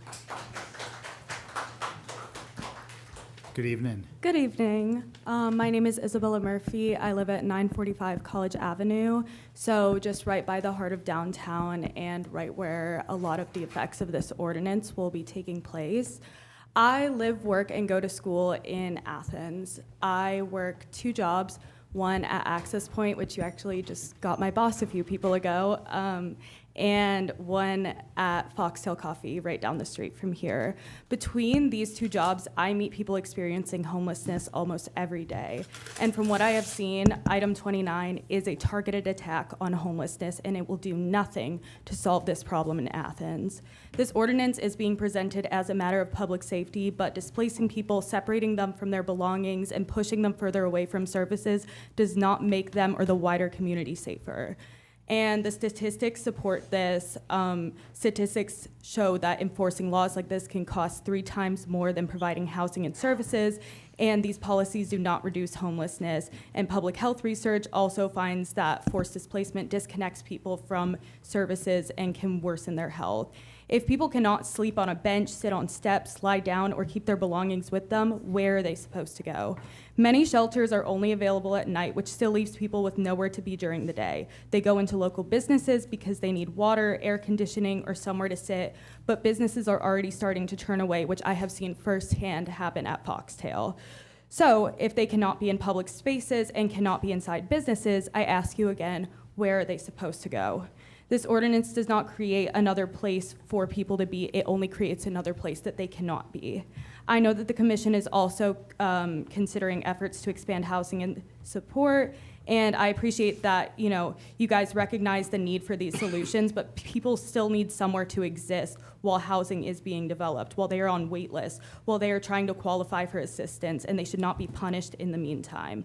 In sociology, we talk about a concept called cumulative disadvantage. So once someone starts facing barriers, each new barrier makes the next one harder to overcome. A citation can lead to fines or involvement with the court system, which can make it harder to get a job, and without a job, it becomes even harder to find housing. If the goal is to reduce homelessness, the city should invest in housing, transportation, identification assistance, and support services. Moving people and taking their belongings does not provide any of these things. I want to leave you guys with one question. If someone came into your workplace tomorrow who had been cited under this ordinance, would you hire them? If the answer is no, this ordinance is creating another obstacle between that person and stable housing. The people I meet are already trying to navigate systems that are incredibly difficult to get through. We should not add another barrier. I encourage you guys to harness the empathy and humanity you and I both know you have. I encourage you to vote no. Thank you. Thank you, Ms. Renfrey. Jason Jacobs, District 2, downtown business owner for 16 years, and I agree we need to show empathy. On the same page with all that. I think there's an implication that supporting 29, which I do, is somehow makes you heartless, which it does not. The empathy that I would like to see is for people going about their regular days and being able to use public spaces, go to work, not be harassed. Like I said, been in business for 16 years, it's only gotten worse. A lot of people saying this won't help anything. Well, nothing we've done so far has helped it because it's only gotten worse. The population keeps growing and growing. We keep attracting more and more people that we cannot handle, that these resources and the people dedicating their lives to cannot handle. And something needs to be done and boundaries need to be put up. It's a safety issue. I've had employees harassed physically. I've had them be propositioned for sex in 3 walls in a corner of my store before I could get out there. Shot up heroin in front of, while she had a child. Been threatened with physical violence, challenged to a fight, and I've heard solutions offered of, oh, give them a cigarette, make friends with them. Not practical solutions, not very serious. This is a great step in the right direction, in my opinion, in cleaning up our public spaces so that everybody can enjoy them. Can't tell you how many people throughout the community, I don't even go downtown anymore, don't want to be harassed, don't want to be yelled at. I have people on video screaming that they're going to hurt others, themselves, kill people, call the cops, they say, can't do anything. This allows them the opportunity to actually get these people off the streets and away from dangerous situations, which City Hall has experienced, hired their own private security, which I cannot afford because of a situation that happened here a couple years back, I believe. There's situations down, there was a shooting just up the road. We had a guy get macheted. There are safety issues and there need to be boundaries. And I feel, I got a heart as well. I feel for all these cases, absolutely. Look for help in other ways, but also place boundaries for us who are just trying to go and live our daily lives, enjoy our beautiful town, try and earn a living to generate tax revenue to maybe help in some of these other solutions, and that are having trouble doing that because of the situation and the environment that is downtown. Thank you. Thank you, Mr. Jacobs. Good evening. Good evening. My name is Joseph Schultz. I live at 635 Oglethorpe Avenue. What follows is my personal opinion and does not reflect the position of my employer. I support item 30. However, I implore you to oppose item 29.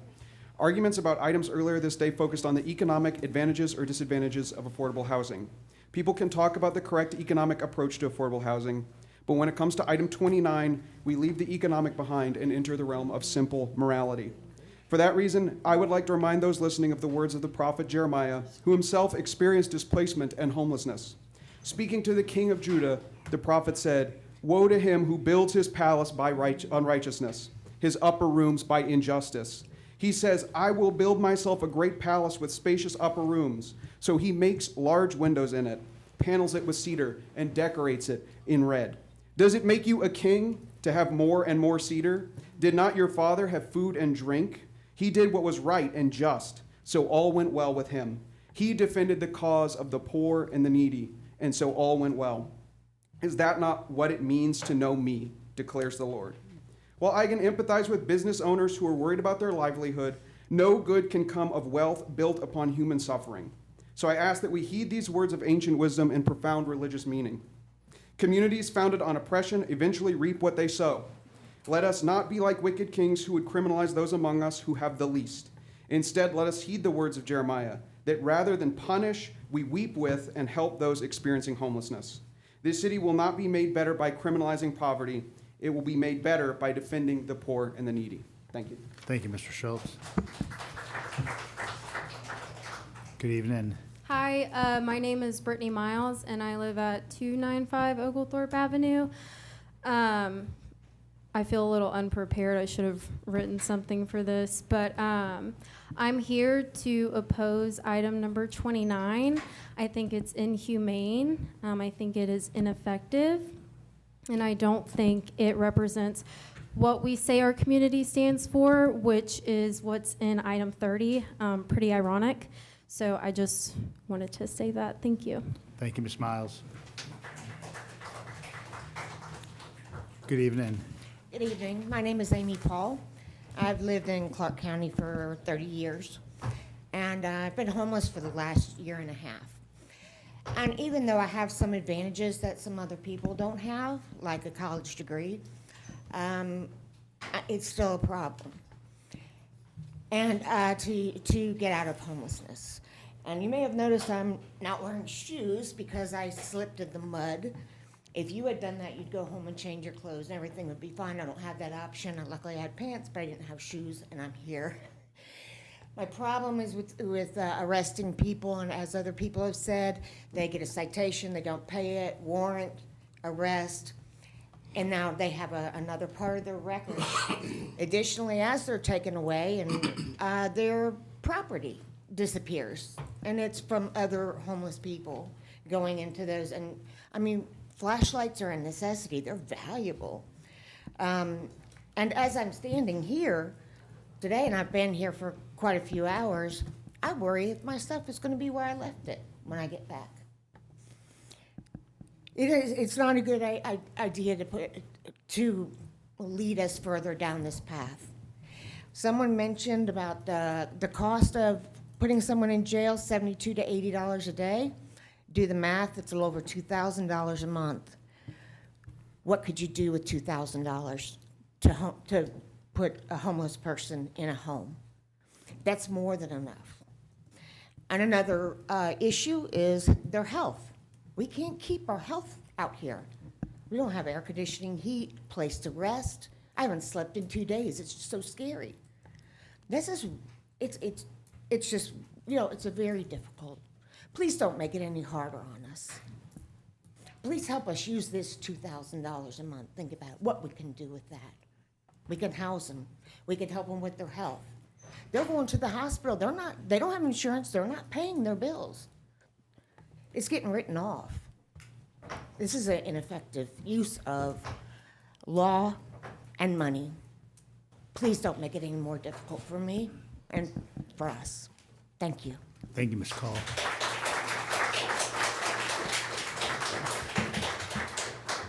Good evening. Good evening. Thank you, Amy, for sharing that. I'm John. I'm a renter in District 2, opinion shared of my own, and don't necessarily reflect my employer or those with any organization I'm affiliated with. I'll start with I am very angry about homelessness, as are many people in this room, as are many people in this community. I know some of you get calls about people struggling. We definitely see dozens at work every single day. It feels like a big part of my job and my colleagues' job as providers is directly telling people, requesting, even begging for help, exactly what they fear, that they're on the list, and I can't even estimate how long it will be before we have the chance to help them get their own place. How are me and my colleagues supposed to build trust with our clients when meeting their basic need of housing is a 1 in 100 tool in our tool belt? We still do, by the way. I love that item 30 directs staff to look for land to build shelter and housing that people need. They can't recover without house. They can't deal with their mental illness without housing. When they get rained on and live in the elements, they can't work when surviving is a full-time job. We do not have housing to put these people into, and they often sit on the list until someone else is evicted and rejoins the homeless community or dies. We need more housing. I also love that item 30 reaffirms our city's commitment to compassionate, evidence-based, fiscally responsible, and collaborative solutions. I do think this is in direct contradiction to item 29. Criminalizing homelessness is not compassionate. Helping people meet their basic needs is. Criminalizing homelessness is not evidence-based. Finding people for being homeless does not help them get out of it. It just makes it harder for them. Criminalizing homelessness is not fiscally responsible. I've heard Chief Salters say numerous times we cannot arrest our way out of the homelessness problem. Do we want our officers spending their time waking people up to give them tickets? Do we want our courts chasing them down for not paying those tickets and our taxpayer dollars funding their stays in our jails? Criminalizing homelessness is not collaborative. There was not discussion with providers or with the unhoused community themselves on this matter before it was put on the agenda. I'm glad you got to hear from some people tonight about it, and I'm glad so many people cared so much that they stood outside and stood here for 5 hours to give you 3 minutes of their opinion.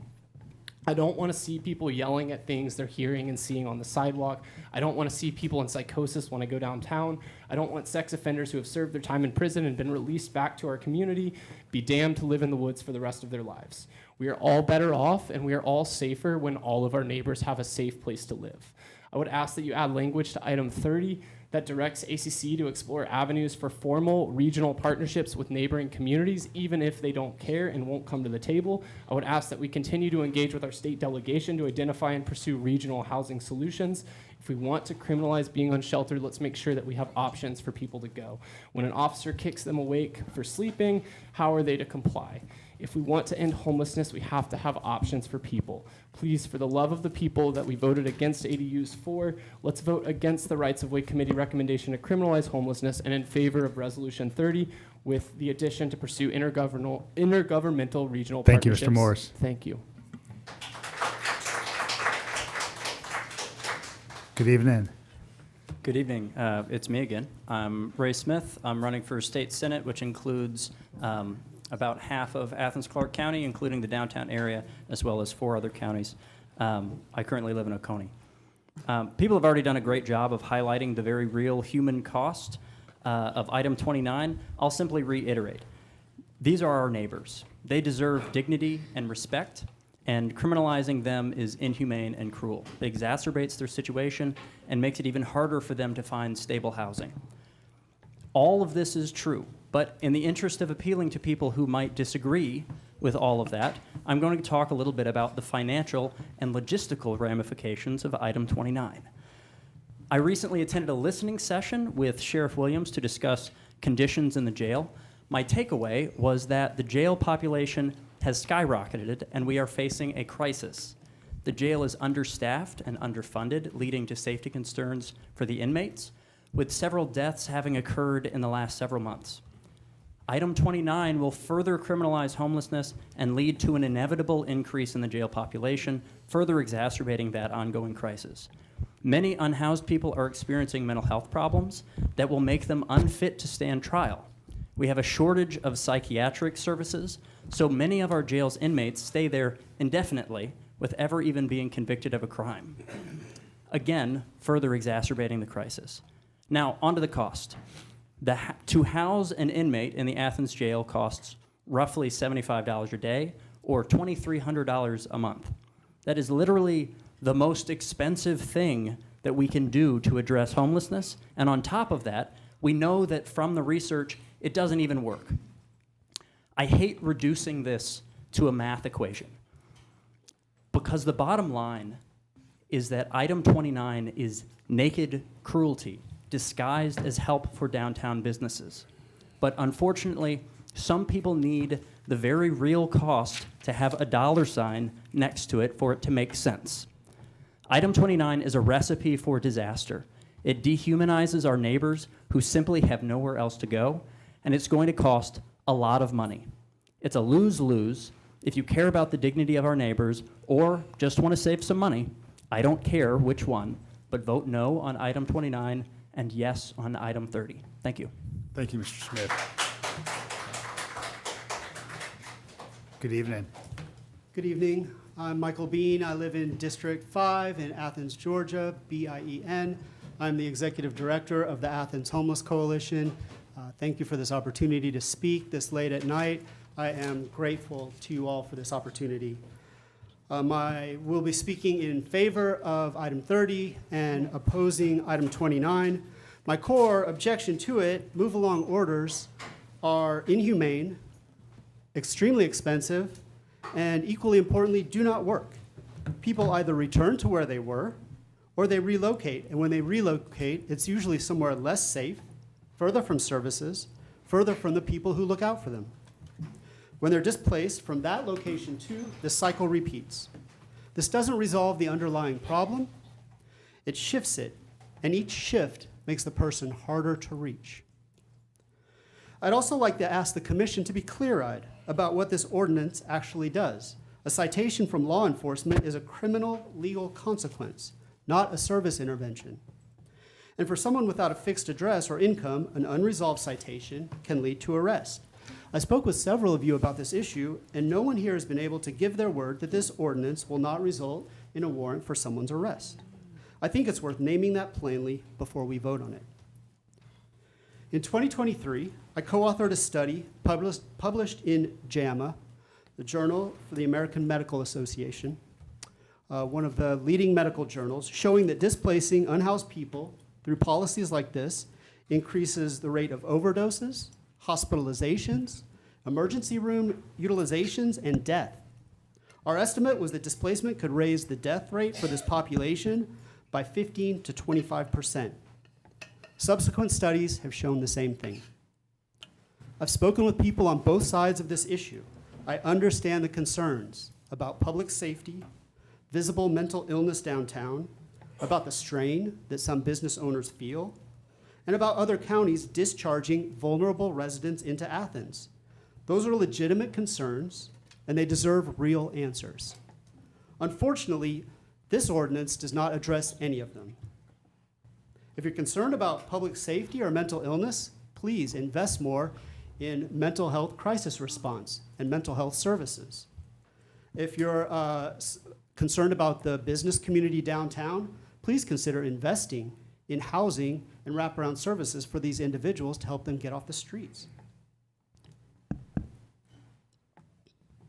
And for the commissioners who voiced their concern about, or their discomfort about people calling them in need for help or in danger of being evicted from their homes, I can empathize. We get calls like that or emails every day. So this ordinance doesn't address that, so I suggest instead investing more in eviction prevention and subsidized housing. Thank you. Thank you, Mr. Bean. Good evening. Good evening again. My name is Daria Kalantari, 120 Winter Circle, District 3. I'm here to speak in favor of resolution number 30 and in opposition of number 29 on the agenda. I'm just concerned at the paradox we kind of witnessed tonight, the hesitation and the lack of courage to pass or to even readdress the ADU ordinance. And I know we have several other text amendments on the way throughout the rest of the year from the GDOT committee. And these are all to address building more affordable homes and addressing our current ordinances and zoning that we have. And I don't understand how we are going to improve the situation if we cannot even find the courage to address housing.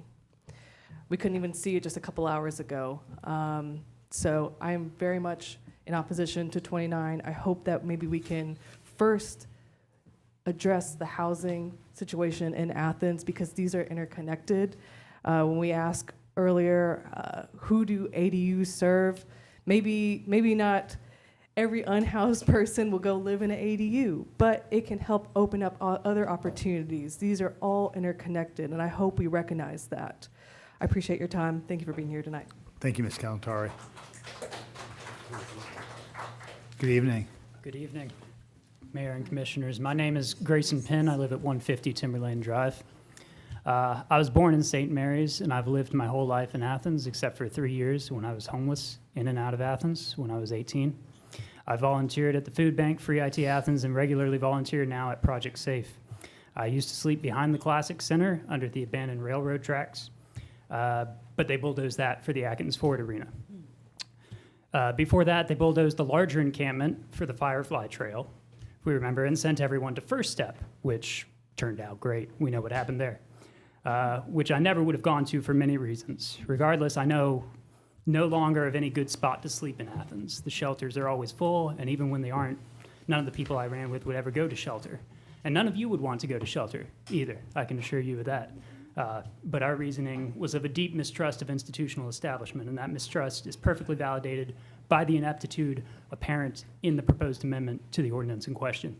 I've been homeless in many places across the country, including Atlanta, New York, Baltimore, LA, tough places, but most notably Boise, Idaho, not Ohio, Boise, Idaho, and San Francisco, California.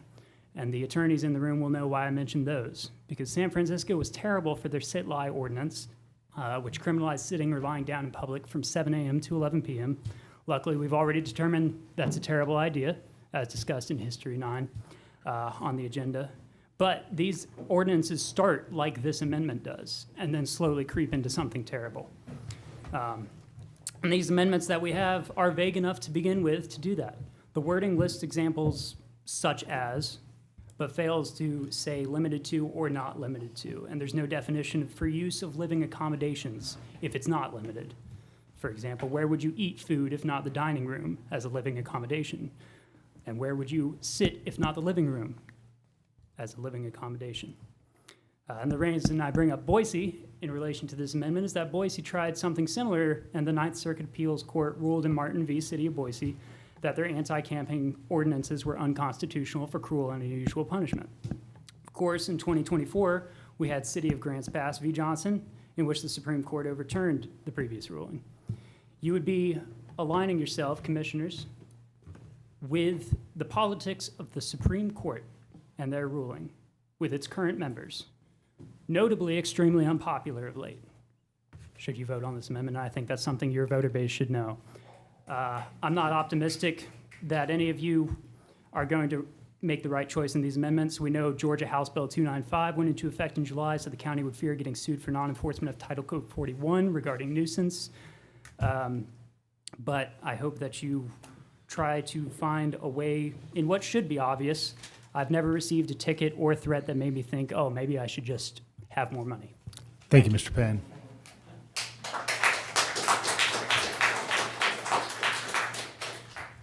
Good evening. Good evening. My name is Catherine Kelly. I live off of Barnett Shoals Road. I'm here to speak in opposition to item number 29, which originally reads as if it's intended to keep entrances to buildings clear, but the added amendment adds camping in public spaces to a list of barred activities.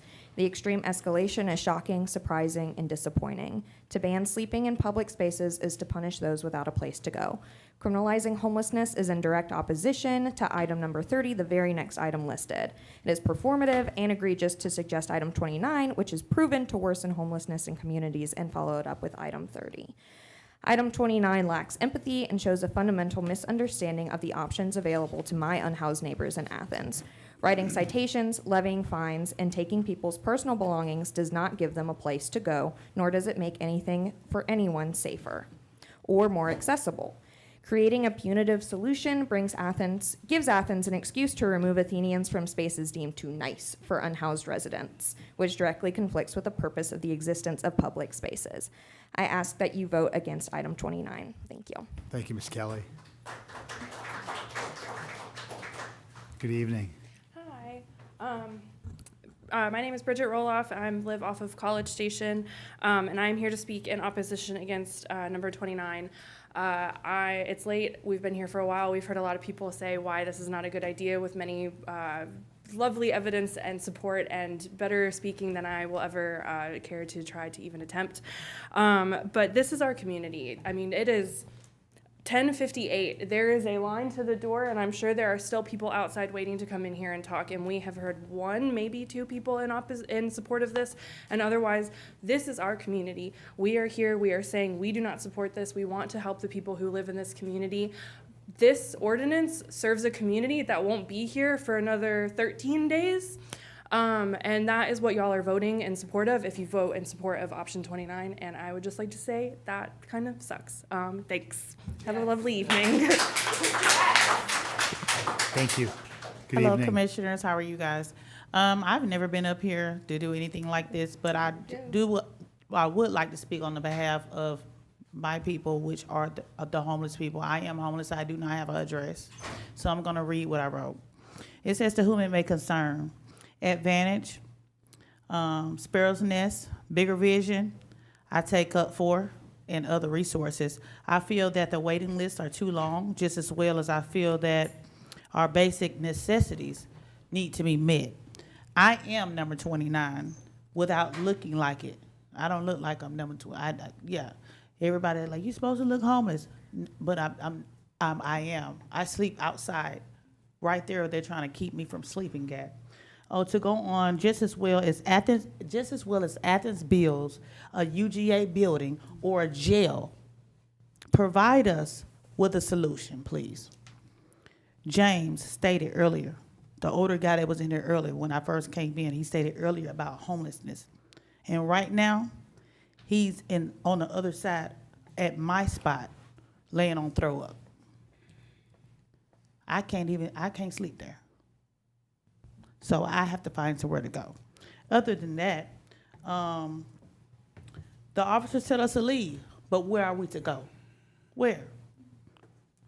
When they wake us up with flashlights, where are we on bikes? Where are we supposed to go? Other than that, I just want to make you guys aware that a lot of us homeless people, we have nowhere to go. You guys clock out, get in your car, cut your air on, and you go home to your husbands, your wives, and your children.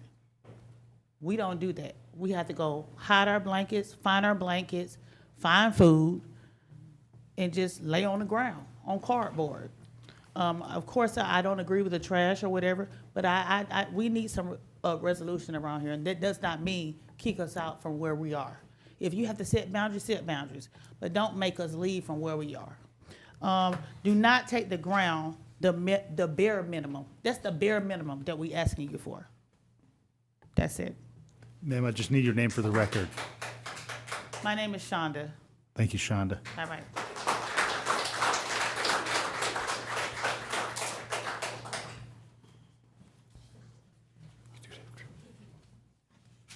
Good evening. Good evening. I'm here again as well. My name is Elise Stengel. I live in District 7. A lot of great people have said a lot of nice things tonight, very powerful things, so that it's hard to go after. But I wanted to say thank you all for being here tonight so late. I know this is a long one. I understand the need for a safe and clean downtown. That's what we all would like. But I think the police surely have better things to do with their time. Someone who is sleeping is, by definition, not harassing someone, and a pile of belongings is not harassing someone. This will not help. The people I talk to are only outside because they have nowhere else to go. For some numbers, the maximum amount of SSI for 2026 is $994.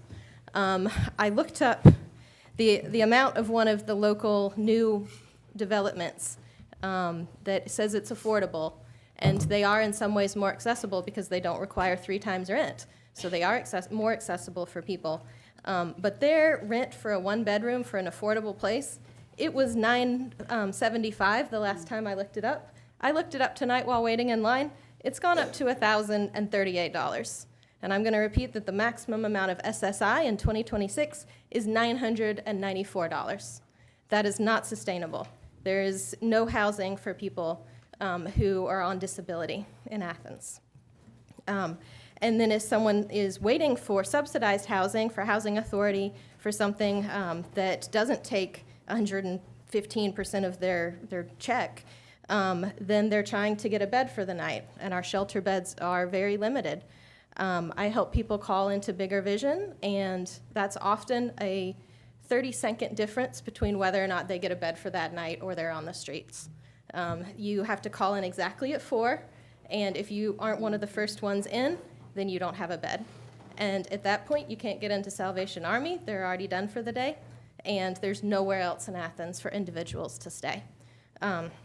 So someone else mentioned negative feedback loop earlier tonight, and that's what this would be. This is punishing the people who are most vulnerable and just have nowhere else to go.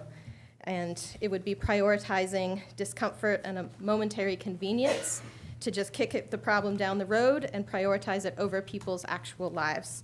And that is not the Athens I want to be a part of. Thank you. Thank you, Ms. Stengel. Good evening.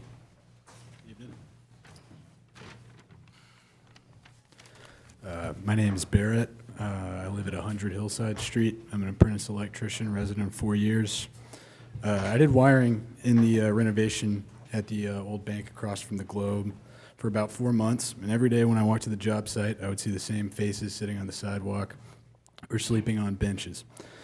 And most days that I could, I would part ways with my spare change or take someone through the store. And in the process, I got to know a few of them. And one of these people is a very nice lady named Sabrina. I don't know how exactly she became homeless, because I believe that's her business, but on the 4th of July, she approached me outside the Globe asking for cash.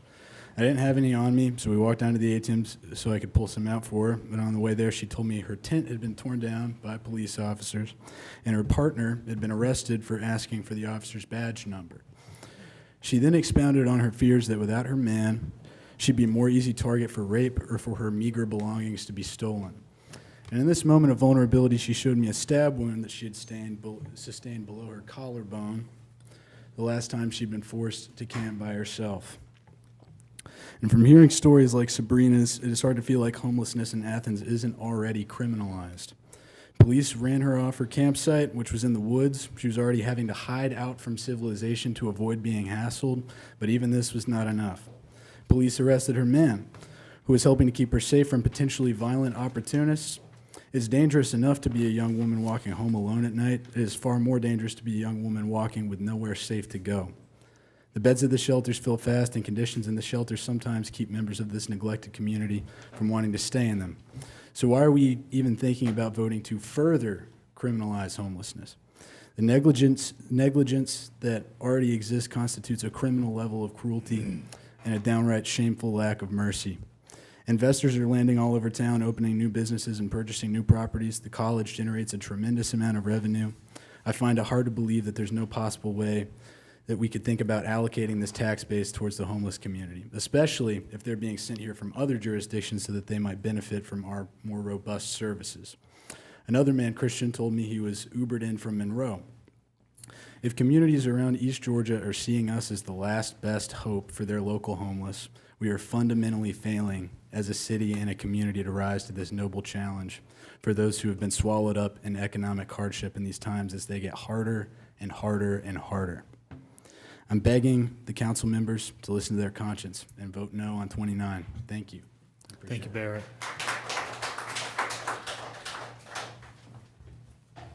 Good evening. Hi. Let's see. My name's Archie Dyer. I've been in and around Athens my whole life. And I was a public school teacher, an art teacher for 3 years here in Clarke County. And I'm here to oppose item 29. And I'm asking myself, why am I here? Seriously, why am I standing here after I worked all day for $13 an hour, which is not enough to pay for rent on my own, by the way. I have to have a roommate or else I would not survive. Instead of relaxing on my couch to rest so I can wake up and do it all again tomorrow, I'm here at 11 p.m. I'm here instead of on my couch because there are people in my town that can't do that because they don't have a home. And my local government wants to make life even harder for them. This should not have even been proposed, period. The same government that kicked people out of their homes in Lindentown in the 60s, that they built themselves, by the way. Look it up, there's a book about it by Hattie Thomas Whitehead. That same government that took people's homes wants to criminalize people for not having homes.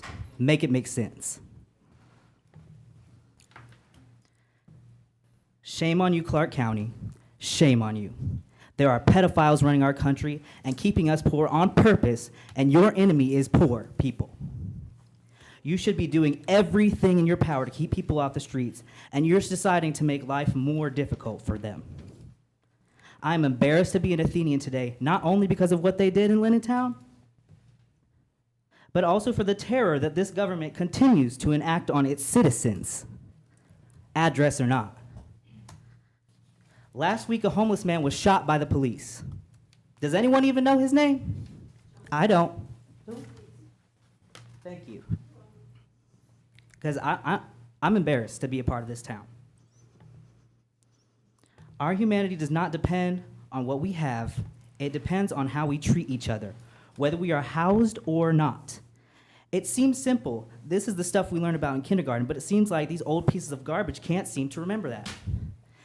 I say it's time we start electing younger people who aren't so far removed from when they learn how to be kind.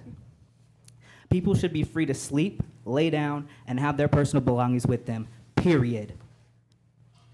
3 simple things that all humans do. But it's a problem for Athens-Clarke County government. Why? It's because they don't have a home? That is simply despicable, and I'm starting to think that this town is run by a bunch of villains. You don't solve homelessness by making people's lives more difficult. You solve homelessness by making it accessible to have a home. That is the job of our elected officials. Instead, they just want to send the police to harass them, and in last week's case, it resulted in someone getting shot. Thank you, Mr. Dyer. If you're okay with this ordinance passing, then you can go to hell disrespectfully. Shame on you for you proposing this ordinance and expand access to housing now. Good evening. Hi, my name is Kayla Patnon. I live on 250 Epsbridge Parkway. I just graduated recently with my master's in social work from the University of Georgia. I've been working with homeless citizens of Athens for years at this point, and I'm here tonight to speak in opposition of agenda item 29. The fact that the interference of sidewalks ordinance was edited to include a punitive fine for people who are experiencing the worst moments of their lives and brought before our commission today marks a cruel and shameful turn in what Athens claims to be about. This ordinance isn't rooted in helping our town.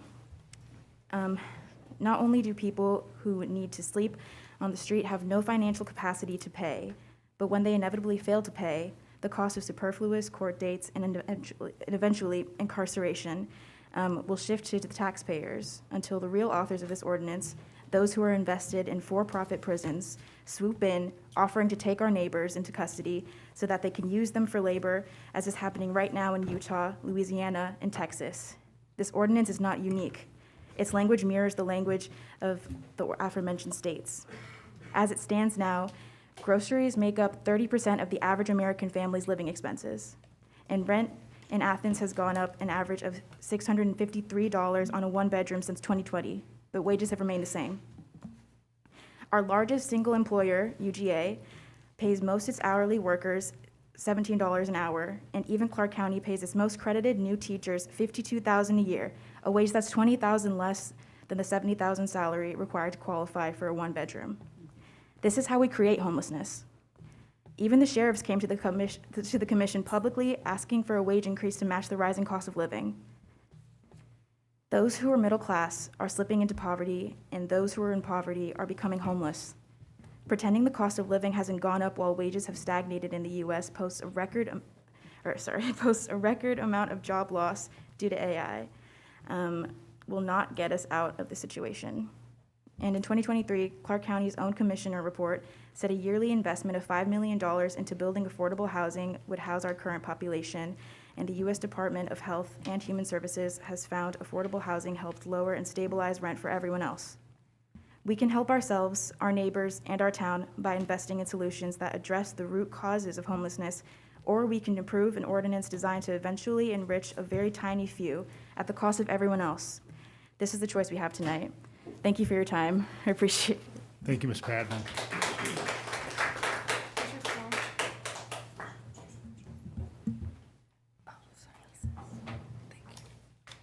Good evening. Good evening. I'm Mickey Chastain. I am at 105 Lakeover Drive. I am a pastor in town. Also, I, along with a lot of folks here, are familiar with phone calls and the weekly request for help. And I am here to oppose item 29, the campaign of ban on public camping, and also to support item number 30. And it's been interesting listening this evening. I'm hearing like this inclination, this tendency that seems to have existed for some years for us to seek, this body to seek what seem to be like the quick fix solutions for like housing issues and unhoused communities, when these are extremely, obviously complex issues, like this room is very deeply involved in the complexities. And I guess the message, even those couple of downtown business owners who are wanting to support this ban, like all of us are coming together, those of us who oppose it, and even those who support it, to ask you all to begin to really make long-term investments into solutions that are sustainable, that address the root causes, to finally get into the complexities of this. I think it's very helpful for you all that you have all of us and all these folks who are sort of putting the Band-Aids and doing the best we can, but we're all of us, everyone who's spoken on both sides of this, are asking for coordinated, compassionate, long-term, sustainable responses to the unhoused issues and to our housing crisis that is sustainable for all of our communities, that prioritizes housing, outreach, mental health services, community partnerships, solutions that improve the safety and dignity for all of our residents. I think we're all asking for the same thing from this body and have been for years. So thank you very much. Thank you, Ms. Chastain. Good evening. Hey, good evening. Broderick Flanagan, P.O. Box 295. I am in opposition to number 29, along with everyone else, and in support of agenda item 30. I've been a business owner of brick and mortar for 8 years over in Inner East Athens, over in the Triangle Plaza. I've seen all manner of things that some of the business owners described earlier. Not one time did I try to, call the police on people or want to see like an ordinance like this passed in order to address those type of situations. I feel like if we pass something like this tonight, we're taking a step, a grocery step in the wrong direction, and being irresponsible with our political will and political power. Last year, I feel like we, meaning AADM and some of the people that are working on some of the housing ideas that we brought forth, introduced the idea of creating like an overlay district in each of the 10 commission districts, where you can like create an overlay where only nonprofit developers can come and develop. We could have started doing that work last year. It could have been assigned to committee by now. You're well within your power, Mayor Gertz, to assign that work to a committee so that nonprofit developers can start to build transitional housing like pod communities where people can be out of the elements. This most recent winter storm, we saw fatalities that happened because of y'all's lack of actually pushing the button and doing something substantial and sustainable. And so I feel like, I hope that you are not operating from a place of fear. I understand that there's been federal and state legislation passed recently that will hold municipalities responsible for not enforcing loitering and panhandling laws. Again, I hope you're not operating from a place of fear from that, because the people have spoken tonight. People power, the people have put you in these seats, and the people will remember what happens here tonight if you all pass these text amendments. And I hope that we can begin to work on some of these resolutions that people have brought forward. You guys got money for the Strike Fund and the Affordable Housing Trust Fund from that property swap with the Melting Point. That money that they paid into our affordable housing. So use some of those funds to put some of these ideas into action. I'm trying to figure out why y'all dragging your feet, honestly. I've met with a few of you already in meetings to talk about some of these ideas, to put some of these ideas in place. So please assign it to committee yesterday. Thank you. Thank you, Mr. Flanagan. Good evening. Hello, my name is Susan. I'm with Safety Athens, and I'm going to be under 3 minutes, I promise, Mayor Gertz.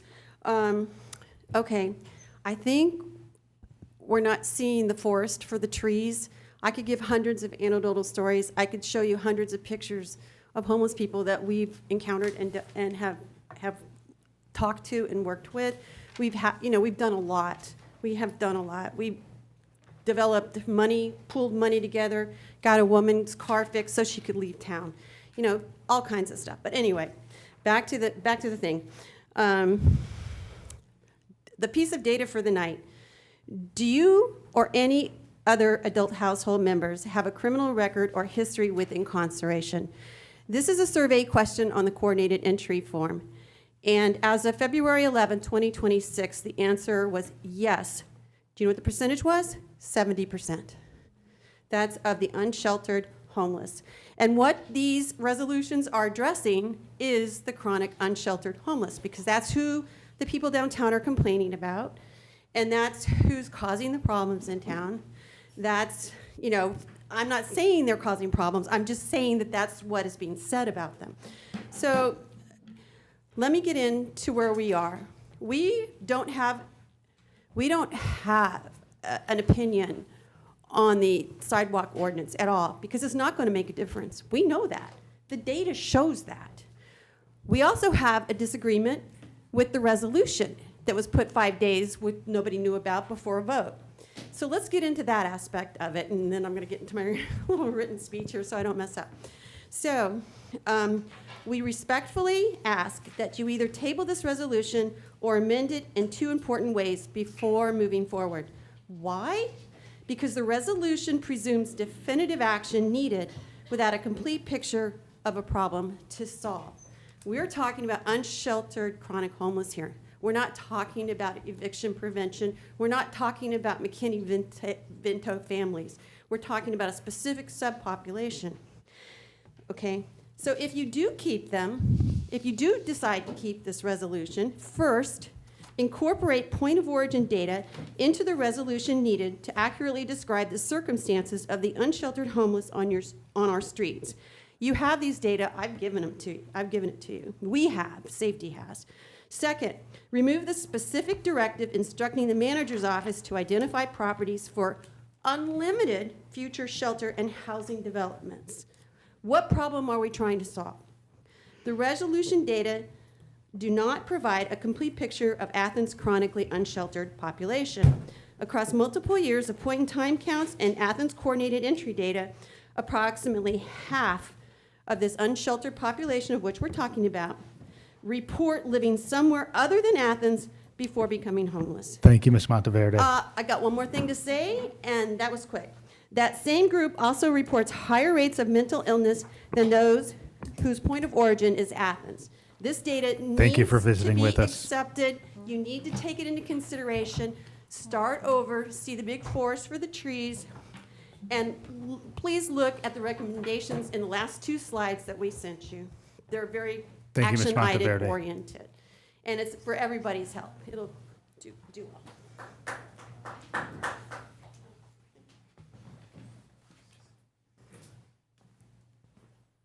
Good evening. Good evening. I am Shanice Allen. I live at 130 Meredith Ridge Road, and I am speaking on number 28. I'm the president of the Inner East Athens Neighborhood Association. I'm speaking tonight on behalf of the residents of Bailey Street, Grove Street, and the surrounding Inner East Athens community. For weeks, our community has asked straightforward questions about the proposed Bailey Street roadway. We have asked for traffic studies, engineering analysis, alternative routes, information about planning processes. Instead of receiving complete answers, we continue to be directed from one office to another. Just this week, the Director of Transportation and Public Works confirmed in writing that no traffic impact analysis was performed and no transportation impact or feasibility studies were conducted for this project. Yet, we are expected to believe there would be little impact on our neighborhoods without the benefit of those studies. We are also told that it is UGA's project, so we should ask UGA. But when we ask to meet with UGA, we're told that they will not meet with our community. We have even heard that this is simply how UGA operates. This is not acceptable. When a project affects an established neighborhood, someone must be accountable to the people, or we will end up like Lenintown. I also want to address another issue. The commission-defined option references recognizing the Neely family through a historic plaque or marker. Let me be clear. The Neely family is a separate issue from the Bailey Street roadway proposal. If we're going to discuss the Neely family, the conversation should begin with whether the Neely family and other longtime Black landowners were treated fairly when their land on Bailey Street was taken and their historic community was forever changed. That is an important conversation, but that is not in this conversation. Placing the Neely family's name on a plaque does not answer our questions, and it does not address our concerns. The Neely family has asked that those references be removed because our family's history should not be intermingled with this roadway project. Our history deserves to be recognized with honesty, care, compassion, and dignity, not as part of a developmental proposal. Tonight, we are simply asking for transparency, meaningful public engagement, and complete answers before decisions are made. Our community deserves to be heard before, not after, the road is built. Thank you. Thank you, Dr. Allen. Good evening. I'm Cameron Gober, 250 Grove Street. I want to thank y'all for being here so late tonight. I'm also talking about the Bailey Street, like just straightforward with you. They want to ruin our neighborhood. We had 2 people from our neighborhood tonight who had to leave because they had to go to work. We are a neighborhood of working class people. We're real people. And UGA has just, do any of you know how many parking spaces the UGA park and ride lot has? Does anybody know? It's in the document accompanying this number 28. Does anybody know? It's 1,650. And when that intersection on College Station Road backs up, that's going to be 1,650 cars coming through our neighborhood. And that's before they finish building out this parking lot. They've only developed half the land. I'm sorry, I'm shaking a little bit. I'm upset. But this came totally out of left field. It feels slipped in, snuck in. I'm just going through some of my notes. I do want to thank Bruce, our planning director who came to our neighborhood meeting. UGA, we heard that UGA may have contacted some of our commissioners, but they didn't show up at our meeting. They're not here tonight to speak about this. When Bruce briefly mentioned, traffic studies, and when I called him on it, he very quickly just folded and was like, yeah, no traffic studies have been done. In conclusion, I'm begging you tonight, please, at very minimum, table this vote. This is not appropriate at this point in time with the way this has been handled. Please don't dump, if they finished out the rest of the land, you'd be talking about 3,300 cars into our neighborhood that has very bad traffic already. Please don't destroy our neighborhood. We are not the solution to UGA's traffic problem. Thank you tonight. Thank you, Mr. Gobert.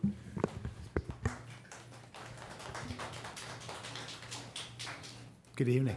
Hey, good evening. I'm Chris Peterson. I live on Pope Street. I was also born here in Athens. Somebody mentioned St. Mary's earlier. Lived in Watkinsville, but my parents always brought me to downtown. I've spent downtown, I've spent my whole life here. Since 2019, I've been working downtown, and I would say on the shortest week, I'm here 5 days a week. A lot of times I'm here 7 days a week. And I will say since 2019 through today, the number of families who come downtown is dwindling. You can see it. It's not a question. There's less and less and less each year. Do I think we have enough support here in the Athens community for our homeless? No. No one would oppose number 30. I will say with 29, I do feel like we need to give officers some ability to take care of situations which they're kind of stuck with now. There's officers in this room I've met with before. I'm not going to go through this line of issues we've had. Do I think everyone downtown is an issue? Absolutely not. Sorry, I'm usually not up this late, so bear with me. We need help downtown. The homeless need help as well. Let's figure out a way to do it, and so everybody wins. Thanks. Thank you, Mr. Peterson. Commissioners, you've been at your seats for 3 hours. Do you want to forge through, or would you like a break? Push on through. Yeah, let's get this over. Can I just ask Saunders one quick question? If the next agenda item deals with that. Well, Or should I address it to the? We'll get there when we get to that agenda item. Let me determine. Okay. Are we going to take a quick break or not? No. All right, we're moving on. All right, that's the story. We're sticking to it. All right, item 27 is the bridge item. In formal terms, I guess the question is, does this need to be held or not? So, well, Bob, after tonight's because the language after tonight's yeah, it is 11:30, so y'all just work with me. So, do we hold it to change the language to address the partnership between Weaver and? I can make a motion to that effect. Yeah, I mean, we're contemplating. We're having a unique moment. Would we like to hold this one till the end of the discussion so that? Yeah, Patrick has more information than I do with this bridge being in my district. I guess it's a bridge between your district and mine, right? I did appreciate the information that came forward from the two entities that we've been learning from. So I would make a motion that we put it on hold so that additional information can be nailed down about proper signs and the ability to do what was asked. All right, there's a motion from Commissioner Wright to hold it. Second. Second from Commissioner Hamby.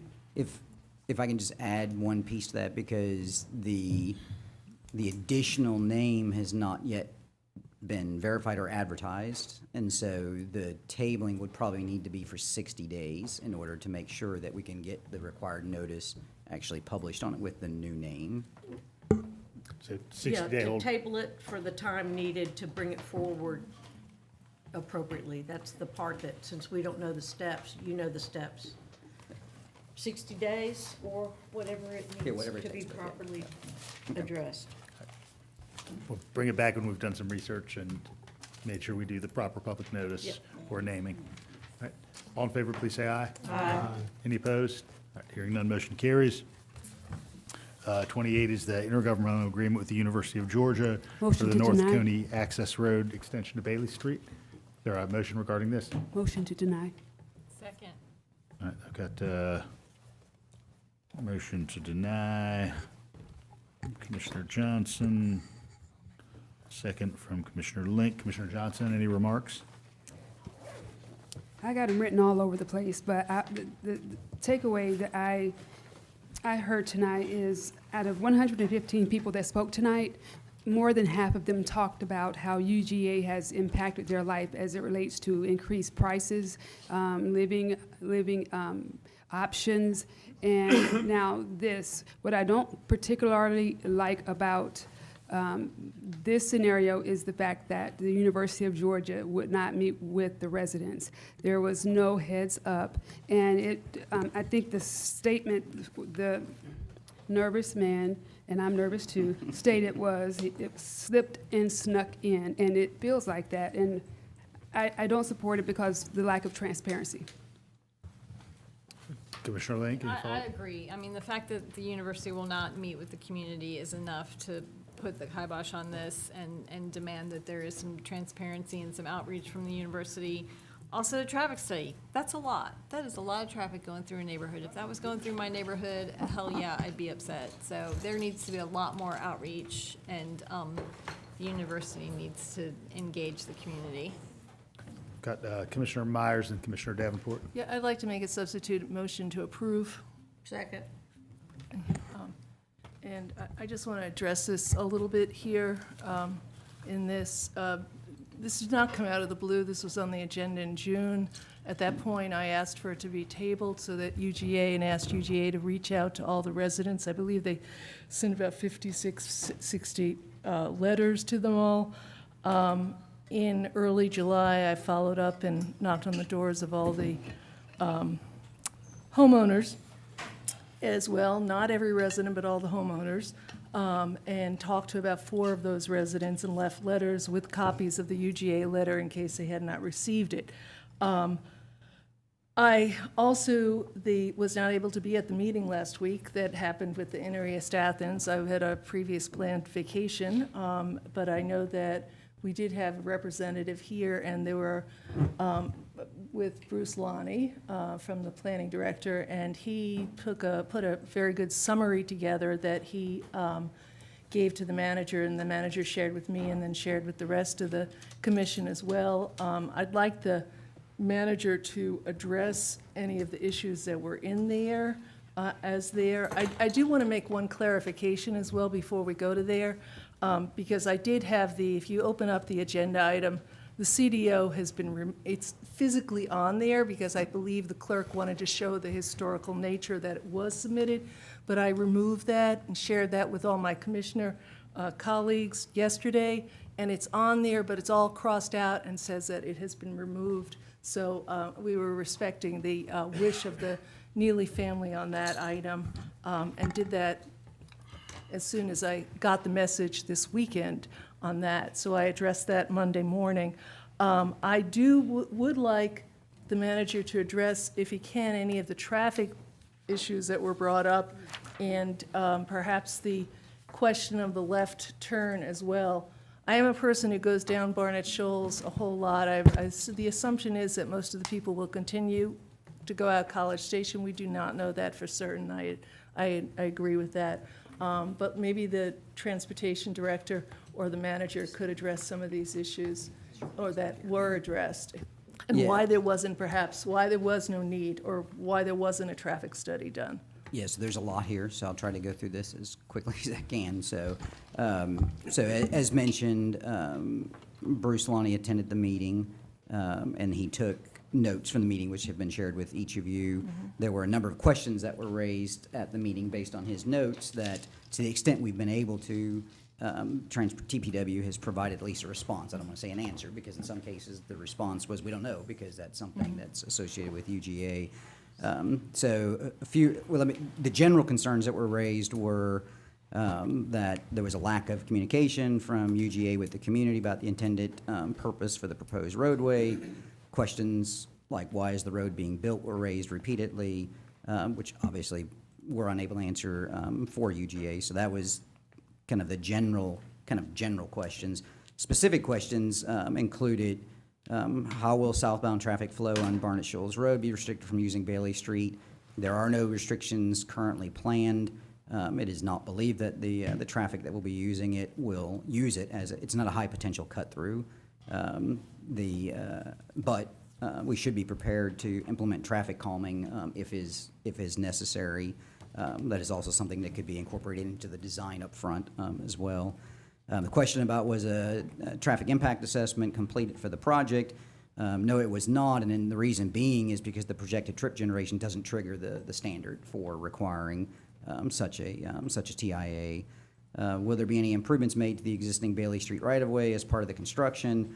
Talking about curb and gutters, sidewalks, and so on, and no, that is not anticipated as part of the project or currently funded as an ACC Gov project. If the IGA specifying the northbound access from the roadway to the existing Bailey Street is to be restricted on game days, there are no current restrictions attached to it. However, we certainly retain the ability to do that in the future if it ended up being an issue, as we do elsewhere in the city, where during game day we're able to actually close streets for safety reasons. If park and ride traffic is not supposed to use the new roadway connection to the existing Bailey Street right-of-way, why doesn't the road connect directly to the access road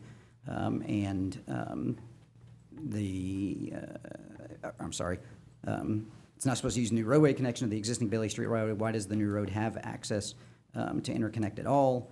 Could the new road be extended only to the access road? The response was, interconnection provides secondary and emergency access to the park and ride, our utility facilities, and Bailey Street residents in case of road closures or failures. There's a question about accessing directly to the loop. That would have to be something negotiated with GDOT. GDOT has been generally pretty clear they're not going to have direct access to the loop. Access is to occur at interchanges. Is there a specific UGA staff person that is appropriate point of contact? I'm not going to read through all these. There's a series of UGA questions, which of course our answer only can be that needs to be taken with UGA, because we don't have we can't answer for UGI, obviously, in those cases. And then the last question was, is the new roadway associated with any Greenway improvements?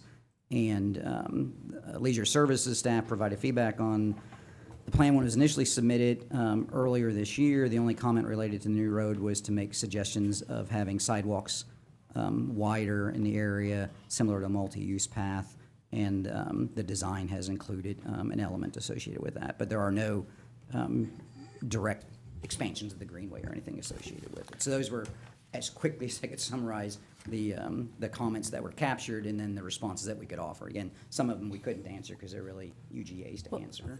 Thank you for that, and I believe that they were shared, or the traffic engineer, one of you all, it's getting late here, my head is buzzing a little bit, replied to Dr. Allen with those. Yeah, I believe Dr. Allen referred to the email that was received from TPW. Right. That carried the same information. I do want to say also that I did meet with the Neely family back in June, and that was a very helpful, productive conversation. I appreciate that.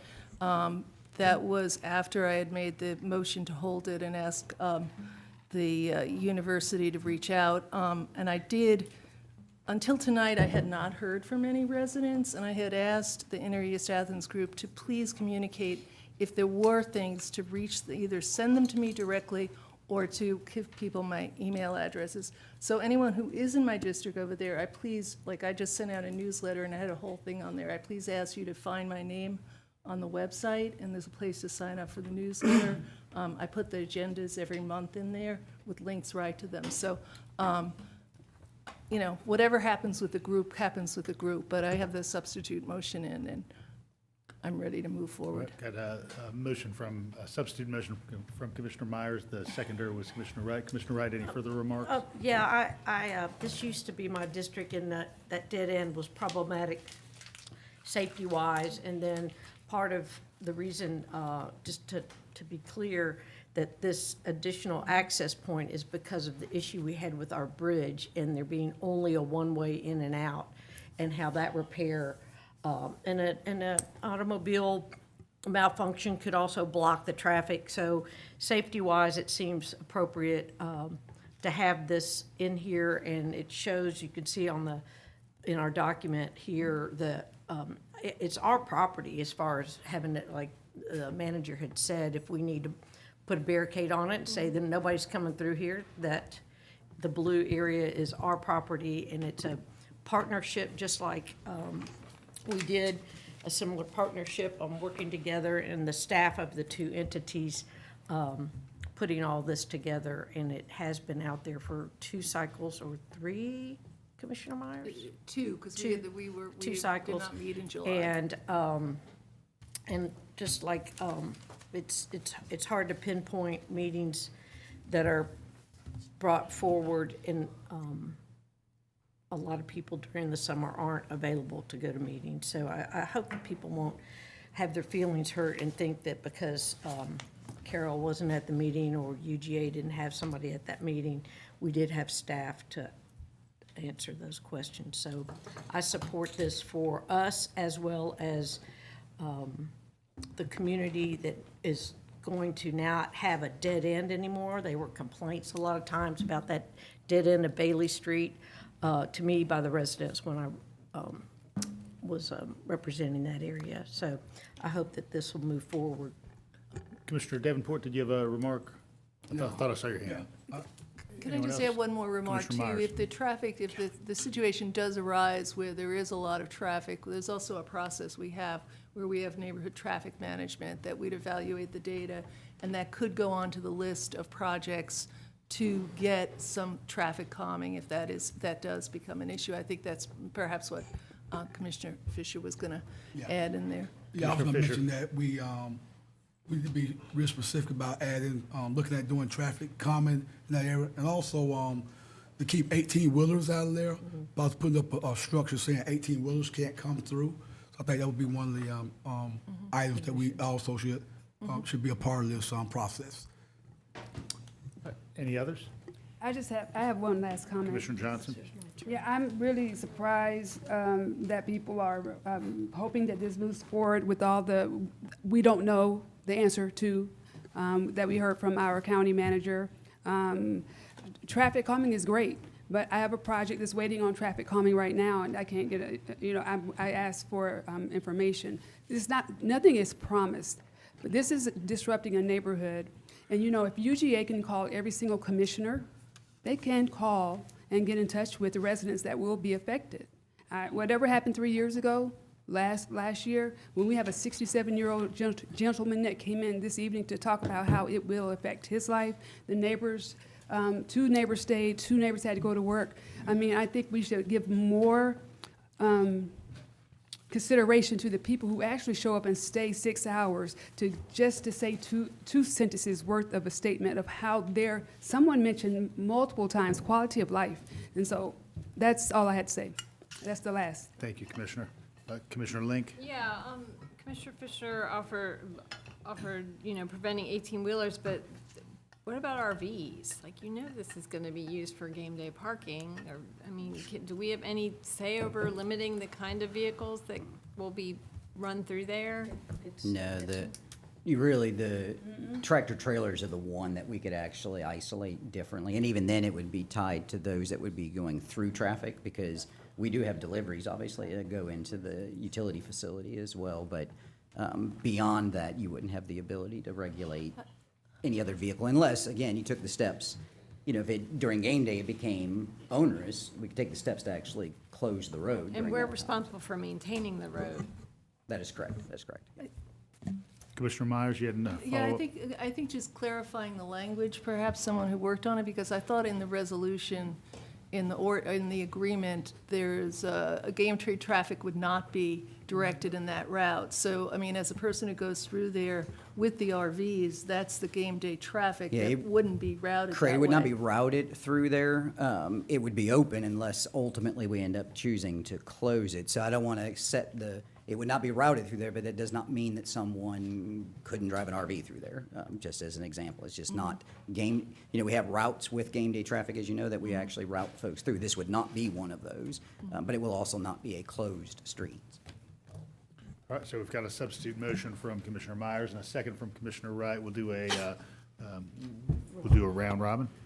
Myers, Yes. Thornton. No. Hamby, Yes. Davenport, Yes. Link, No. Taylor, Yes. Wright, Yes. Fisher, Yes. Johnson, No. Culpepper. Yes.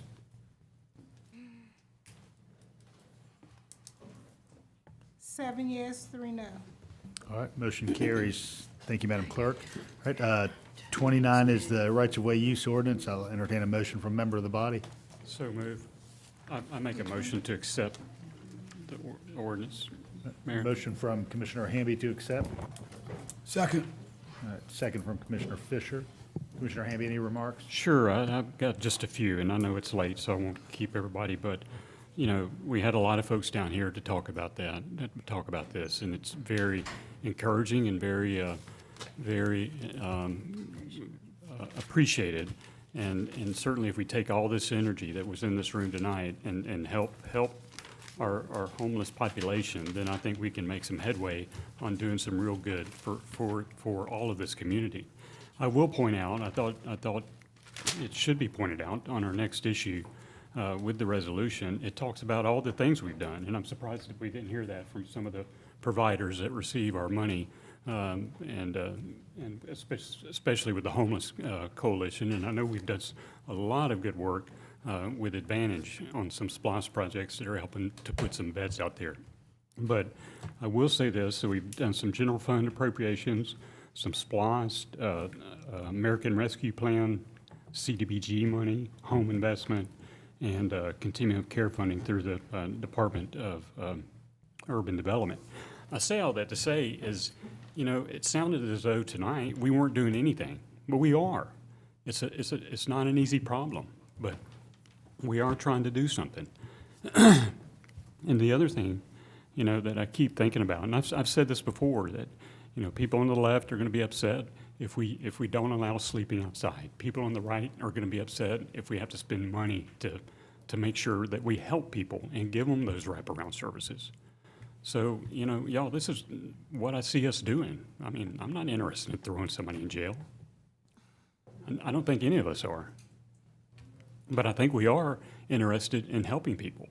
I don't think we're being a compassionate community when we see people sleeping this way and living this way. That's not compassionate. That's not humane. So let's do something. This will really force us, and the resolution does too, will force us to step up our game. And we need to step up our game. So anyway, I may have more to say later, but that's all for now. I've got Commissioner Fisher, then Commissioner Thornton. Thank you, Mayor. It's a long day, long night, 11:49 right now. We'll try to get out of here quickly. And I agree with my colleague, Commissioner Hamby. We have invested a lot of money in our homeless population. And let me say, and I was on the committee on this right-of-way, and we had a service provider on that committee with us when we was talking about this. So this is not surprising. We knew this was coming down the pipe. A lot of our service providers that deal with our homeless population, they do a good job, but everybody got to step up their game. We got to really bring these service providers together to talk. And I don't hear that enough in my mind, that our service providers are talking to each other to provide homeless population what they really need. We don't do enough for that with all our service providers. I'm gonna put that out there. Secondly, for the community to know, we already have a camping ban in place. You know we can't camp in our parks in this community, so we got a camping ban in place. The arrest has not gone up because we put that ban in place. Now, for our business owners that's downtown, we owe them something for them trying to generate and try to make a living, and to hire folks in order for them to have jobs. So, and I say this, and I've said this before, a lot of us live in neighborhoods or in communities. What we want the same type of camping going on in our own community. And the answer probably no, because you end up calling the police. So why should we suspect our business owners to accept when somebody, and somebody sent me a video on last Thursday.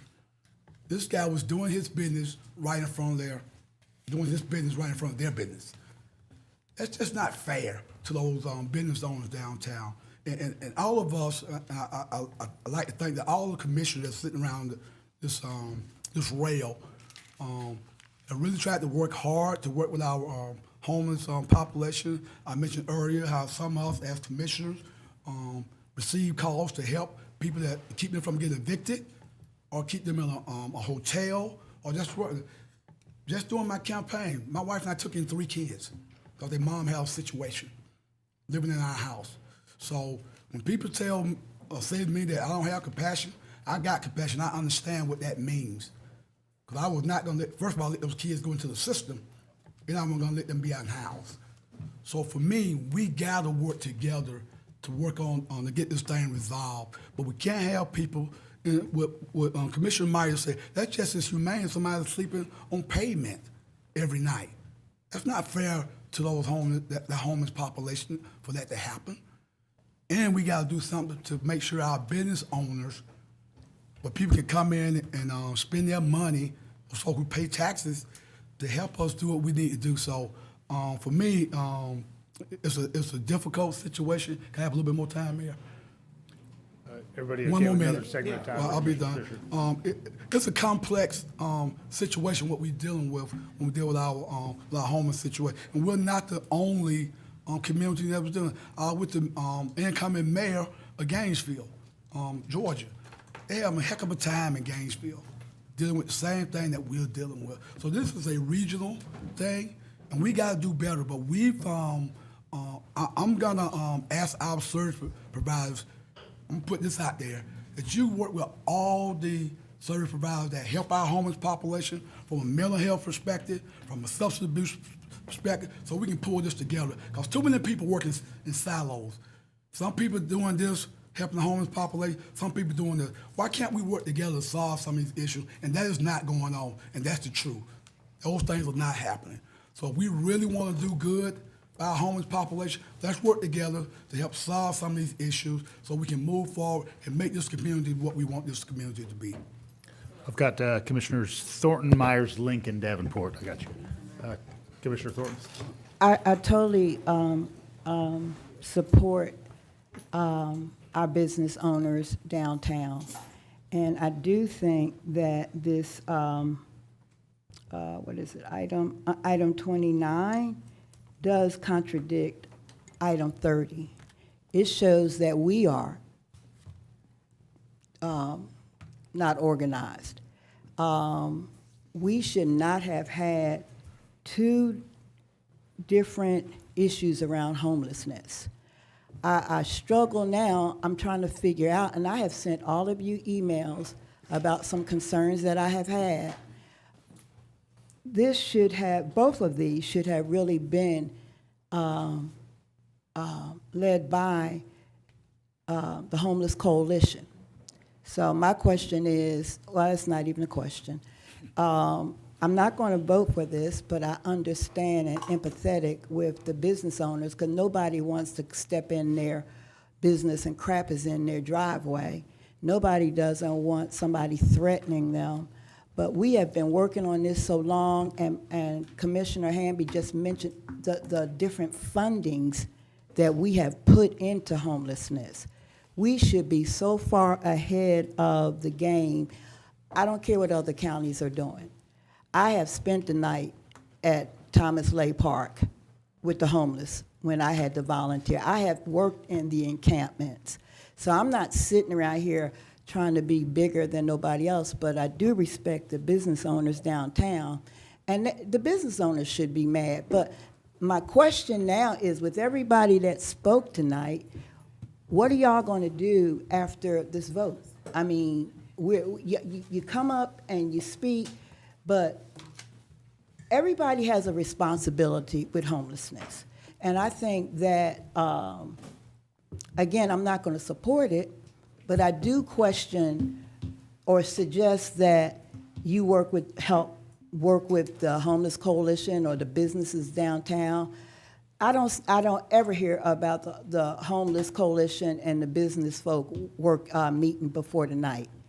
So, no, I'm not talking about a forum. See, that's what the problem is. Forums is just a place where you just pass information. It's no action. You need action. You need commitment. You need the businesses to say, I'm willing to do this, and I'm willing to do that. Commissioner, I need to go ahead and move on to the other folks here behind the rail. No, I still got a minute. But my fellow commissioner already told you how much resources we have put into this homeless issue. But I'm not going to support it because I don't think that it's not the Christian thing for me to do. But I do think we all can do better. And Mr. Bean, I appreciate you adding that, but it really wasn't necessary. And we'll move on to Commissioner Myers. But thank you. I have a couple of questions, clarification, because I listen to the business owners, and I know they're dealing with some issues downtown that they talked about, that there need to be boundaries put up because people are shooting up, they're being mistreated physically, prostituted with sex, offered sex, mental health crises. What they didn't talk about was people camping downtown. And so I do want to ask our legal team here to, let me get the wrong glasses on, to explain, I'm assuming that the ordinance would be applied to the, I really want to know what it will and won't prevent downtown. And I'm just giving you a couple examples. I assume it won't be applied to the two guys I talked to the other day who were sitting on a bench with their belongings. There was another guy sitting on the sidewalk leaning on a lamp pole with his belongings. And we have urination and defecation rules about that could be addressed. I'm sure we do. So could you explain what will be addressed with this language in terms of lying down and sleeping? Yes. So with the now, of course, you amended this ordinance several months ago, but the new language adds this language regarding camp or camping, which really, and I'm going to read it to you for a second. I understand you're capable of reading, but let me read it for a second, which means the use of an area for living accommodation purposes, such as sleeping activities, making preparations to sleep, or storing personal property, making a fire, things like that. Now, I think the last sentence of that is important. These activities constitute camping if, in the light of all circumstances, it reasonably appears that in conducting one or more of these activities, the person is in fact using the area as living accommodation, regardless of the intent. So I do think that living accommodation is an important thing, and it is going to be, honestly, with regard to enforcement, it is going to be on law enforcement and then the prosecutor's office ultimately to determine whether or not that threshold of whether the person is lying down in a way that is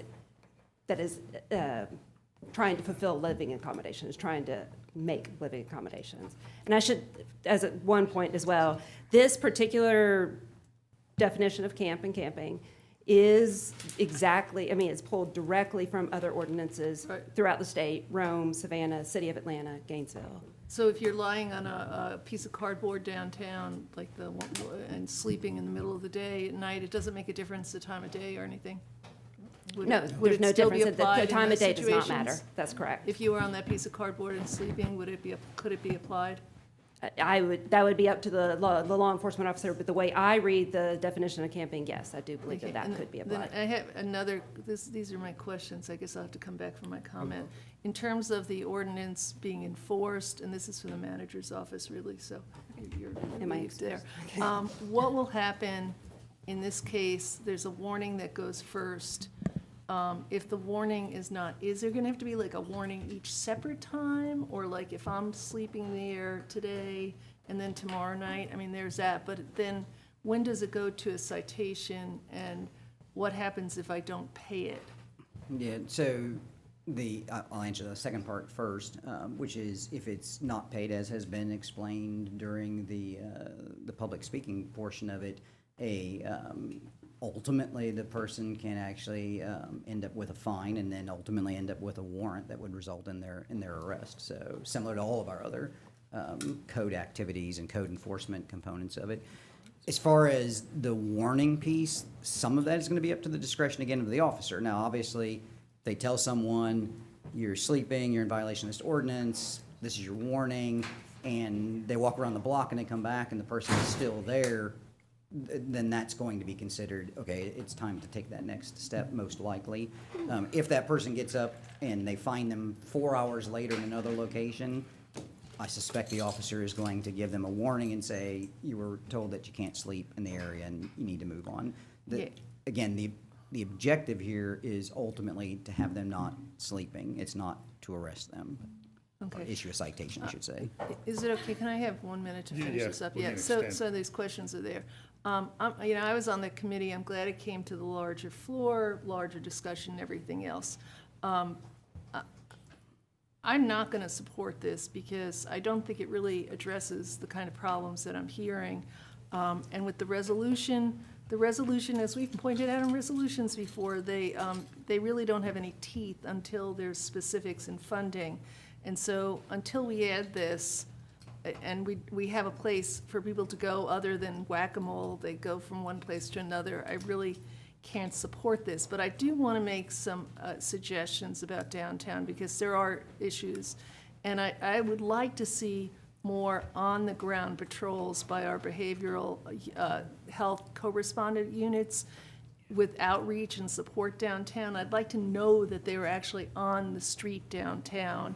And I would also like to know that Advantage street outreach teams are downtown, including making sure that they are doing very concerted outreach to the businesses about, and with specific phone numbers. This is my, I'm not making an ordinance, but on how they can be gotten in touch with. At that meeting last week, I said to one business owner, I said, well, I have one of these street outreach guys' numbers, and when there's a problem on the east side, which is usually a mental health thing or someone in the wrong place, I call them, they come out, they work with the neighbors, and we deal with the issues.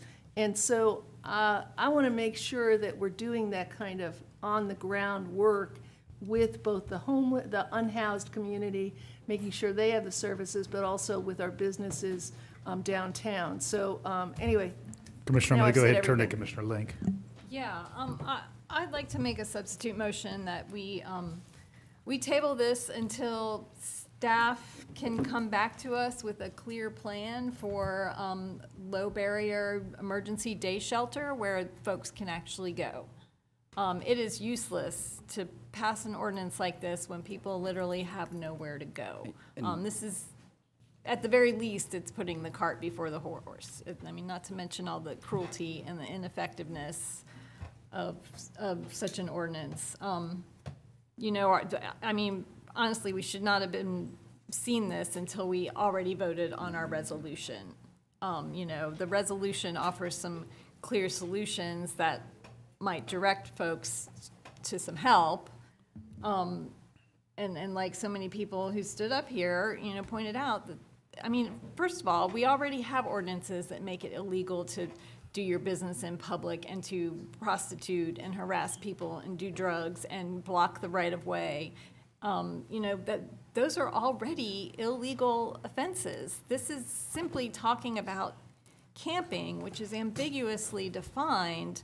I mean, I was downtown last week on a super hot, crazy hot day around lunchtime, and there were a handful of construction workers taking a little siesta. You know, are they going to get thrown in jail? Commissioner, as a process question, what I'd recommend is that if you don't want to support this, just vote against the motion, given the sort of lack of really sort of linkage between what we would do as an organization and some future activity. The real practical thing would be to bring it back up in future I want to make a substitute date. motion to deny. Second. All right, so substitute motion to deny is from Commissioner Link. Second is from Commissioner Johnson. Johnson is a seconder of the substitute motion. I'll go ahead and turn to you next. Just 2 months ago, I heard a commissioner say, why would we vote for this? That would be pointless. There's nowhere else for them to go. We need a solution first. I'm not hearing that tonight.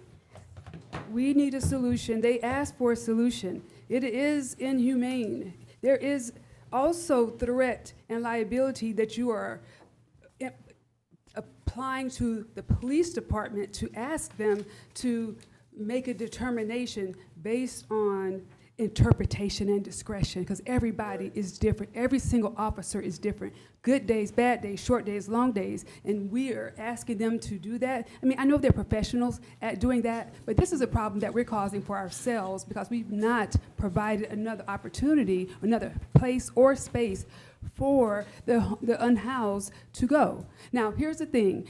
If they are not downtown, there are other businesses in town, outside of downtown. That's right. Other business owners will be unhappy. The thing is, we need, I'm sorry, I know I'm looking at you, but I'm not, it's not directly at you. Look at y'all. The problem is that the solution has to be, the issue has to be solved.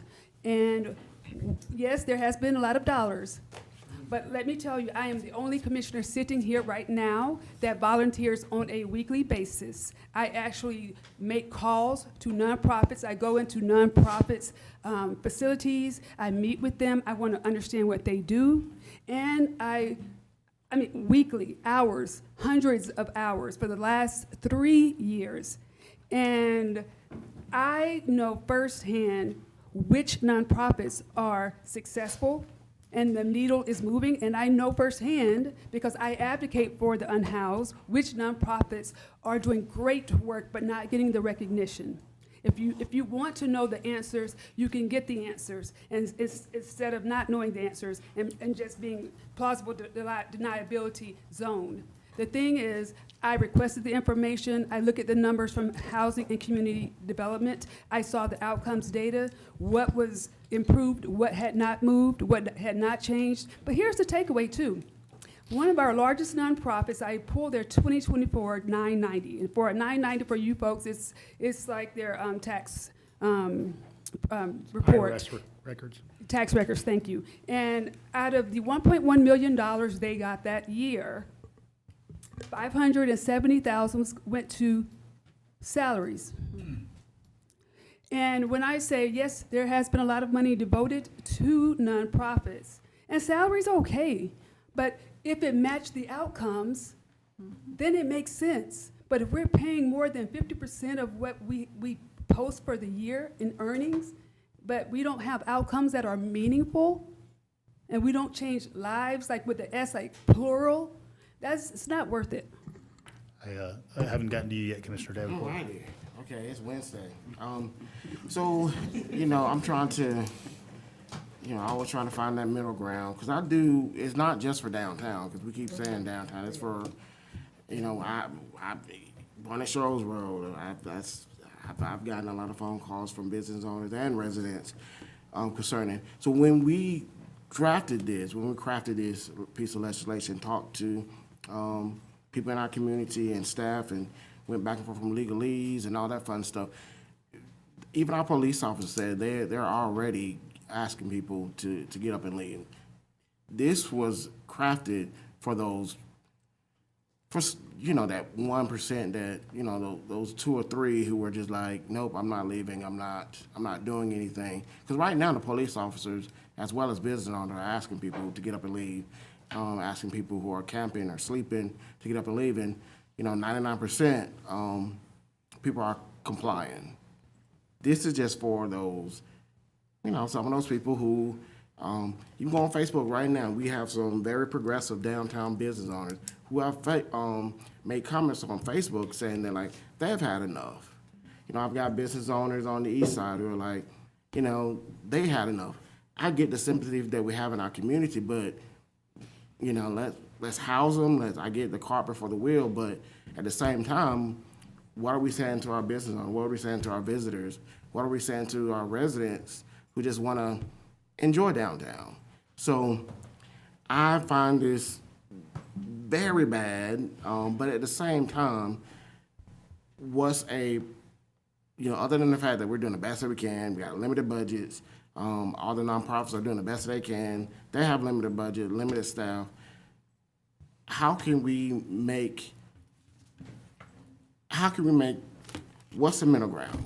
Where do we go from here? That's all I'm just saying, like. Commissioner, just to kind of give you some context of my thinking in this moment, should this fail tonight, what I would seek to do, in conjunction with all the work enumerated in item 30 here, is some more narrowly tailored assignment. So I can't describe for you exactly what that would be here in this moment on Wednesday morning. Could Link amend her motion to send it back to committee? If she, never mind. I would do that in my role as chair. Okay. Commissioner Link. Yeah, I just want to point out that Athens-Clarke County owns 30 acres of land, like 2 or 3 blocks north of downtown. At the very least, we could set up, a sturdy banquet tent and some lounge chair seating, and partner with some of our nonprofit organizations to at least give people like a safe, shady place to hang out. Just the most basic, like, accommodations. If the problem is people don't like seeing homeless folks downtown, well, let's give them a place that's near downtown, that's easy to get to, offer some basic accommodations, some water and a little bit of snacks. We have funding, we have a housing strike fund. I don't know if it can be used for this, but, we also got the request to add to our resolution to partner with intergovernmental organizations. We have a university that brings in $500 million in their foundation money every year, and that's what we hear from the most when there are complaints about homeless people. Let's form those partnerships, bring our homelessness providers into the conversation. I understand there was one representative on this committee, but maybe there should have been a hell of a lot more than that on this committee. But yeah, we can't expect our police officers to fine and arrest people for hanging out on the streets when they have absolutely nowhere to go. I've got Commissioner Thornton and Commissioner Hamby. Again, I'm not going to support this, but I do think that item number 30, the support, maybe that should be the first thing that resolution tackles. And when I worked on that committee, with some folk, and I really wanted them to put teeth in it. But we made it informative with education and data, but the next step would be to come up with a plan, and I've also strongly suggested that our business people be a part of those conversations, because I don't think our business people are so insensitive. They're just trying to do business. But if we deny, if 29 doesn't pass, maybe, can we make some kind of amendment that would be the first thing we would tackle?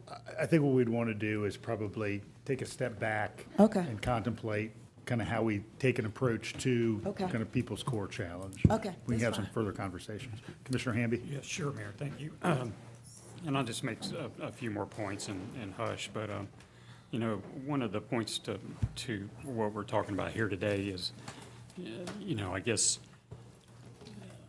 I've been on this commission for a long time, maybe too long, but I have seen this government do things to help people and to help our homeless population. As an example, just this, I think it was probably either Commissioner Taylor or Commissioner Thornton argued for this homeless flex fund. That homeless flex fund has helped keep 482 families from being homeless, and that was with just $264,000. So I guess what I'm saying to y'all is, let's move forward with this tonight and give the direction that we're given in number 20 or number 30 for staff. And they've heard our comments tonight. They know it's important to get moving on that.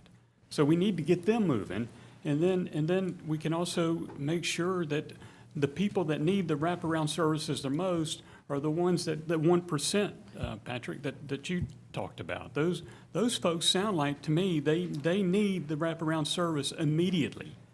And the only way to really address that is to pass 29 tonight, or it's not going to get addressed. I mean, it'll go on for months again, and just take longer. So, my point is, we're doing things, we need to do more, and let's get moving tonight.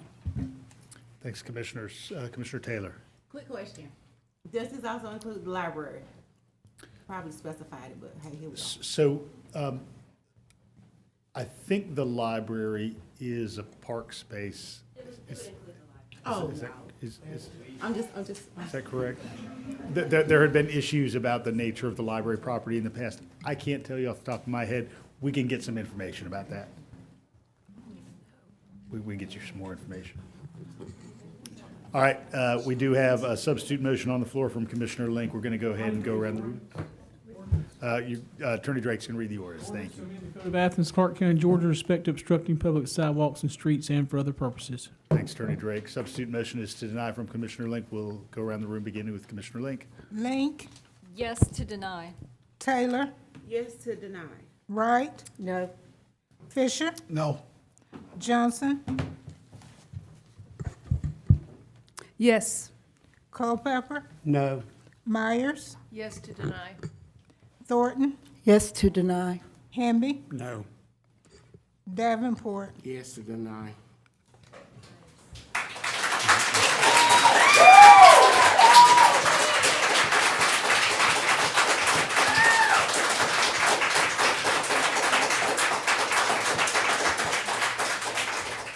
All right. 6 motion- yes, 4 no. Motion carries. Y'all can do the math. All right, moving on to item 30. Somebody place a motion on the floor. So moved. I Got a second. Motion from Commissioner Wright. I'll And a second. second from Commissioner Thornton. Commissioner Wright, any remarks? Just quickly, this captures, we're trying to do our best, and we're trying to capture that and move forward. If we're not getting things in the right order, we need to get them in order, literally. But anyway, ready to vote. I'm ready to vote too. I think it speaks for itself, and after tonight, I think there's a lot of marching forward to do. All right, I've got Commissioner Link and Commissioner Johnson. Yeah, I I would love to incorporate the suggestion we had from one of our homelessness providers to add a bullet point to that, whereas, implementation of evidence-based practices, add the bullet point, pursue intergovernmental, regional, and business partnerships to prevent and reduce homelessness. We've tried that a lot. Well, let's put it in writing. Let's put it in writing. No. I think that's in there. I think there's something. Is it in here? Look at the first sentence. I think it's in there. My computer has died, but I'd suggest Commissioner Link go talk to There's more than the just a surrounding I mean, this commissioners. does not mention, doesn't mention UGA. Like, Commissioner Link, why don't you go talk to surrounding commissioners and come back to us and tell us what's said? And Commissioner, what I would note is that really kind of the operative section is that last couple of stanzas. And those are effectively what we might consider the marching orders. This says well, staff. this says, it says, let me read this, evidence-based practice that including but not necessarily limited to. I just know that in Savannah College of Art and Design funds their downtown day center, which was crucial to them being able to implement their no camping ban. They went by this compassionately. They established a day center where they could compassionately steer people towards rather than simply arresting them. We don't have that infrastructure. Want to turn to Commissioner Johnson? Thank you. I heard someone earlier say that nobody's going to oppose number 30. I just wanted to clarify some things that I read into number 30 that are not clear, and I want you to know that they aren't clear because I want you to demand some specificity when it comes down to it. So I'm not voting, but I'm abstaining because of my volunteerism, but I wanted to share. So, okay, here's the thing. This resolution, like someone said earlier about not having teeth, that was real, and it is real. But this item resolution, it recognizes the homeless problem, so we feel good. It authorizes further exploration. It sounds like we're doing something. And then it says the resolution directs staff to identify suitable county-owned properties, return to the mayor and commission for designation and master planning. Okay, so the thing is, the resolution does not describe a defined plan of action. It does not identify an organization. It does not establish a program. It does not identify specific measurable goals and outcomes. And it does not clarify if Athens-Clarke County will be responsible for any funding commitment. There's another caveat. Could Athens-Clarke County make more money to serve the homeless population by selling a building and then having that building on the tax digest? That's a possibility. None of those considerations are included in here. We do generic resolutions all the time, and I just wanted to point all of those things out. Not saying that the overall effort isn't there. It's not specific, and that's why we're still talking about it for years and years and years, because it's not specific. And I think all of these details are actually identified, but y'all don't know. Anyone else before I return to, I'll do Commissioner Myers and then return to Commissioner I Thornton. just, I think that actually the second part of this therefore addresses both some of the things that Commissioner Link and Johnson referred to. It says, there's only two, there's not that much in the therefore part, and the second one says, Athens-Clarke County shall continue striking partnerships among governmental agencies, nonprofits, organizations, healthcare providers, behavioral health organizations, educational institutions, businesses, home developers, housing philanthropic organizations, faith communities, and residents, and will cooperate in defining local homeless reduction needs and the roles of each partner, which is where you would get your plan. This shall include the costs, that's a specific, of construction and operations for residential developments noted above, and identification of optimal steps necessary to pursue them. So it does lay out that there would be some specifics if this was followed through. So anyway. I'm going to get Commissioner Taylor, who hasn't spoken yet, and then Commissioner Thornton. Yes. First question. How much is in the homeless flex fund? Do we know? I can wait. My children not go to school. I can wait. Yeah. Also, North Avenue, we own a sliver of land beside the day center. Let's build on it. Add wraparound services, PLR, people living in recovery, they can all get what they need. It's in the central area. This is just me thinking out loud. I just want to go home. What's a home? Ooh, 240. 240 for me. I love you too, but don't come. All right. Don't see it, 'cause I'm gonna come. Yo, we're going to move on to Commissioner Thornton so we can get resolution with this resolution. It's hard for these old ears to hear with all the crosstalk. Commissioner I'm Thornton. not going to add, I was just going to try to respond to Commissioner Johnson's comment. I think Commissioner Myers probably did it better. But the reason why it's a little loose like that, because we wanted to get more input from folks. So I know with me being involved that we would get exactly what you're talking about. One of the other things Commissioner Fisher and I have talked about is let's start making sure, even though I'm not going to be here, but start getting those reports from these nonprofits so we'll all know what's going on. So I think a reporting process, knowing that the people who did work on that resolution it has skin in the game, I think that we can move, and especially after hearing the concerns tonight, I don't think that's going to be I don't think you're going to get blindsided. All right. I know Commissioner Johnson's abstaining. We've got a motion and a second. Other than Commissioner Johnson, all in favor, please say aye. Aye. Any opposed? All right, hearing none, motion carries. All right, we do have one item of new business. I need a motion for suspension of rules. So moved. Second. All right, I've got a motion from Commissioner Fisher and a second from Commissioner Davenport. All in favor, please say aye. Aye. All right, can I get a motion for reappointment to the Athens in Motion Commission? So moved. So moved, yes. All right, I've got a motion from Commissioner Wright. I've got a second from Commissioner Myers. Any remarks, Commissioner Wright? Ready to vote. Ready to get Anything, home. Commissioner Myers? Ready to vote. All right, all in favor, please say aye. Aye. Any opposed? All right, hearing none, motion carries. Now is the time in the meeting, as we do every month, when there's opportunity for public input on any item that was not on tonight's agenda. And so. I'm back. Monteverde, let me. Yes, I thank have you. to, I know it's late, but I stayed. So what I'm talking about now is the land bank. I have questions on the land bank. I've been going to the Land Bank Authority meetings, and I understand it completely. And in fact, I was able to get a list of the 15 properties that are being considered for the land bank. On there is 300 Bailey Street, which is an acre of property right where they're going to put the new road.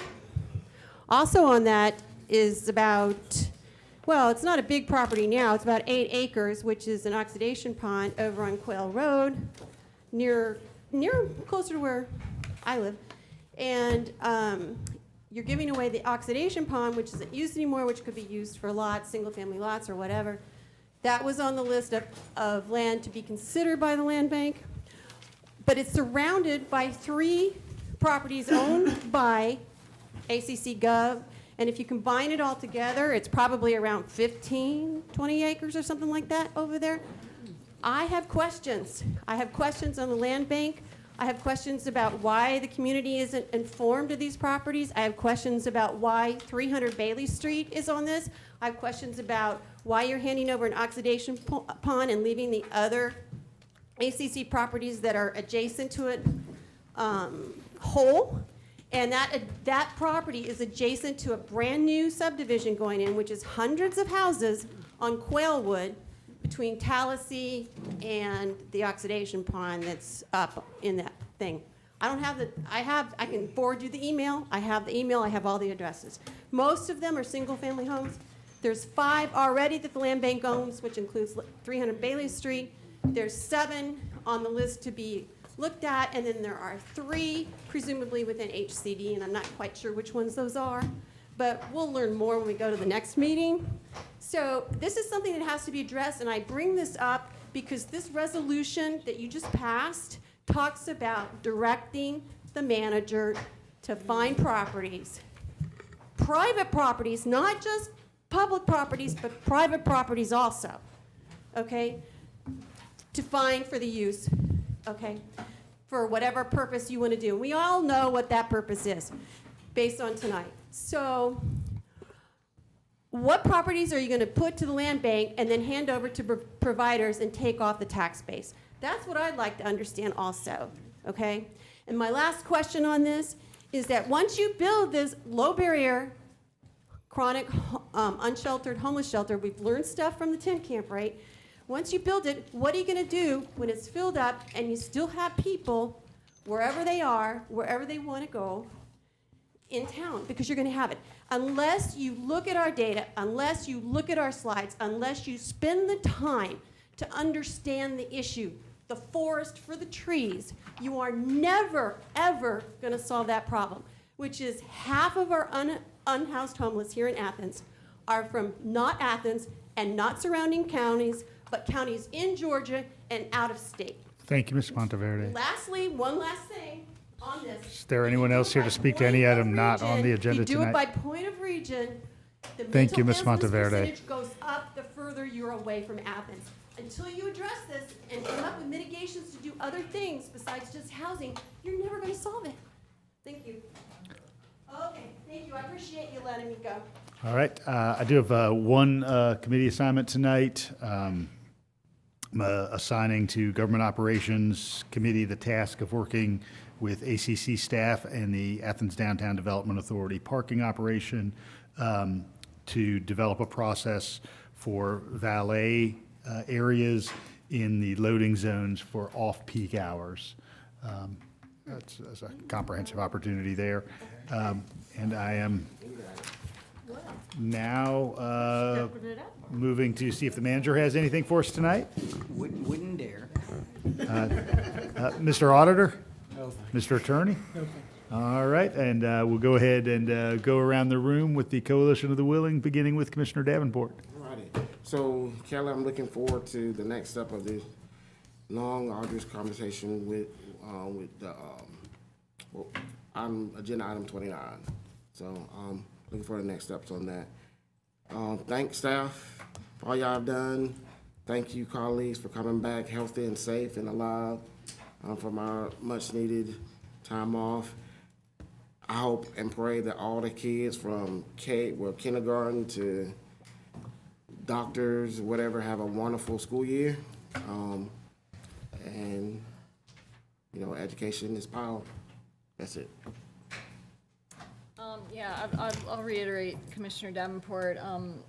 I'm eager to see us get seriously started on the items in the homelessness resolution. I've got plenty of ideas, and I just feel like, you know, we need to hit the low-hanging fruit and solve our most obvious, you know, offer some respite for our most obvious issue, which is, you know, folks visibly homeless, chronically homeless folks, if we can at least offer them a place to go during the day. Also, I'm really disappointed that our ADU ordinance seems to have gone down in flames. I would kind of ask staff or the planning commission or somebody to reconsider it as merely an issue. If we could consider these on a case-by-case basis, maybe we could feel more comfortable with them and we could at least get some of these through the system, because it's a legitimate need in our community, not just for affordable housing, but just for families just trying to live, you know, and keep grandma on site and, you know, deal with children who are having, or adult children having a really hard time finding housing. Mr. Taylor? Yeah. I want to commend the residents of Athens-Clarke County for coming out the way that they did tonight. I think that represents the diversity of Clarke County, as well as, you know, I know they were galvanized. Like, I saw the post, so I know y'all got offered pizza, but hell, I probably would have came for pizza too. as well as First Happy Day of School to all of CCSD, as well as all of our nonprofits who did back to school events these last couple of weeks to meet needs of families who need back to school stuff. So I think Athens-Clarke County is a unique place where people want to live because of the community and the people that make Athens what it is, including our unhoused. Motion to adjourn. I'm joking. I'm just joking, Second. y'all. God. Second. I don't have anything. It's too late for extra comments. I'll be right back. I do want to echo Commissioner Taylor's point. You know, we do have a lot of diversity in this community, and you know, and we live in a democracy, and I love how we can discuss things, disagree, and still, you know, we can leave here and still have discussion among ourselves. So, you know, it's okay. I do want to highlight on yesterday. I had the honor of attending the funeral of Miss Geneva Cross, who was 100 years old. When she turned 100 this past December, and May, I was privy to do a proclamation for her, but she passed away, and what a wonderful woman. I got a chance to get to know her, and even till she died, her mind was still sharp. I mean, she was so full of energy and lived all her life, 100 years in this community. You know, what a blessing. But her family was so gracious and everything. But I just want to recognize Miss Geneva Cross. Commissioner Johnson? Oh, thank you. I think I have 4 things. The first one is the second town hall for the mall redevelopment project update is going to be on Thursday, August 13th, and I'll be sending out an advertisement tomorrow or the day after, but within the next 36 hours. The second thing is I was able to find a contact through a great resource for someone that serves on GDOT's board for the state to actually partner with me, and I'm going to host a town hall for all of the folks that are asking what's going on with Atlanta Highway, when are they going to finish, what's going on with the 10 loop. I have an individual, we don't have a date, but it will be in August. The third item is my church is Mount Pleasant Baptist Church. It's 1869 Old West Broad Street. On August 29th, that Saturday, my church is hosting a free pop-up clinic. It's really, really popular, and it's usually, there are 200 people in line before they start. But every attorney and judge in town usually comes and serves and devotes time to helping people for free. And I forgot what the 4th item was. So that's it. Commissioner Copeland? No comment. Oh, you're too fast. I want to just say we had a great, wonderful celebration on the east side with the library groundbreaking last week. That was a really positive experience. And in case anyone hears this, that there will be a public groundbreaking, which won't be a groundbreaking, but it'll be a celebration on Saturday, August 22nd, 1 p.m. at Hillsman Middle School cafeteria. I also want to thank all the people who came out. We've been here a long time, but they were here a long time, and I think it's clear that we were listening, whether or not we voted the way people wanted or not. And the last thing I just want to say before I make the motion to adjourn is that my heart just goes out as a public official. I feel I need to say that my heart goes out to all the people in Athens who are dealing with the threat of ICE raids that might affect their families, scare them, whether or not they are legally here or not legally here, and the families that are being broken up. I am concerned about ICE using Athens-Clarke County facilities, and I know they were there for a short period today, but what we would do if they were here for a longer period. So I'll just, if any of my colleagues want to reach out on that, please do. But I mostly just want to share my concern for the families affected. And Commissioner, I need a motion to enter into executive session for the purpose of property discussion and then adjournment. Okay, I was hoping, I didn't think that was going to happen, but I'll motion to go into, to adjourn and go into executive session, and then then we will adjourn after that for the evening. The morning. The morning. Clear. All in favor, please say aye. Aye. Any opposed? Yeah, quickly. Hearing none, motion carries. Yeah, quickly. Man, I should, all right.